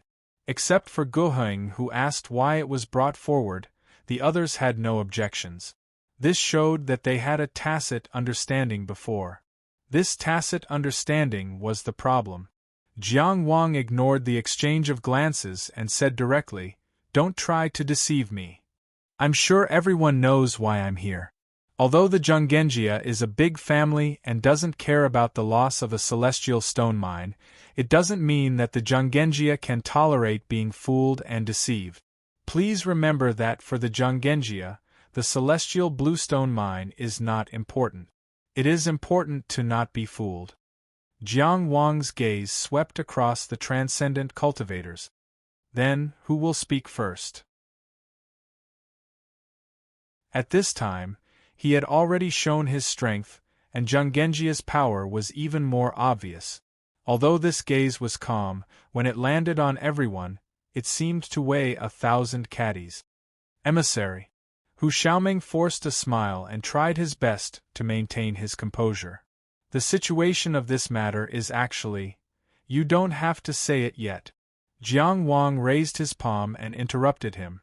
He turned over his palm and made an inviting gesture to Zhang Hai. "Zhang Hai, you go first." Zhang Hai was suddenly called and immediately quivered. He didn't need to look to know that at this time, Hu Xiaoming's gaze was bound to be fixed on him. "Don't worry, think slowly. Think about Gu Heng. Since he had decided to keep Gu Heng, he might as well take advantage of the situation and use Gu Heng as a target to intimidate the remaining people. This was based on the absolute advantage of strength. Even if these transcendent cultivators in front of him swarmed him, Jiang Wang was enough to crush them. Although Hu Xiaoming was also in the heavenly ascension realm, there was still a gap between them. He was confident that he could suppress this person. First, he pretended to let them speak freely, then stopped Hu Xiaoming from speaking when he opened his mouth, and let Zhang Hai speak first. It was nothing more than a small trick to strengthen his authority and control the situation. In the past, he wasn't too familiar with these aspects, but after interacting with Chung Gongsheng for a long time, he slowly understood. The reason why he chose Zhang Hai as the breakthrough point was that, in Jiang Wang's opinion, this person's nature was the weakest among the transcendent cultivators present.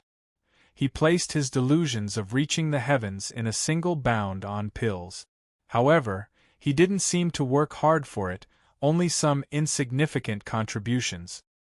He muddled along in the mines, relying on a meager 1.5 primeval stones to invest in pills every month. Furnace after furnace, day after day. This kind of obsession was more like a kind of escape, a kind of self-hypnosis. It seemed as if he had his own firm goals and pursuits, but in fact it was better to give up on himself and move forward. This kind of person, no matter how he usually behaved, was fundamentally a weak person. Jiang Wang said slowly, "I myself am a kind person. However, when working for the Zhanggenjia, sometimes I can't be soft-hearted. After all, one must be loyal to the Zhanggenjia. What do you think?" "Yes, yes." Zhang Hai lowered his head, his expression conflicted. However, everyone could see that he couldn't stay silent for too long. "I'll tell you the truth, Xie Hao was killed by me," Hu Xiaoming suddenly said. Jiang Wang looked at him quietly for a while, then turned his head and said, "Everyone else can leave." Everyone filed out. Soon, only Jiang Wang and Hu Xiaoming were left in the room. One sat at the head of the table, the other to the right of the head. They each had different thoughts, facing each other from a distance. "I've been waiting for you to take the initiative to tell me."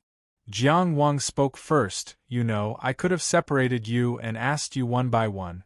There will always be someone who can't withstand the pressure. However, I don't want to create an interrogation atmosphere and treat you as a prisoner. After all, the Hu family is the manager of the Chongxian clan's corresponding affairs here. The cooperation has been going on for a long time. Even though something like this happened to the mine, I still have expectations for you." He looked at Hu Xiaoming. "So, what do you want to say to me?" "Thank you for your understanding, emissary." Hu Xiaoming laughed bitterly, then said, "I killed Xie Hao because I had no other choice. He was responsible for guarding the mine, but not only did he not fulfill his duty, he even helped outsiders steal celestial cyan cloud stones. Emissary should know the preciousness of celestial cyan cloud stones.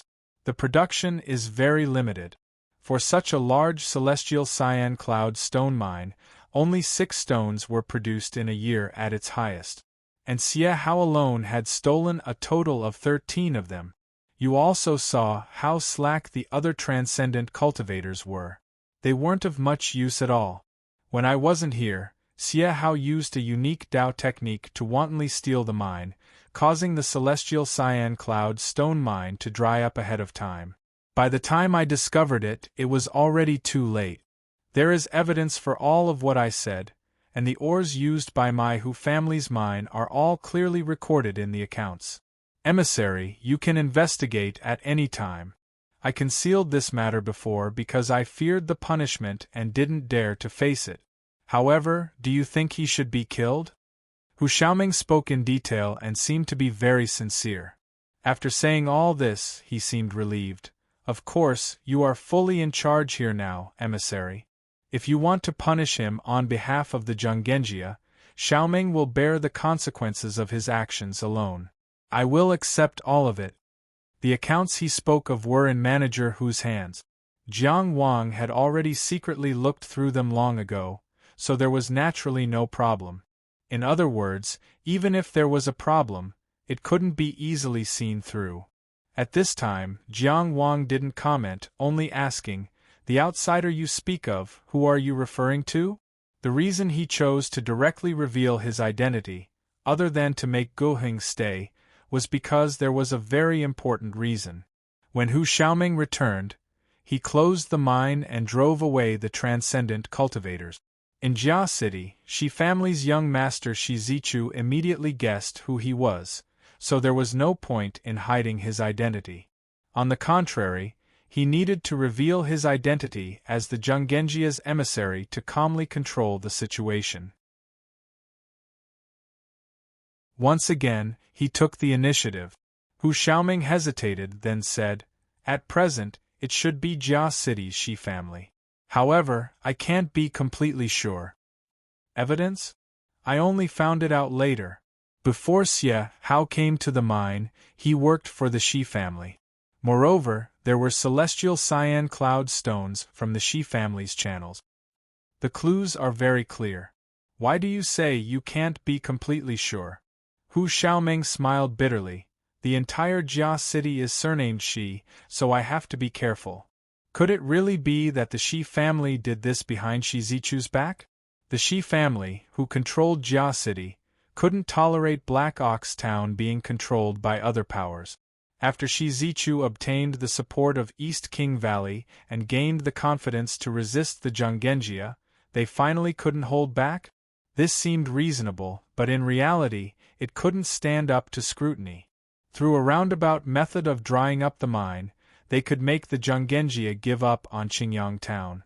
Of course, this was a method that didn't need to be directly hostile and could be done under the table. However, was it really worth it to make the Zhenggenjia dissatisfied? Seeing that Jiang Wang didn't speak, Hu Xiaoming asked again, "Now that the celestial cyan stone mine has dried up, it's a fact.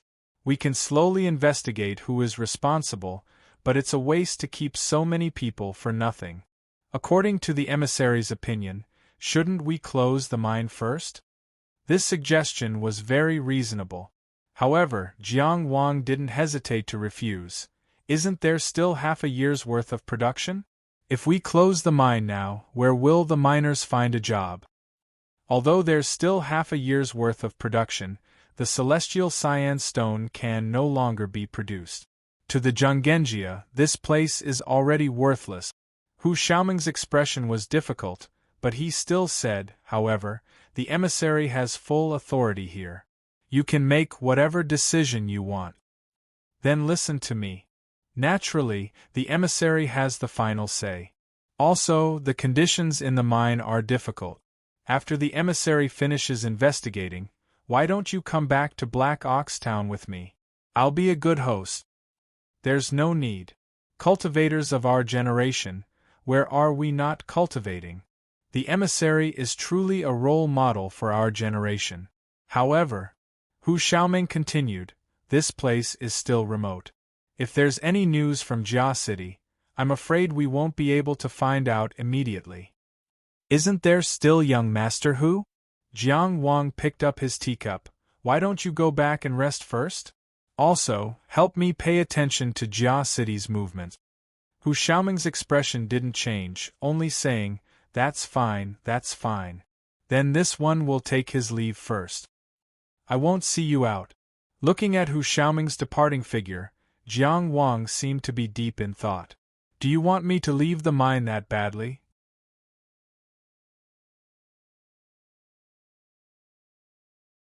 Chapter 218. After sending Hu Xiaoming away, Jiang Wang gathered everyone again and announced that the mine would be extended for half a year until the mine was completely exhausted.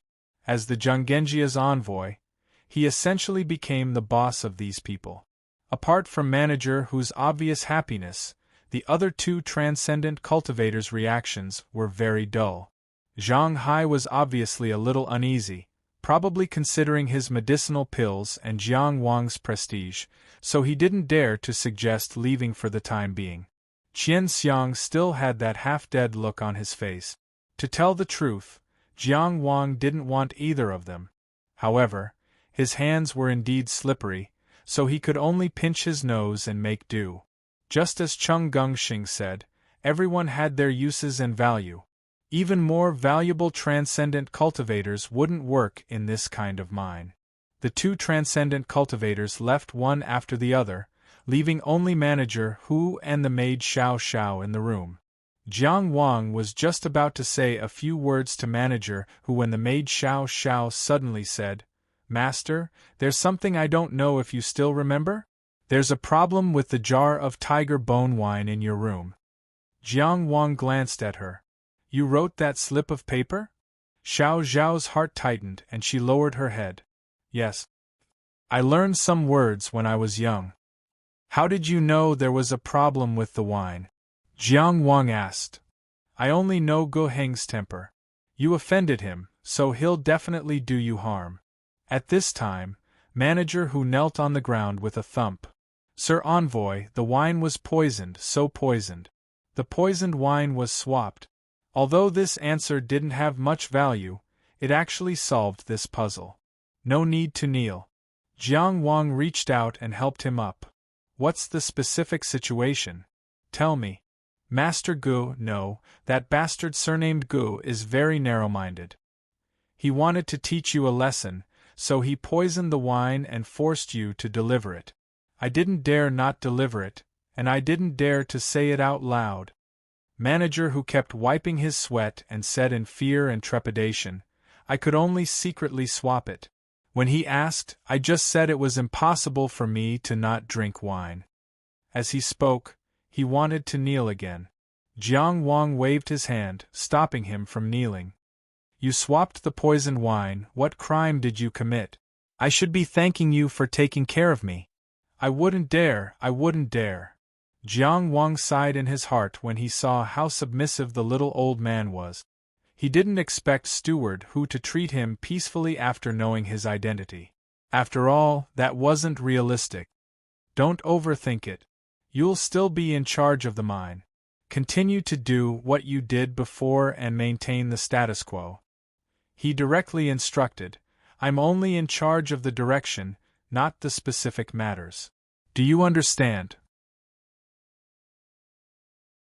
Steward who had a rough idea of what was going on, and his footing became steadier. Understood.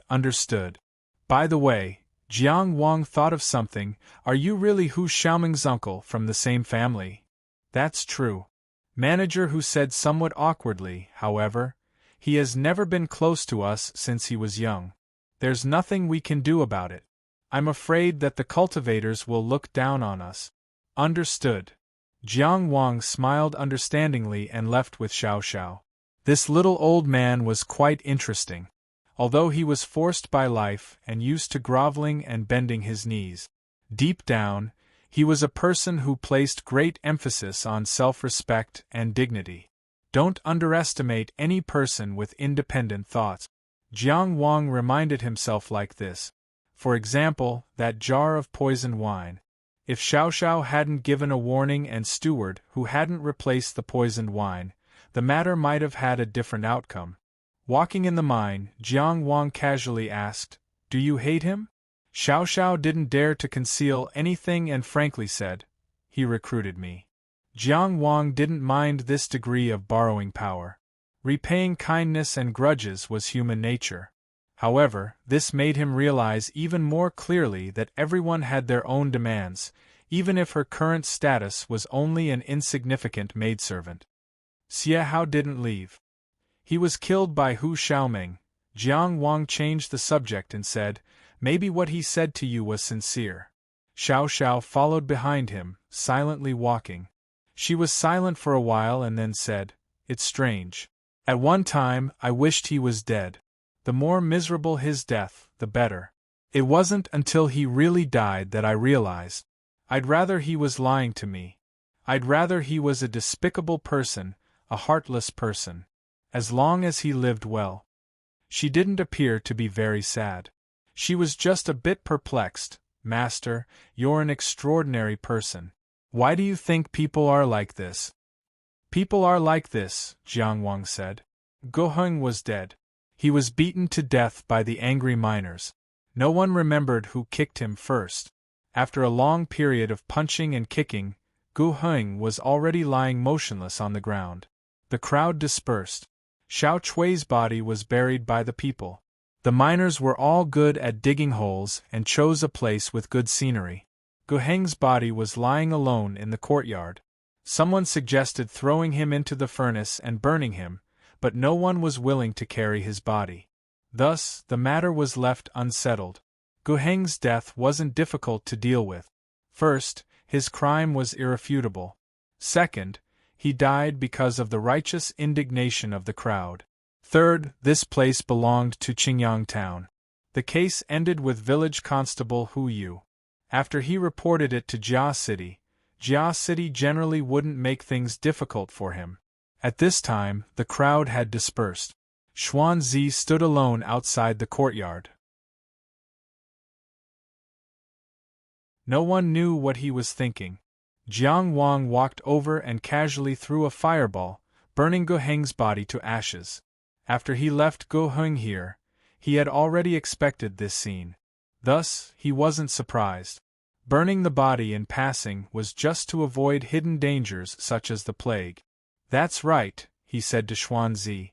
On the day Hu Xiaoming killed Xiahao, what did you see? Tell me everything you know. Don't be afraid. I guarantee your safety. The Sea of Flowers wasn't a specialized interrogation technique. Jiang Wang had only used the hallucinogenic effect to guide him. Now that he had established his authority, he might as well get straight to the point. Presumably, Xuanzi wouldn't dare to hide anything. Jiang Wang asked this question mainly because he wanted to understand Hu Xiaoming's fighting style in advance so that he could counter it. Unexpectedly, Xuanzi paused. I didn't see Hu Xiaoming kill Xiahao. Only then did Jiang Wang realize that he might have been wrong. Then who did you see him kill? Jiang Wang asked a little eagerly. Xuanzi swallowed nervously and said timidly, A miner. With just one slap, his head was gone. I was squatting there to relieve myself and didn't dare to make a sound. Was it the miner who saw the sheep in the mine? Jiang Wang asked. I don't know. There are many people in the mine. People often come and go. I don't know him. Although Xuanzi couldn't be sure, Jiang Wang was certain in his heart. Because these two things were too coincidental. No matter what, Hu Xiaoming was a disciple of a famous sect. He wouldn't go so far as to kill people openly. There must be a reason for killing people. But the miner strangely saw a sheep in the mine. And Hu Xiaoming killed it. What did this mean? A sheep, a sheep. Jiang Wang vaguely grasped something. Qingyang town. Xiao, you go back first. I'll go to the mine to take a look. Jiang Wang hurriedly said, then turned and walked toward the mine. With his status, naturally, no one stopped him. The miners were curious why he went into the mine in person, but they didn't dare to ask. After many years of digging, the mine had been extended in all directions, almost hollowing out the mountain. The inside of the cave was dark, and it got darker as one went in. Although Zhenggenjia was rich, they wouldn't go so far as to equip the miners with hanging lamp. The mine was basically lit by oil lamp. Of course, for Jiang Wang, a flame flower was enough. The deeper he went, the quieter it became. His footsteps on the ground echoed hollowly. Jiang Wang didn't know what he was looking for. He just pretended to be looking for something. He knew that the news would inevitably reach Hu Xiaoming's ears. He was waiting for a possible clue, or Hu Xiaoming's reaction.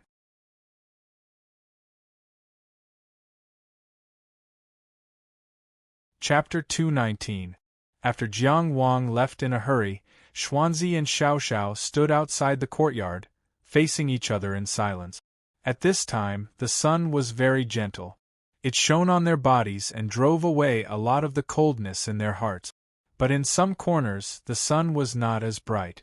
Xuanzi spoke first. Tell me, what did Master Duga do? How would I know about Master's matters? There was another silence. Xuanzi glanced at Xiao, took 2 steps towards her, and stopped again. He said, You've suffered. Xiao remembered the way he knelt on the ground in front of Hu Xiaoming and kowtowed loudly.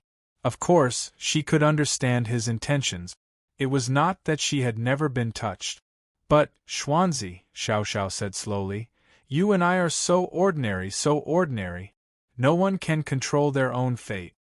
As she spoke, she walked towards the pile of ashes in the courtyard. Forget about me. In this world, ordinary people have no future. Xiao Xiao. Xuanzi called out bravely, but inexplicably, his anger suddenly dissipated. In this courtyard, an innocent girl jumped into a well. Dozens of miners surrounded her, but they did not even dare to say Gu Heng's name. What did Hu Xuanzi have that he dared to say that he could protect her for the rest of her life? Xiao Xiao was right. The future of ordinary people was too fragile. Relying only on love could at most break one's head. It was useless and powerless. The words finally became a question. What are you going to do? Compared to Xuanzi, Xiao Xiao was much younger. Perhaps it was because she had suffered more hardships, but she was obviously more indifferent and transparent about the world.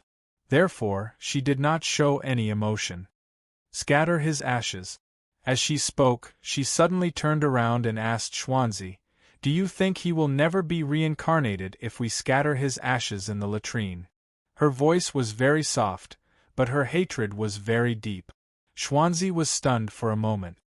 Yes, yes. The exploration of the mine turned out to be fruitless. Jiang Wang was waiting for Hu Xiaoming's reaction, but it did not happen. It was as if the other party did not care what he did in the mine. Patience was a very good quality. It would make the opponent more difficult to deal with. However, Jiang Wang was not in a hurry. Time was on his side. Even in the end, there were no hidden secret. The truth was that the Shi family had reached out to Black Ox Town. He could just hand the result over to the Zhonggenjia. There was nothing to lose. For Jiang Wang, his own strength was the foundation. As he cultivated day and night, a few days passed in the blink of an eye. After pushing open the gate of heaven and earth, I sensed the divine power seed as soon as I started exploring the Torso Sea. It's located in the first inner palace. In the great illusionary realm, Chung Gung Xing said, but I'm not in a hurry now. I have to explore the Torso Sea completely and develop its potential to the maximum.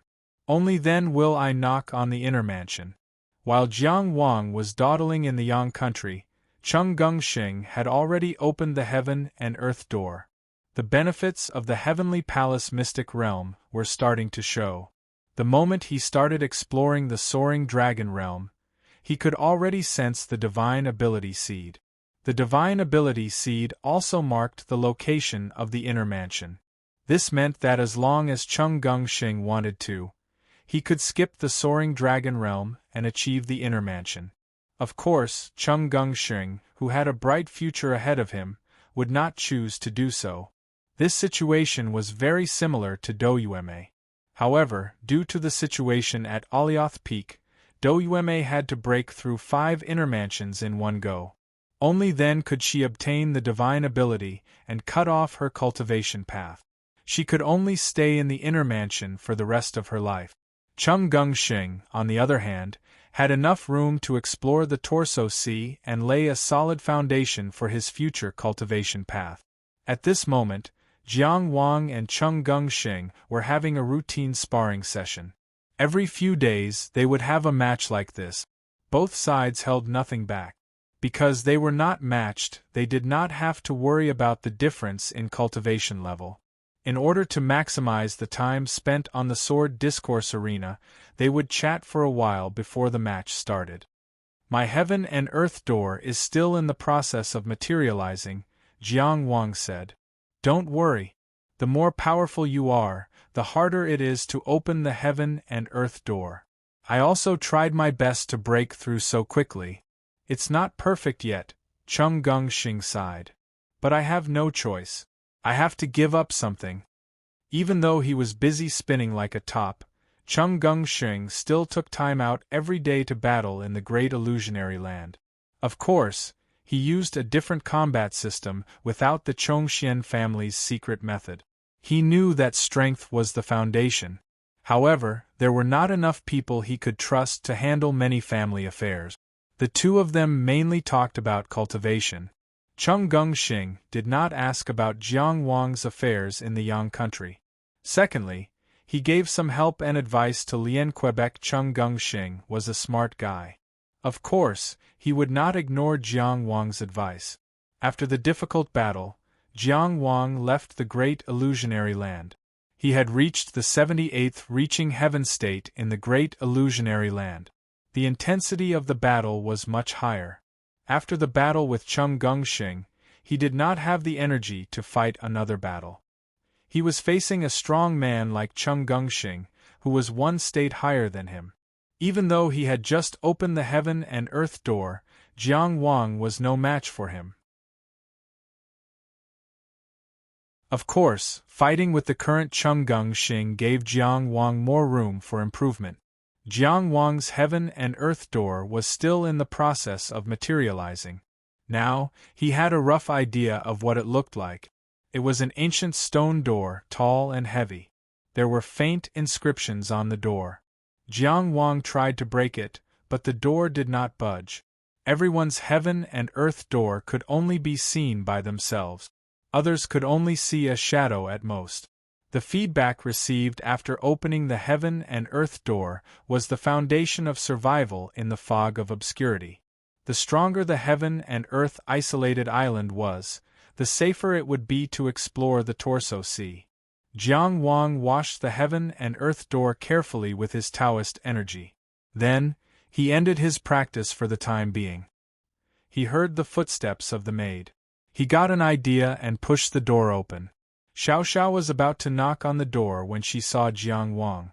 She reported, "Master, the young master of the Hu family is here. He wants to see you outside the courtyard." After so many days, he was able to keep his composure. Jiang Wang thought to himself, but he said, "I'll go welcome him." The courtyard was very small. Hu Xiaoming heard his voice outside the courtyard before he had walked out. He said politely from afar, "Have you been comfortable these days? Is there anything wrong? Xiaoming can improve it. I'm from an ordinary family. I'm used to living anywhere." Jiang Wang invited him into the courtyard. "Come in and have a seat."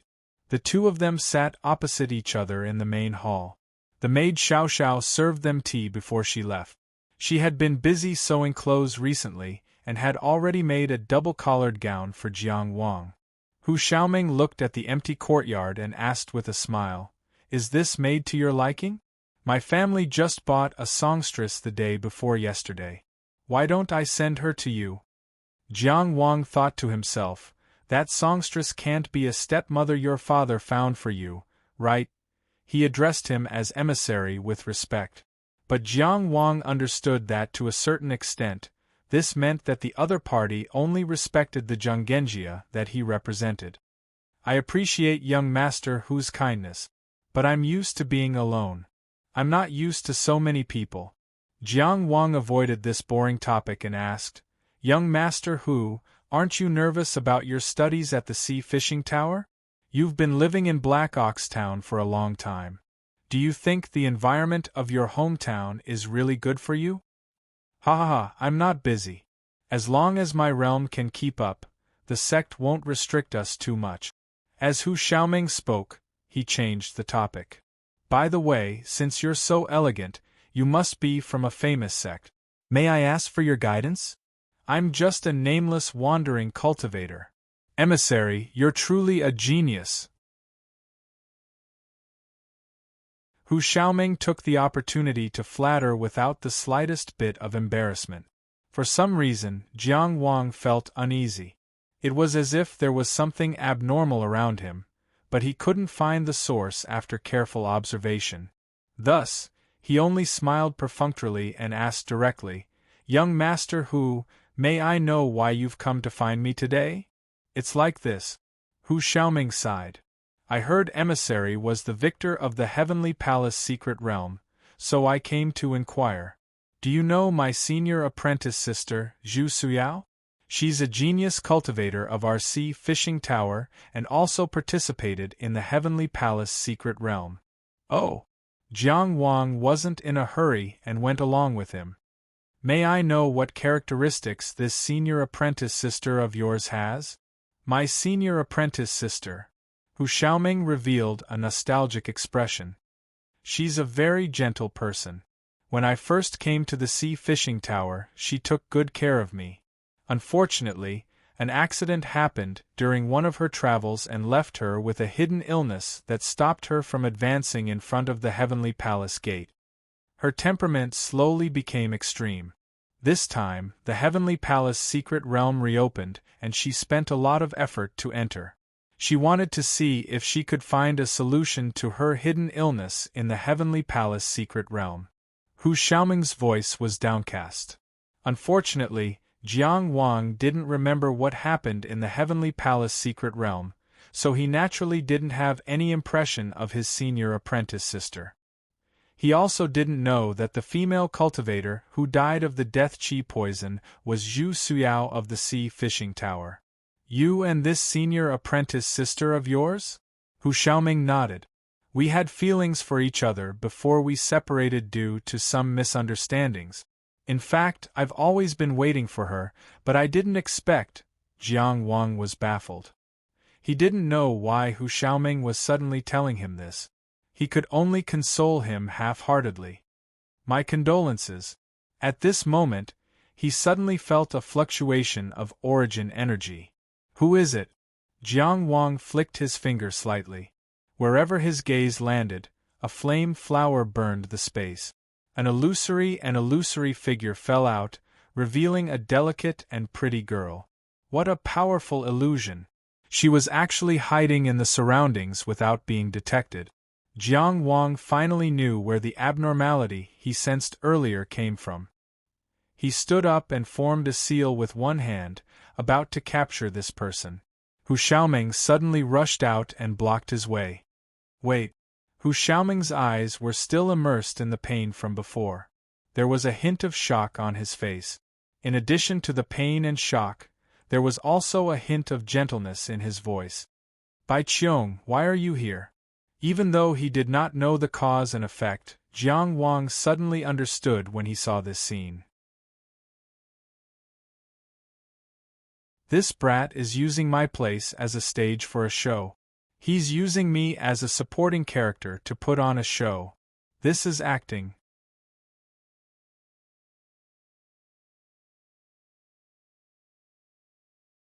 Chapter 220. Regardless of how flustered this woman who suddenly revealed herself was, Hu Xiaoming comforted her while explaining to Jiang Wang, Envoy, this is my junior sister, Zhu Biqiong. She should be here to find me, and has no intention of offending you. The woman named Zhu Biqiong was somewhat flustered. Yes, I came to find senior martial brother Hu. Her cultivation wasn't very high. The reason she was able to hide from Jiang Wang and sneak around was mainly because of the sea fishing tower's mirage pearl. She hid her tracks and followed Hu Xiaoming. Because she heard about Zhu Suyao's matter, her mind was shaken and revealed her tracks, allowing Jiang Wang to discover her. At this time, although Jiang Wang's next attack had yet to be launched, the sudden flame flower from before was fierce and precise. It was enough to see how powerful it was. Not to mention, Jiang Wang's fighting spirit was bursting out at this moment. The might of his battle experience was frightening. She didn't dare to be negligent. Just from this response, it could be seen that she was inexperienced in the world. Against someone as thick-skinned and black-hearted as Hu Xiaoming, she would be eaten clean sooner or later. Jiang Wang only pretended not to notice and asked with a heavy gaze, since junior martial sister is here to find senior martial brother, why are you acting so sneakily? This. Zhu Biqiong hesitated. Hu Xiaoming interrupted. My junior martial sister has some misunderstandings about me. He smiled bitterly. She is Suyao's younger sister. Suyao and I separated because of some misunderstandings, and then that kind of thing happened. So, yes, I always felt that my sister was harmed by you. The reason why her temperament changed so much was because you let her down. When you returned to Yang country this time, I secretly followed you to find the corresponding evidence, and then report it to the sect. Zhu Biqiong was probably a girl who couldn't hide her thoughts. She spilled the beans from a bamboo tube. She lowered her head. Senior martial brother Hu? I wronged you. Wait, how did you wronged him? Was it because of those inexplicable words earlier?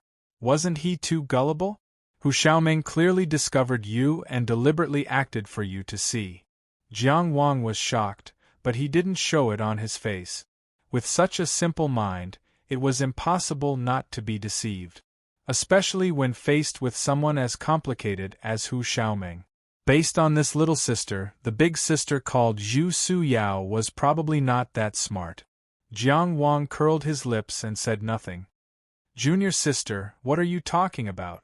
How can I not understand that you love your sister dearly? Su Yao once said that the person in her heart, other than you, is me. Your sister is no longer here, so I should take responsibility and take good care of you. Over the past few days I've been suffering the same pain as you. I can't eat well, I can't sleep well, and I've been in a daze all night. I've even neglected my cultivation. I returned to Yang country because I was unable to endure the longing for Su Yao. Every time I saw something in the building, I would think of her. My heart would feel as if it was being twisted by a knife. Sigh. Hu Xiaoming let out a long sigh as he spoke. Speaking of her sadness, Zhu Biqiong's tears streamed down her cheeks, making her look very pitiful. Jiang Wang was completely uninterested in this pair of senior brother and junior sister putting on a show of reconciliation. He did not care about the messy story between Hu Xiaoming and his senior and junior sisters. Who let down who made use of who. That was their own business. He only wanted to know what secrets were hidden in the Hu family's mind. But after he revealed his identity, Hu Xiaoming remained obedient, as if he was innocent. Zhu Su Yao, Zhu Biqiong, Heavenly Palace Secret Territory, Fishing Ocean Building. Hu Xiaoming, Jiang Wang's mind was in a mess as he connected all the clues. At this time, he heard an old and experienced voice come from outside the door. Where is the envoy? The person did not show himself, but his arrogance was obvious. Jiang Wang knew that the highlight of the show had arrived. He did not move, waiting to see how that guy who had started putting on an act from far away would continue. He was still young after all, and clearly underestimated the thickness of his skin. Youngsters these days really don't know etiquette. This old man came from far away, yet you don't know how to welcome me. That person muttered to himself as he walked into the courtyard. It was a slightly plump old man with a ruddy complexion. He complimented Black Ox Town's village head, Hu Yu, at his side. With Hu Yu accompanying him, the other party's identity was obvious. Jiang Wang glanced at Hu Xiaoming. Zhu Biqiong was such a simple little girl. She was not difficult to deal with. Acting was secondary. His main purpose was probably to watch the show. While Jiang Wang remained calm and collected, the slightly plump old man walked into the main hall on his own accord. He did not look at Hu Xiaoming, this junior, and only sized up Jiang Wang, his eyes scrutinizing. You're the envoy sent by the family to deal with the matters of the mine? Young Master Xing's new retainer? He mentioned the family and young Master Xing. Those who did not know better would think that he was Chongshuan's Chu Liang. Jiang Wang smiled. Old sir, what advice do you have? Let me ask you. The old man said arrogantly, the mine here has clearly dried up, and there is no profit to be gained. Why do you insist on not shutting it down, and waste my Zhanggenjia's resources? So this was Hu Xiaoming's backup plan. He was not afraid of him making a move, but he was afraid of him not making a move. Jiang Wang did not move from his seat, and casually knocked on the armrest of his chair. I wonder who you are, what position you hold, and what identity you have to speak to me like this? This old man's surname is Chongxian, and I am a proper Zhanggenjia. The blood of the Zhanggenjia flows in my body.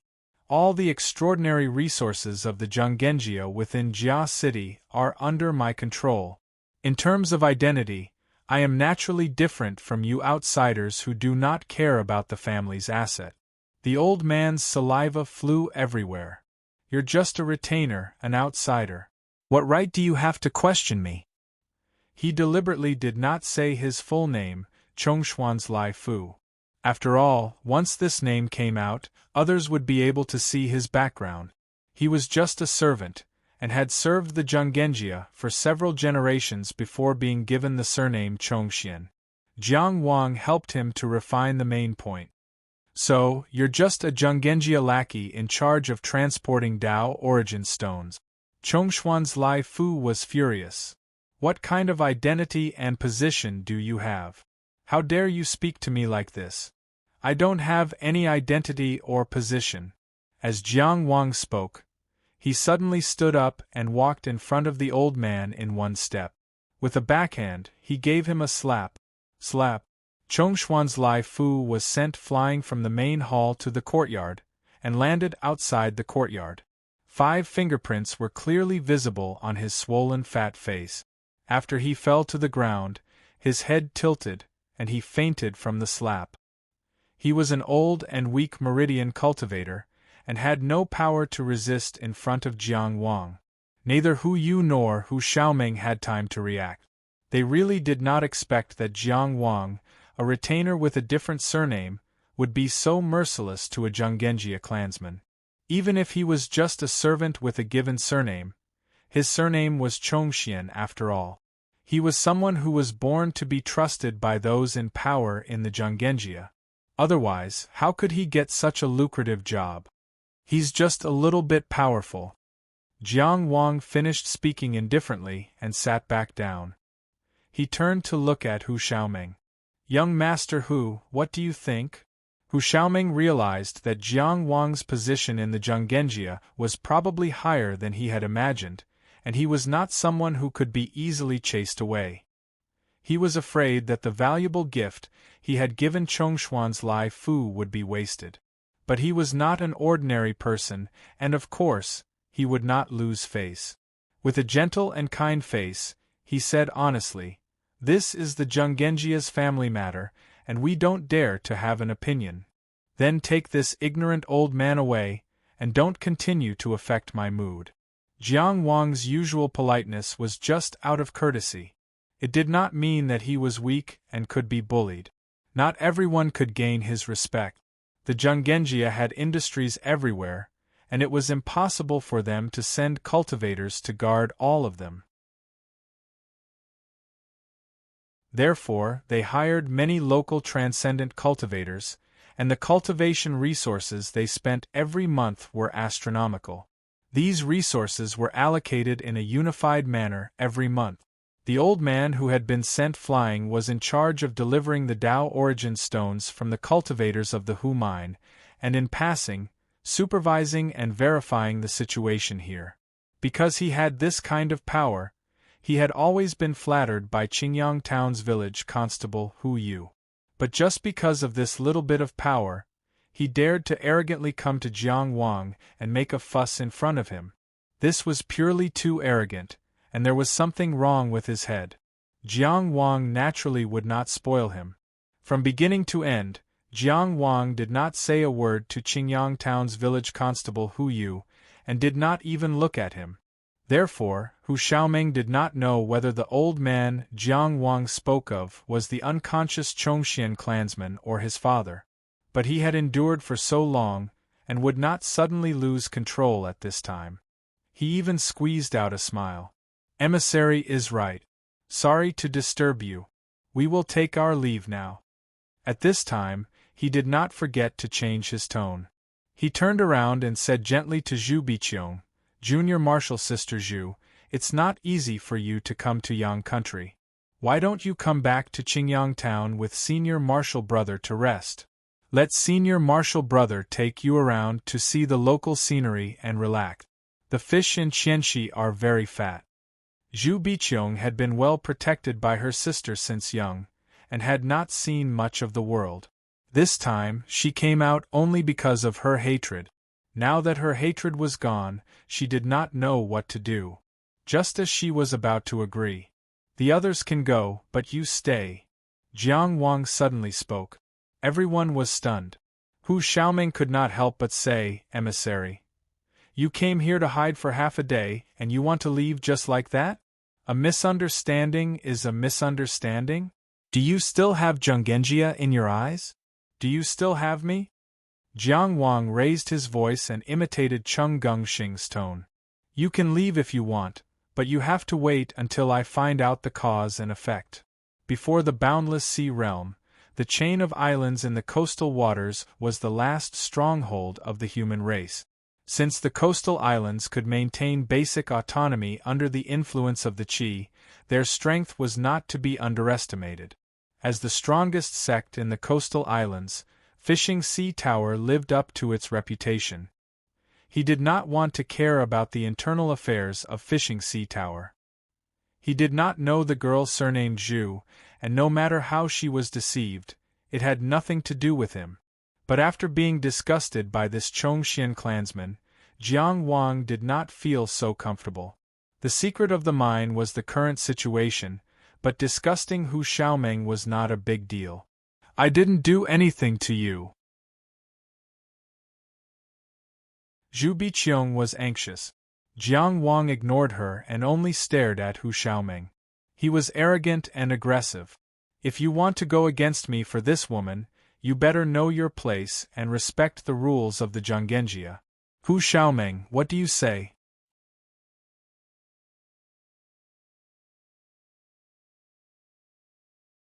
Chapter 221.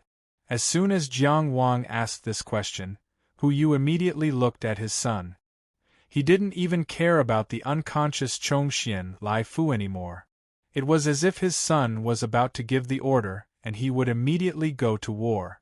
With the strength Jiang Wang had shown, Zhu Biqiong knew that she couldn't escape on her own, so she looked at Hu Xiaomeng expectantly. Hu Xiaomeng weighed the pros and cons and said righteously, "If you dare to do anything to my junior sister, I won't forgive you." This was the choice he had made. Jiang Wang said calmly, "You can rest assured. Let's go." Hu Xiaomeng was straightforward. He got up and walked out. "Who?" Zhu Biqiong said in a panic, but she was restrained by Tai Hu before she could utter a single syllable. "Junior sister, you don't have to be afraid. I will pay close attention to this matter and urge the Jungenjia to give an explanation as soon as possible. When the emissary finds out the truth, he won't dare to restrain you." Hu Xiaomeng turned around and comforted her, as if he didn't see her tears. He added, "You should know that my Fishing Sea Tower is not to be trifled with." Zhu Biqiong was shocked and angry. Compared to Jiang Wang, who restrained her, she hated Hu Xiaomeng, this hypocrite, even more. "Didn't you say that we were the only two people that Big Sister cared about? Didn't you say that you loved Big Sister deeply? Didn't you say that you would take care of me for Big Sister? Is this how you take care of me?" Who you didn't say anything from beginning to end. Apart from bringing over the old man responsible for transporting the Jungenjia's cultivation resources, he was like a clay puppet. Jiang Wang obviously knew who was in charge of the Hu clan, so there was no need for them to continue acting. Seeing that his son had made a decision, he picked up the unconscious Chongxian Lai Fu and followed his son out of the mine. The mine would only be open for a few days, so this Chongxian Lai Fu was no longer of any value.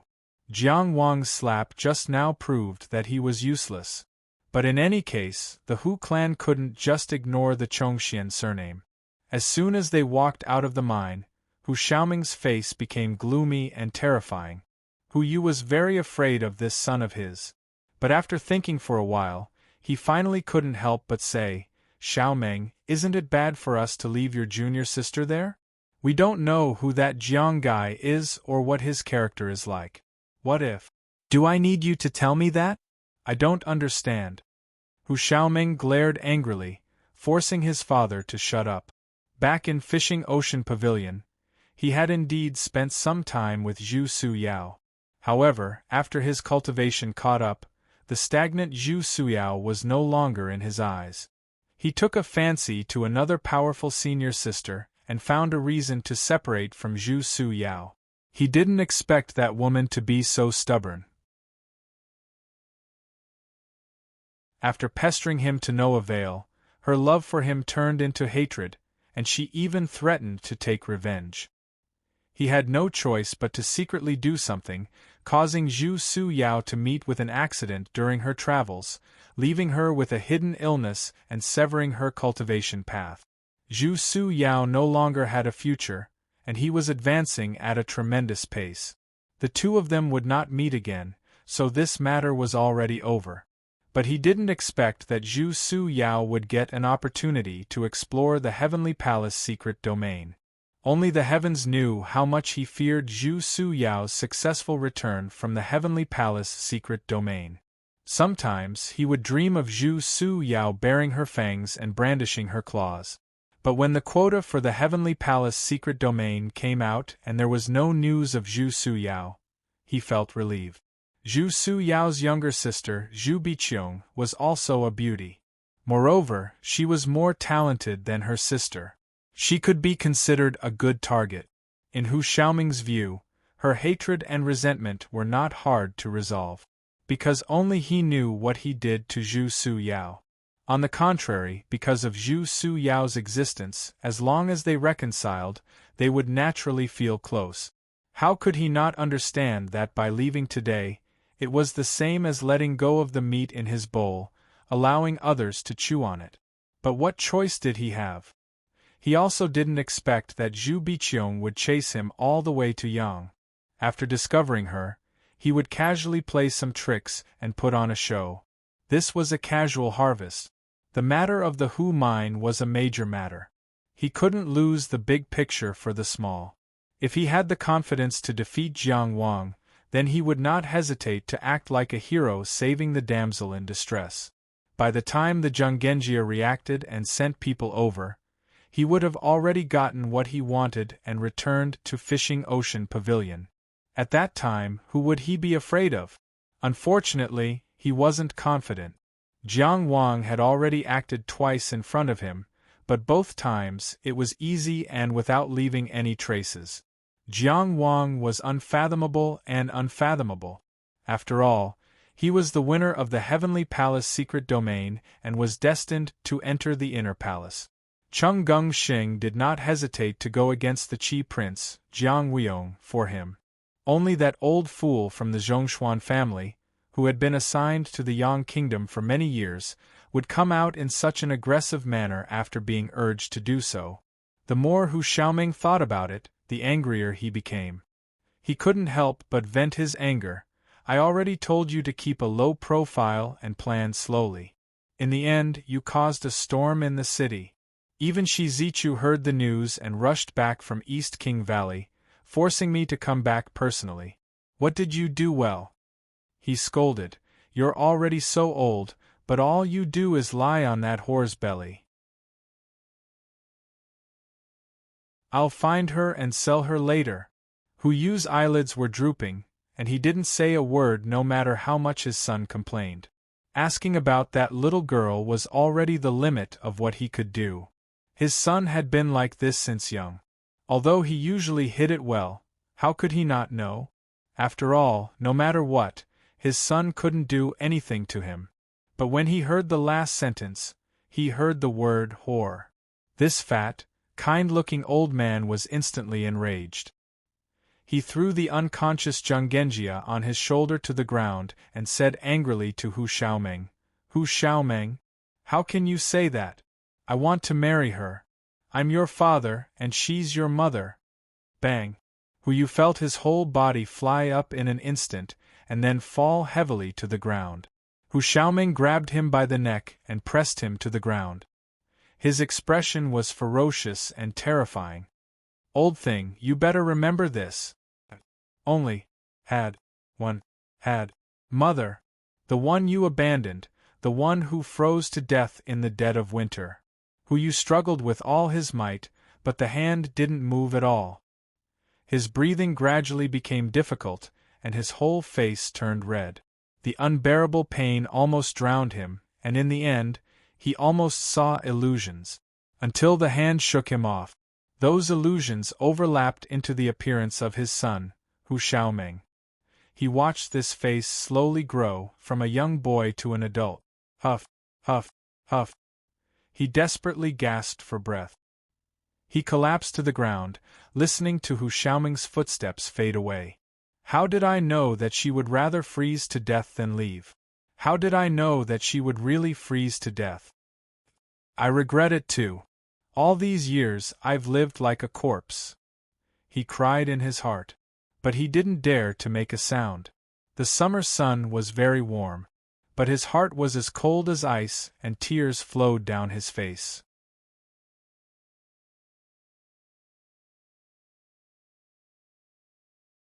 Chapter 222. After the Hu father and son left, Jiang Wang calmly walked a few steps. He felt Hu Xiaoming's eagerness and forbearance, which made him very satisfied. After doing so many things, he was afraid that there would be no wave. That would undoubtedly prove that his thinking was wrong. In contrast to Jiang Wang's relaxed mood, Zhu Biqiong's tears had already fallen in a string and couldn't be stopped. Although she was inexperienced, she knew that there were bad people and bad things in this world. She also knew how terrible it was for her to fall into the hands of a person with evil intentions. But she also knew that no one could protect her. The sister who had always stood in front of her and sheltered her from the wind and rain had already left forever. Tisk, tsk, tsk. Jiang Wang deliberately walked in front of her and stared into her watery eyes, clicking his tongue. This girl had a pair of almond eyes, and when she cried, she was particularly vivid and pitiful. Jiang Wang smiled at her and said, "How is it? Now you know who the bad guy is?" With his smile and question, Zhu Biqiong was stunned. She almost fainted from crying. He was still smiling obscenely and asking who the bad guy was. What kind of peerless pervert was this? The secret stories of the Jianghu that her senior sisters had told her, the ghost stories of the late night, all rushed into her mind. What, you exposed your senior brother whose true face? Are you that sad? Seeing this girl crying like a pear blossom in the rain, Jiang Wang was completely baffled. Zhu Biqiong was simple, but she wasn't stupid. At this time, she clearly saw that Hu Xiaoming wasn't a good person. Although his mouth was full of flowers, when Jiang Wang pressured him a little, he didn't hesitate to throw her away. How sincere could this kind of person be to her sister? No wonder her sister washed her face with tears all day. This thing with a human face and a beast heart. But compared to finding that scum to settle accounts, the scariest thing was this pervert in front of her. What should I do? What will he do to me? He's still pretending to be innocent and confused. Zhu Biqiong was scared and her mind was in chaos. She didn't notice that Jiang Wang casually made a hand seal and released her from her bindings. She struggled with all her might and suddenly felt her body relax. She didn't have time to think and subconsciously kicked out. Although her legs were not long, they were well proportioned and strong, making them very pleasing to the eye. Of course, the premise was that the leg did not stop in such an awkward position. Jiang Wang calmly moved back a little, making sure that his vital parts were far away from the sharp tip of the foot. Although he looked calm on the surface, a chill ran down his spine.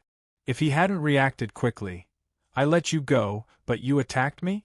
Jiang Wang's voice was cold. Cold sweat broke out all over his body. It was hard for him not to feel cold. Zhu Biqiong was once again pinned down by the binding tiger. Her entire person assumed the posture of a golden rooster. No, to be precise, this posture was like a golden rooster kicking its leg. At this moment, she also knew that she might have caused a misunderstanding, but she couldn't say anything. She could only blink her big eyes and try her best to kowtow and beg for mercy. Miraculously, Jiang Wang actually understood what she meant. "Can you not touch me and talk nicely?" Jiang Wang asked. Zhu Biqiong blinked her eyes again, indicating that she could. It was Jiang Wang's first time seeing a person's eyes being able to express so much. With a thought, the rebellious wood qi in Zhu Biqiong's body returned to its original position. The 5 elements were harmonized, and she was suddenly freed from her bindings. She didn't try to attack again, but she still maintained her vigilance against Jiang Wang. Her tears had not yet dried, but she tried her best to appear mature and brave. You forced me to stay. What do you want to do? I don't want to do anything. I'm only keeping you because I don't want to see you deceived in front of me. I want you to understand Hu Xiaoming's true colors. Of course, in order to give me more opportunities to observe Hu Xiaoming, you have to stay here for a few days. Don't ask me why I want to observe Hu Xiaoming. That has nothing to do with you. Zhu Biqiong thought for a moment. A few days? Not too long. Jiang Wang smiled. Of course, during this time, you can sleep with my maid.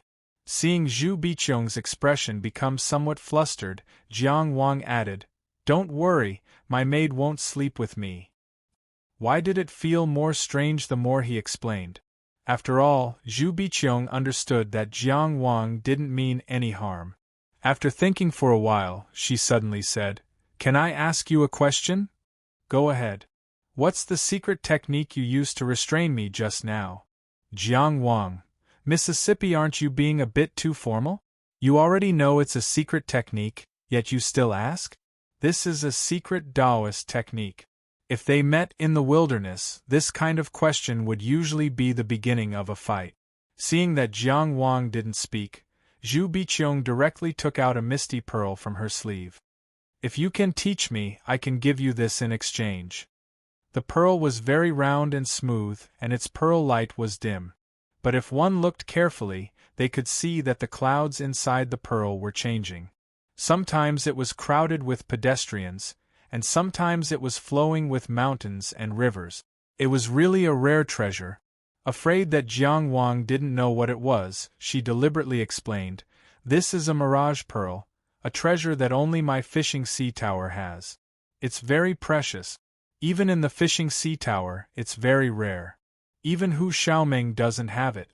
Previously, I relied on this treasure to hide my tracks.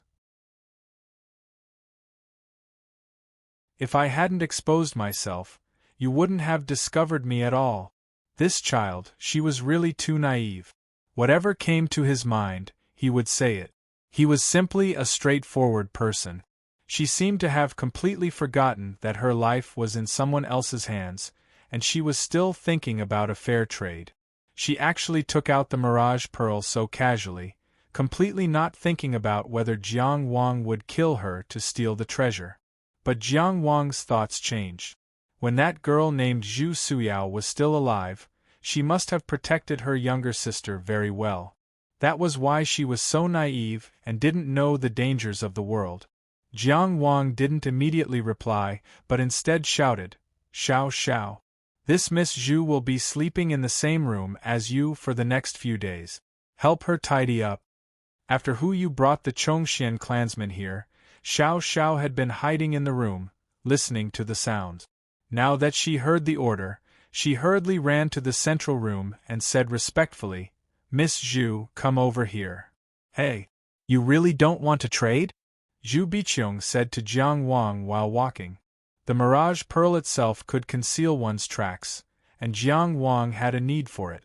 Naturally, he was not unmoved. Moreover, the mirage pearl could greatly enhance illusions, and it was perfect when paired with his Dao technique, Sea of Flowers. However, Binding Tiger was given to him by Cheng Gengxing. Cheng Gengxing worked hard to gather secret Dao techniques for Jiang Wang, but that didn't mean he was willing to spread them all over the world. Jiang Wang couldn't make the decision without his consent. One last question. At this time, Zhu Biqiong had already reached the courtyard. She suddenly turned around and asked, Why did you help me? She was referring to helping her see through Hu Xiaoming's true colors. It was just an occasional act of kindness. Jiang Wang didn't want to flaunt himself as a good person. He also didn't want this overly naive little girl to believe that there were many good people in the world. If I have to find a reason, it might be because I also have a younger sister. Jiang Wang could empathize with the feeling of wanting to protect his younger sister and not let her be tainted by any dirt. Back in Maplewood City, he had been diligently cultivating and fetching her every day because he was afraid that his younger sister would be wronged. At this time, He even regretted that he didn't get to know the female cultivator from the fishing ocean tower outside the Heaven's secret territory. He didn't know what she encountered in the Heaven's secret territory and who killed her. Zhu Biqiong pursed her lips and didn't speak again. At this time, Jiang Wang suddenly wanted to write a letter to Anan. He had a lot of things to tell her, a lot of care, and a lot of advice. However, Yunhe was still on the way to the Yun nation and hadn't returned. Finally, he could only sigh softly. After returning to his room, he continued to cultivate the white tiger technique. This was a painstaking effort, and body refining wasn't his forte. He could only slowly wait for the last step, the convergence of the four spirits. Then, it was time to break through the meridians. This was a continuous morning and evening class. He continued to practice Tao techniques, crown of thorns, sea of flowers, binding tiger. Then, it was time to break through the heaven and earth gate. Day after day, the cycle repeated itself. He wanted to become stronger, much stronger. He didn't want to be like Zhu Suyao and suddenly die one day, causing Jiang An to crash into the sea of bitterness of this world without any preparation.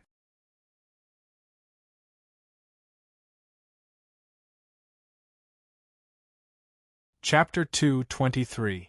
The start of the year 3918 of the Taoist calendar was a relatively peaceful year. There was still constant friction between the countries, but no major events such as the destruction of a country had occurred yet. April 13th. A piece of news spread rapidly in the southeast region.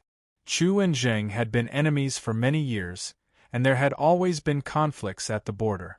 On the 13th day of the 4th lunar month, the Chu kingdom's border general, an outer building expert of the military school, was assassinated on his way back to his camp. It was said that there were 3 assassins who surrounded the border general and killed him. He did not even have the chance to mobilize his army. The assassins claimed to be from an assassin organization called No Door to Hell. They did not care about their position, only about benefits. As long as the price was high enough, there was no target that they could not kill. In the eyes of the truly powerful people, the impact of this incident did not lie with a new assassin organization. In the southeast region, the small countries, including Chu and Zheng, were in an awkward situation. To the north was Mu, to the east was Qi's territory, and to the southwest was Jing. It could be said that they were sandwiched between these powerful countries, and there was almost no chance of success. For example, a country like the Yang Kingdom was directly attached to the Qi Kingdom. As for countries like the state of Chu and the state of Zheng, they insisted on being independent.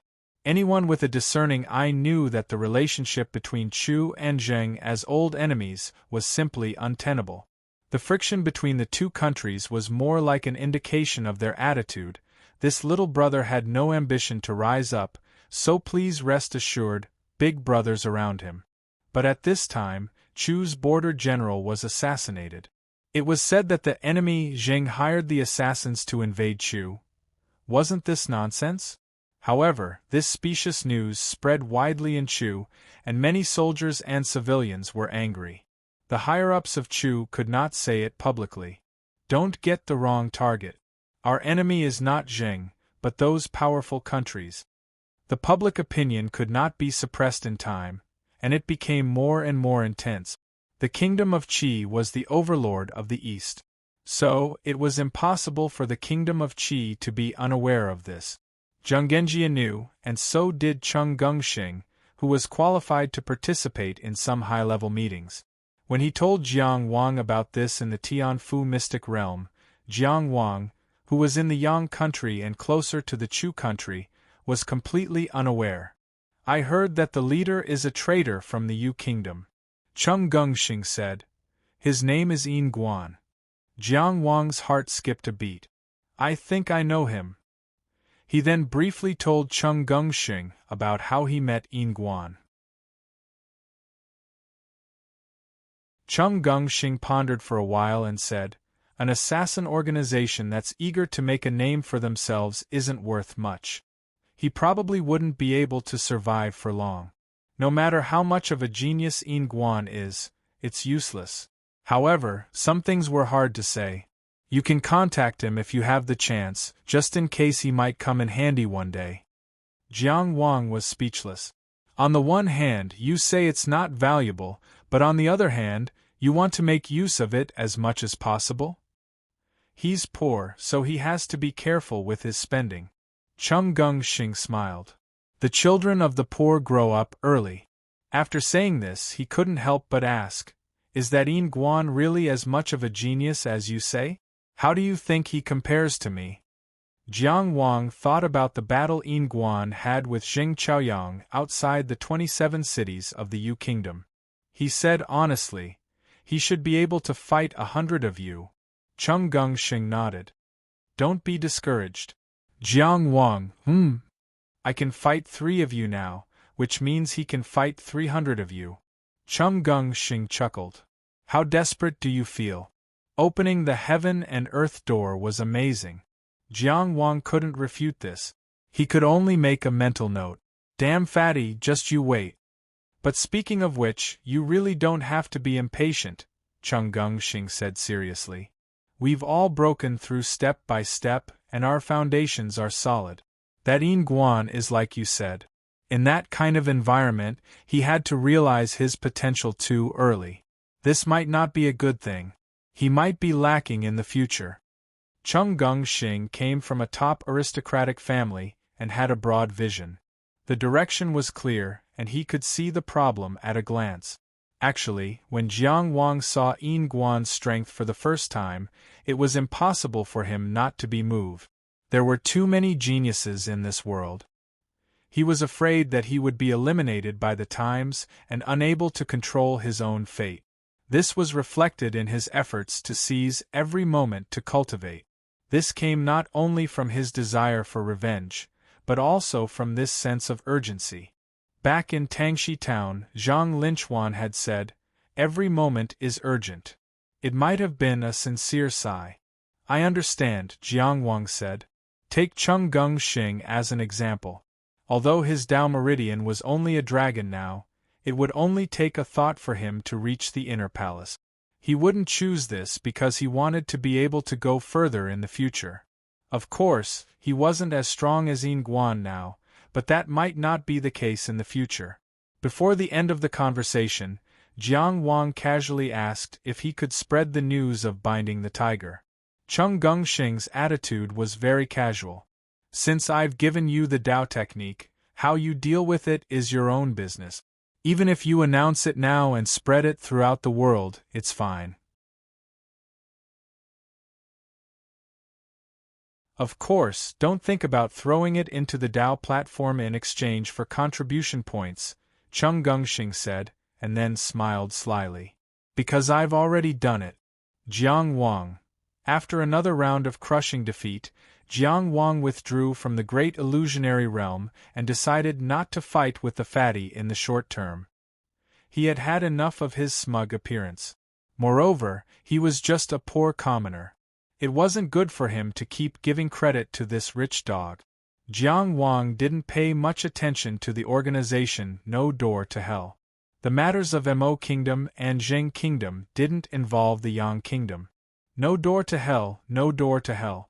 As he muttered this name, Jiang Wang couldn't help but think of the white-haired old woman's venomous curse in the 27th city. I curse you all. With my flesh, my hair, my life, my everything, I curse you all. I'm willing to walk through hell on a mountain of swords and enter hell on a sea of fire. As long as you all suffer the same pain as me. What kind of bone-deep hatred was that?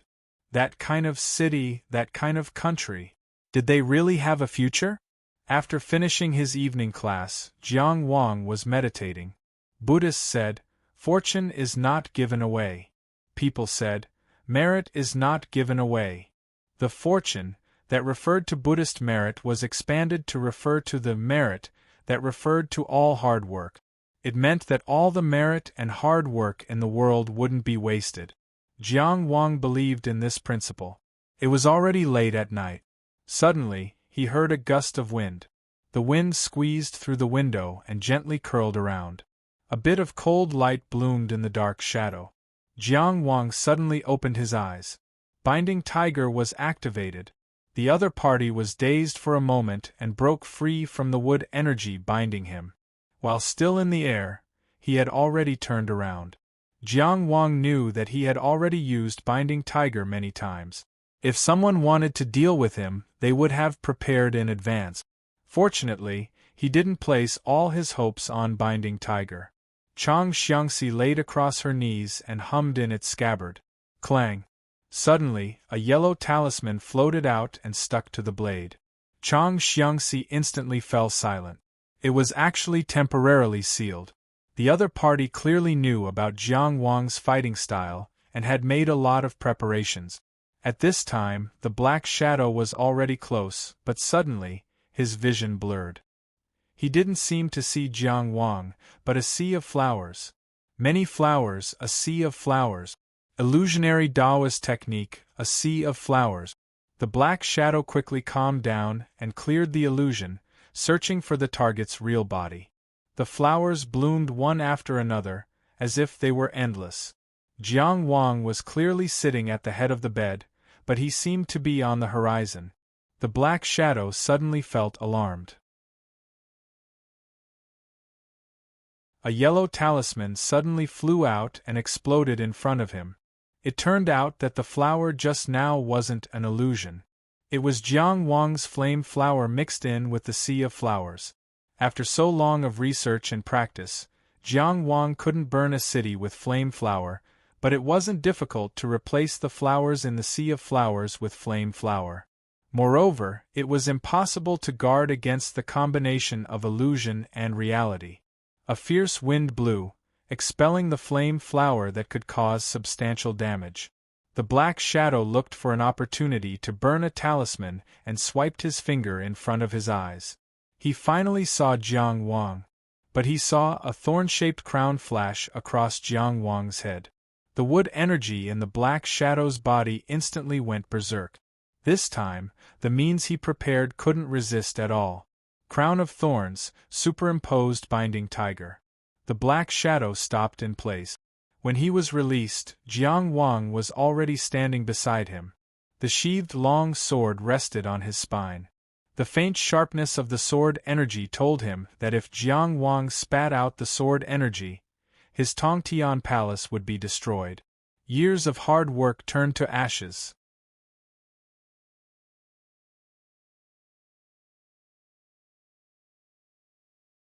Chapter 224.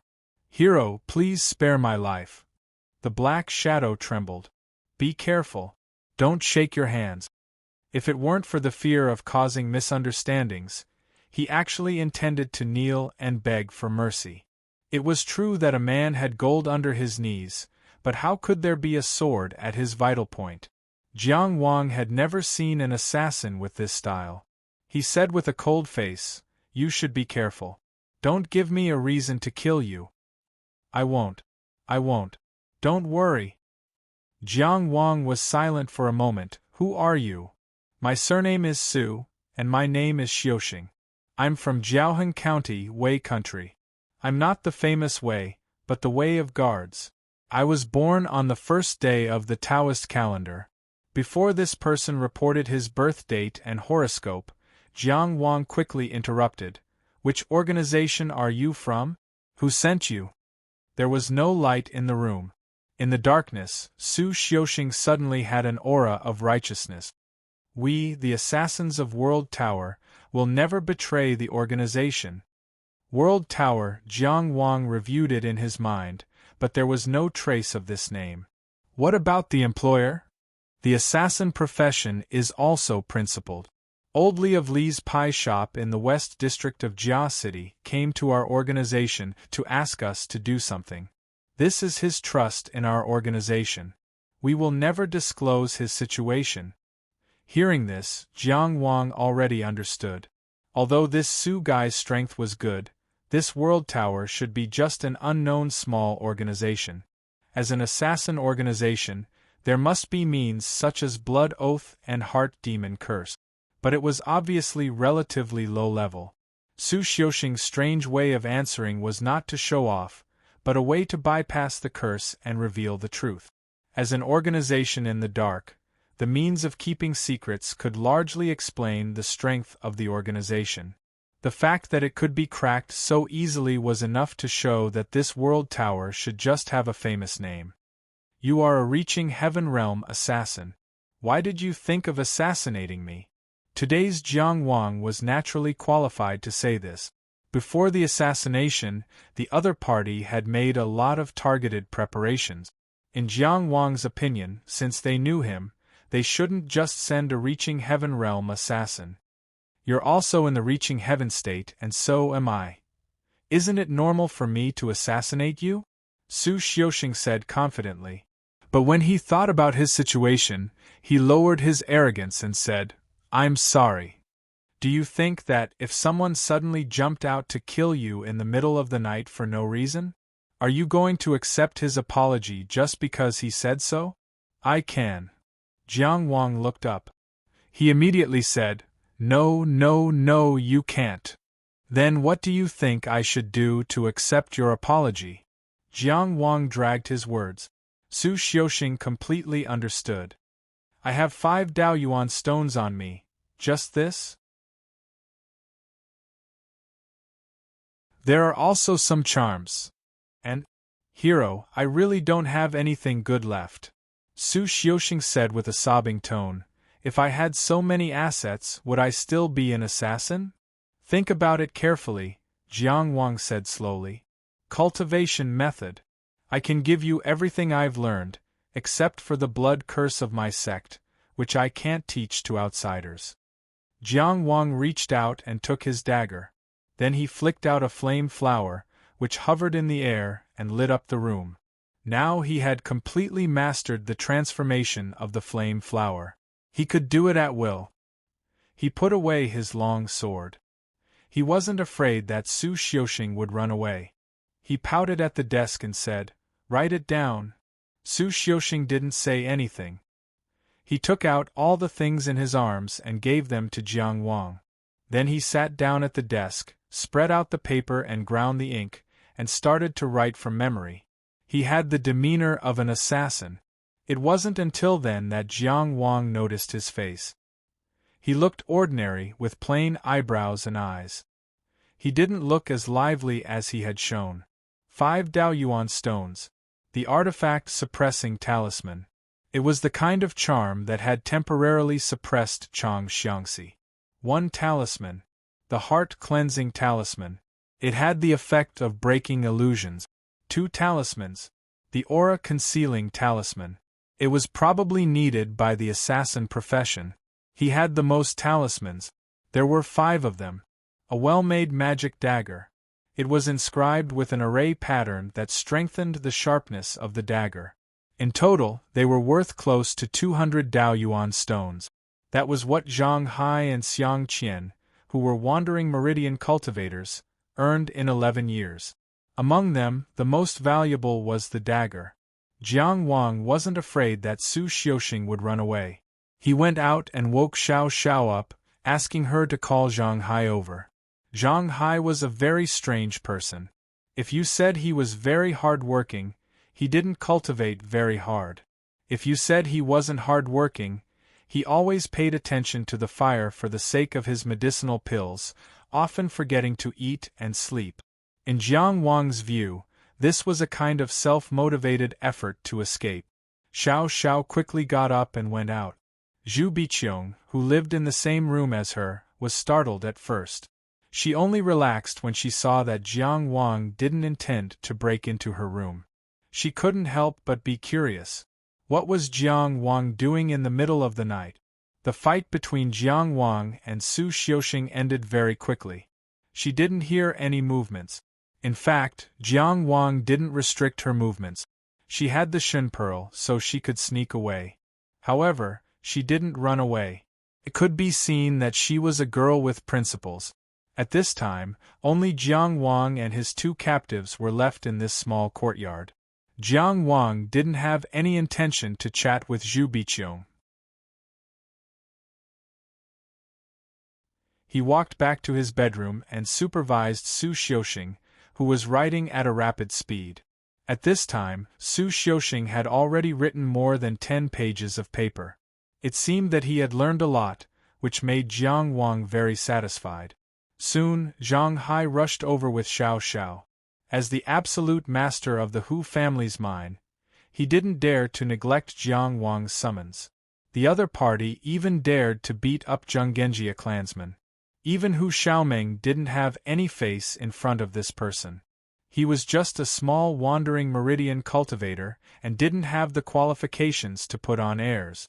Go to Jia City tonight and investigate Old Man Li of Li's pie shop in the western district of Jia City. Jiang Wang didn't talk nonsense and directly said, "This is in addition to the work of guarding the mine. If you can do it well, you can work for me in the future. I'll give you 3 Dao origin stones every month. You can buy more materials for refining pills." Zhang Hai didn't say anything and immediately set off. He didn't even return to the courtyard. He didn't have the qualifications to refuse. In the face of Jiang Wang's naked temptation, he didn't want to refuse. However, Zhu Biqiong, who was in Xiao Zhao's room, suddenly became energetic and shouted in the room, "Why don't you ask me to help you? I'm better than him. Just give me that Taoist technique." Jiang Wang didn't say anything. He was willing to exchange the binding tiger for the Shun pearl, but not now. He wanted to let it dry first.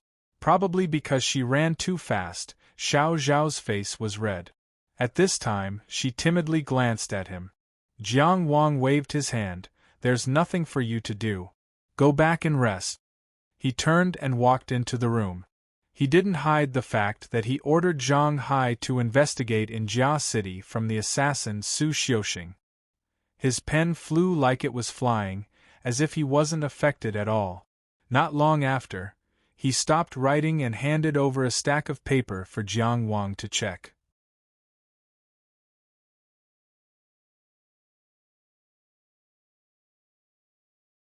Chapter 225.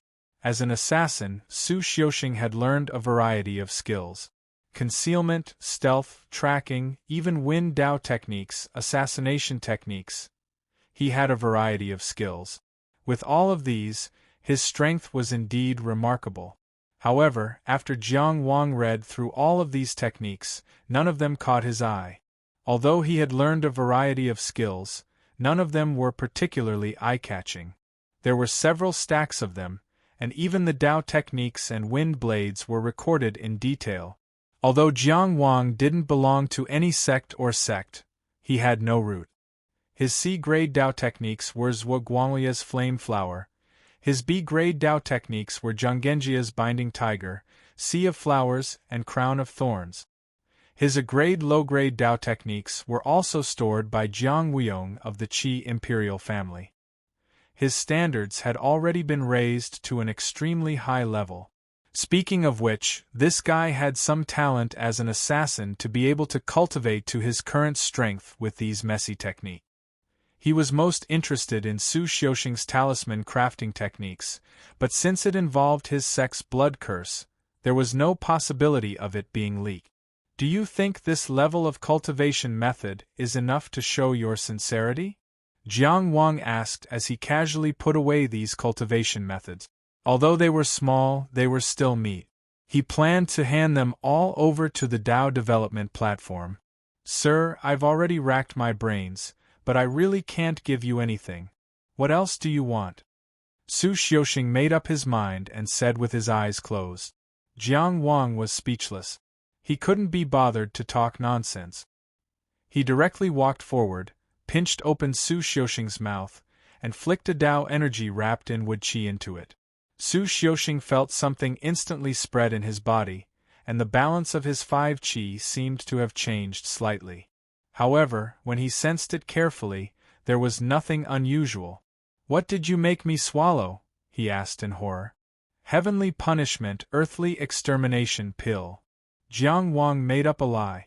"This is a secret technique of the De Qi imperial family. It's not commonly used. You're lucky."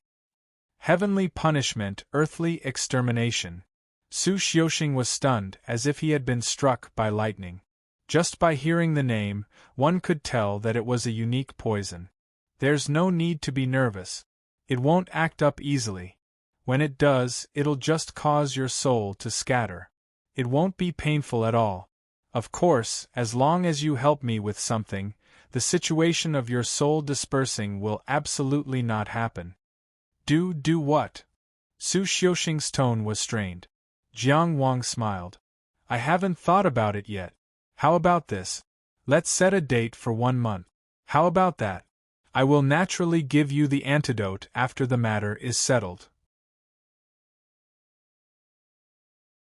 Of course, during this period of time, you can also secretly look for others, such as the Xiankong Temple or the East King Valley.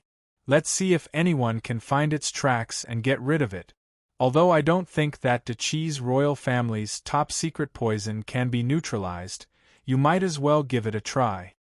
Xiankong Temple was the eastern holy land of Buddhism and was very famous for its medical skills. While speaking, Su Xiuxing had already checked himself at least 10 times, but the poison pill was like a stone sinking into the sea. There was no trace of it. The secret poison of the Qi royal family was indeed terrifying. Not to mention detoxifying it, it was impossible to even find it. I won't look for it. I'll do as you say, Su Xiuxing said humbly. Don't make such a long face. Jiang Wang pretended to be displeased. Since you came here to kill me, it's reasonable for you to sell your life for me, isn't it? Reasonable, very reasonable. Su Xiuxing forced a smile, but it was even uglier than crying. Jiang Wang was in a good mood, having easily taken in a reaching heaven state fighter. Go find caretaker Hu and ask him to arrange a place for you. Just tell him that I told you to. As for what to do next, wait for my orders. Jiang Wang threw his dagger back to him. Take the weapon. Su Xiuxing took the dagger and opened his mouth. My talisman. Seeing Jiang Wang's narrowed eyes, he quickly changed his tone. My obedience will definitely satisfy you. Jiang Wang, oh Jiang Wang, you would never do something like blackmail. How could you learn from that fat guy, Cheng Gongxing? You mustn't do that in the future. Jiang Wang sighed inwardly. However, the feeling of blackmail was really pleasant. Although Jiang Wang was self-deprecating, he didn't feel guilty about how he treated Su Xiuxing. Those who killed would be killed by others. Every assassin should have the resolve to meet death. The reason why he didn't kill Su Xiuxing was mainly because he didn't think this person was a big threat. The second reason was that he needed more manpower. As for his interesting personality, those were all minor details.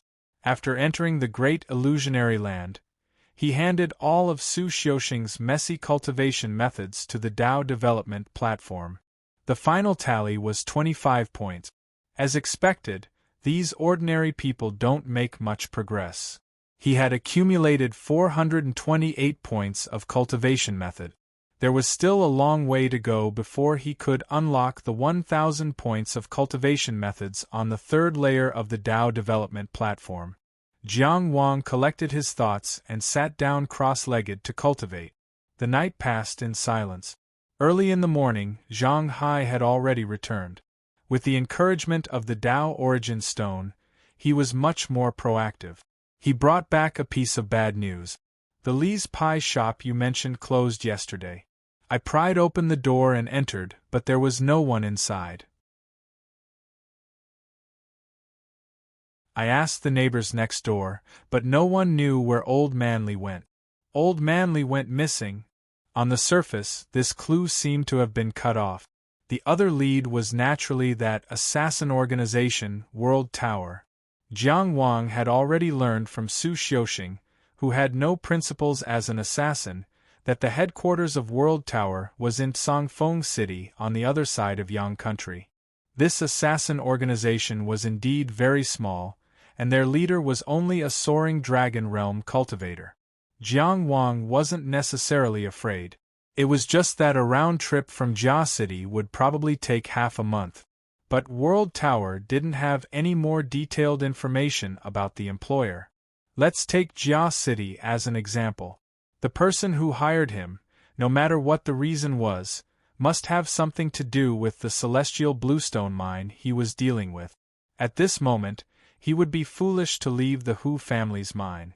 No matter who the hidden opponent was, Jiang Wang didn't plan to play the game of solving cases with them. As the local tyrant, it was too easy for them to erase any traces. If he personally went to find Old Manly with murderous intent, he would only be led by the nose and wouldn't be able to turn back. Thus, Jiang Wang only grasped one important point. If someone wanted to force him to give up the Hu family's mine, then he would be nailed to death here. No matter how dazzling you are, I'll just punch you. Just like two armies facing each other, the most important thing wasn't to counter each move, but to defend the base. Jiang Wang was talking to Zhang Hai. Xuanzi came over and reported, "Master Jiang, young master, she tied up a few people and came over, saying they want to apologize to you." "Which young master she?" "Young master Shi Zichu of Jia City." "Who did he tie up?" Xuanzi came closer and said in a low voice, "The manager said they're all the leaders of the small clans in Jia City. Fishing Sea Towers Hu Xiaoming, Chongxian clansmen who moved the primeval stones, assassin Su Xiuxing, Jia City's young master Zichu. It was just a small mine, but these people were just passing by. Tying people up and coming over, what were they trying to do?" Jiang Wang smacked his lips and laughed. "The mine has been really lively these days, all kinds of monsters have come." He took the lead and walked out. "Come with me to take a look." You're tuning in to the Phoenix Nights YouTube channel. Don't forget to subscribe and join us on this journey to catch the most captivating stories.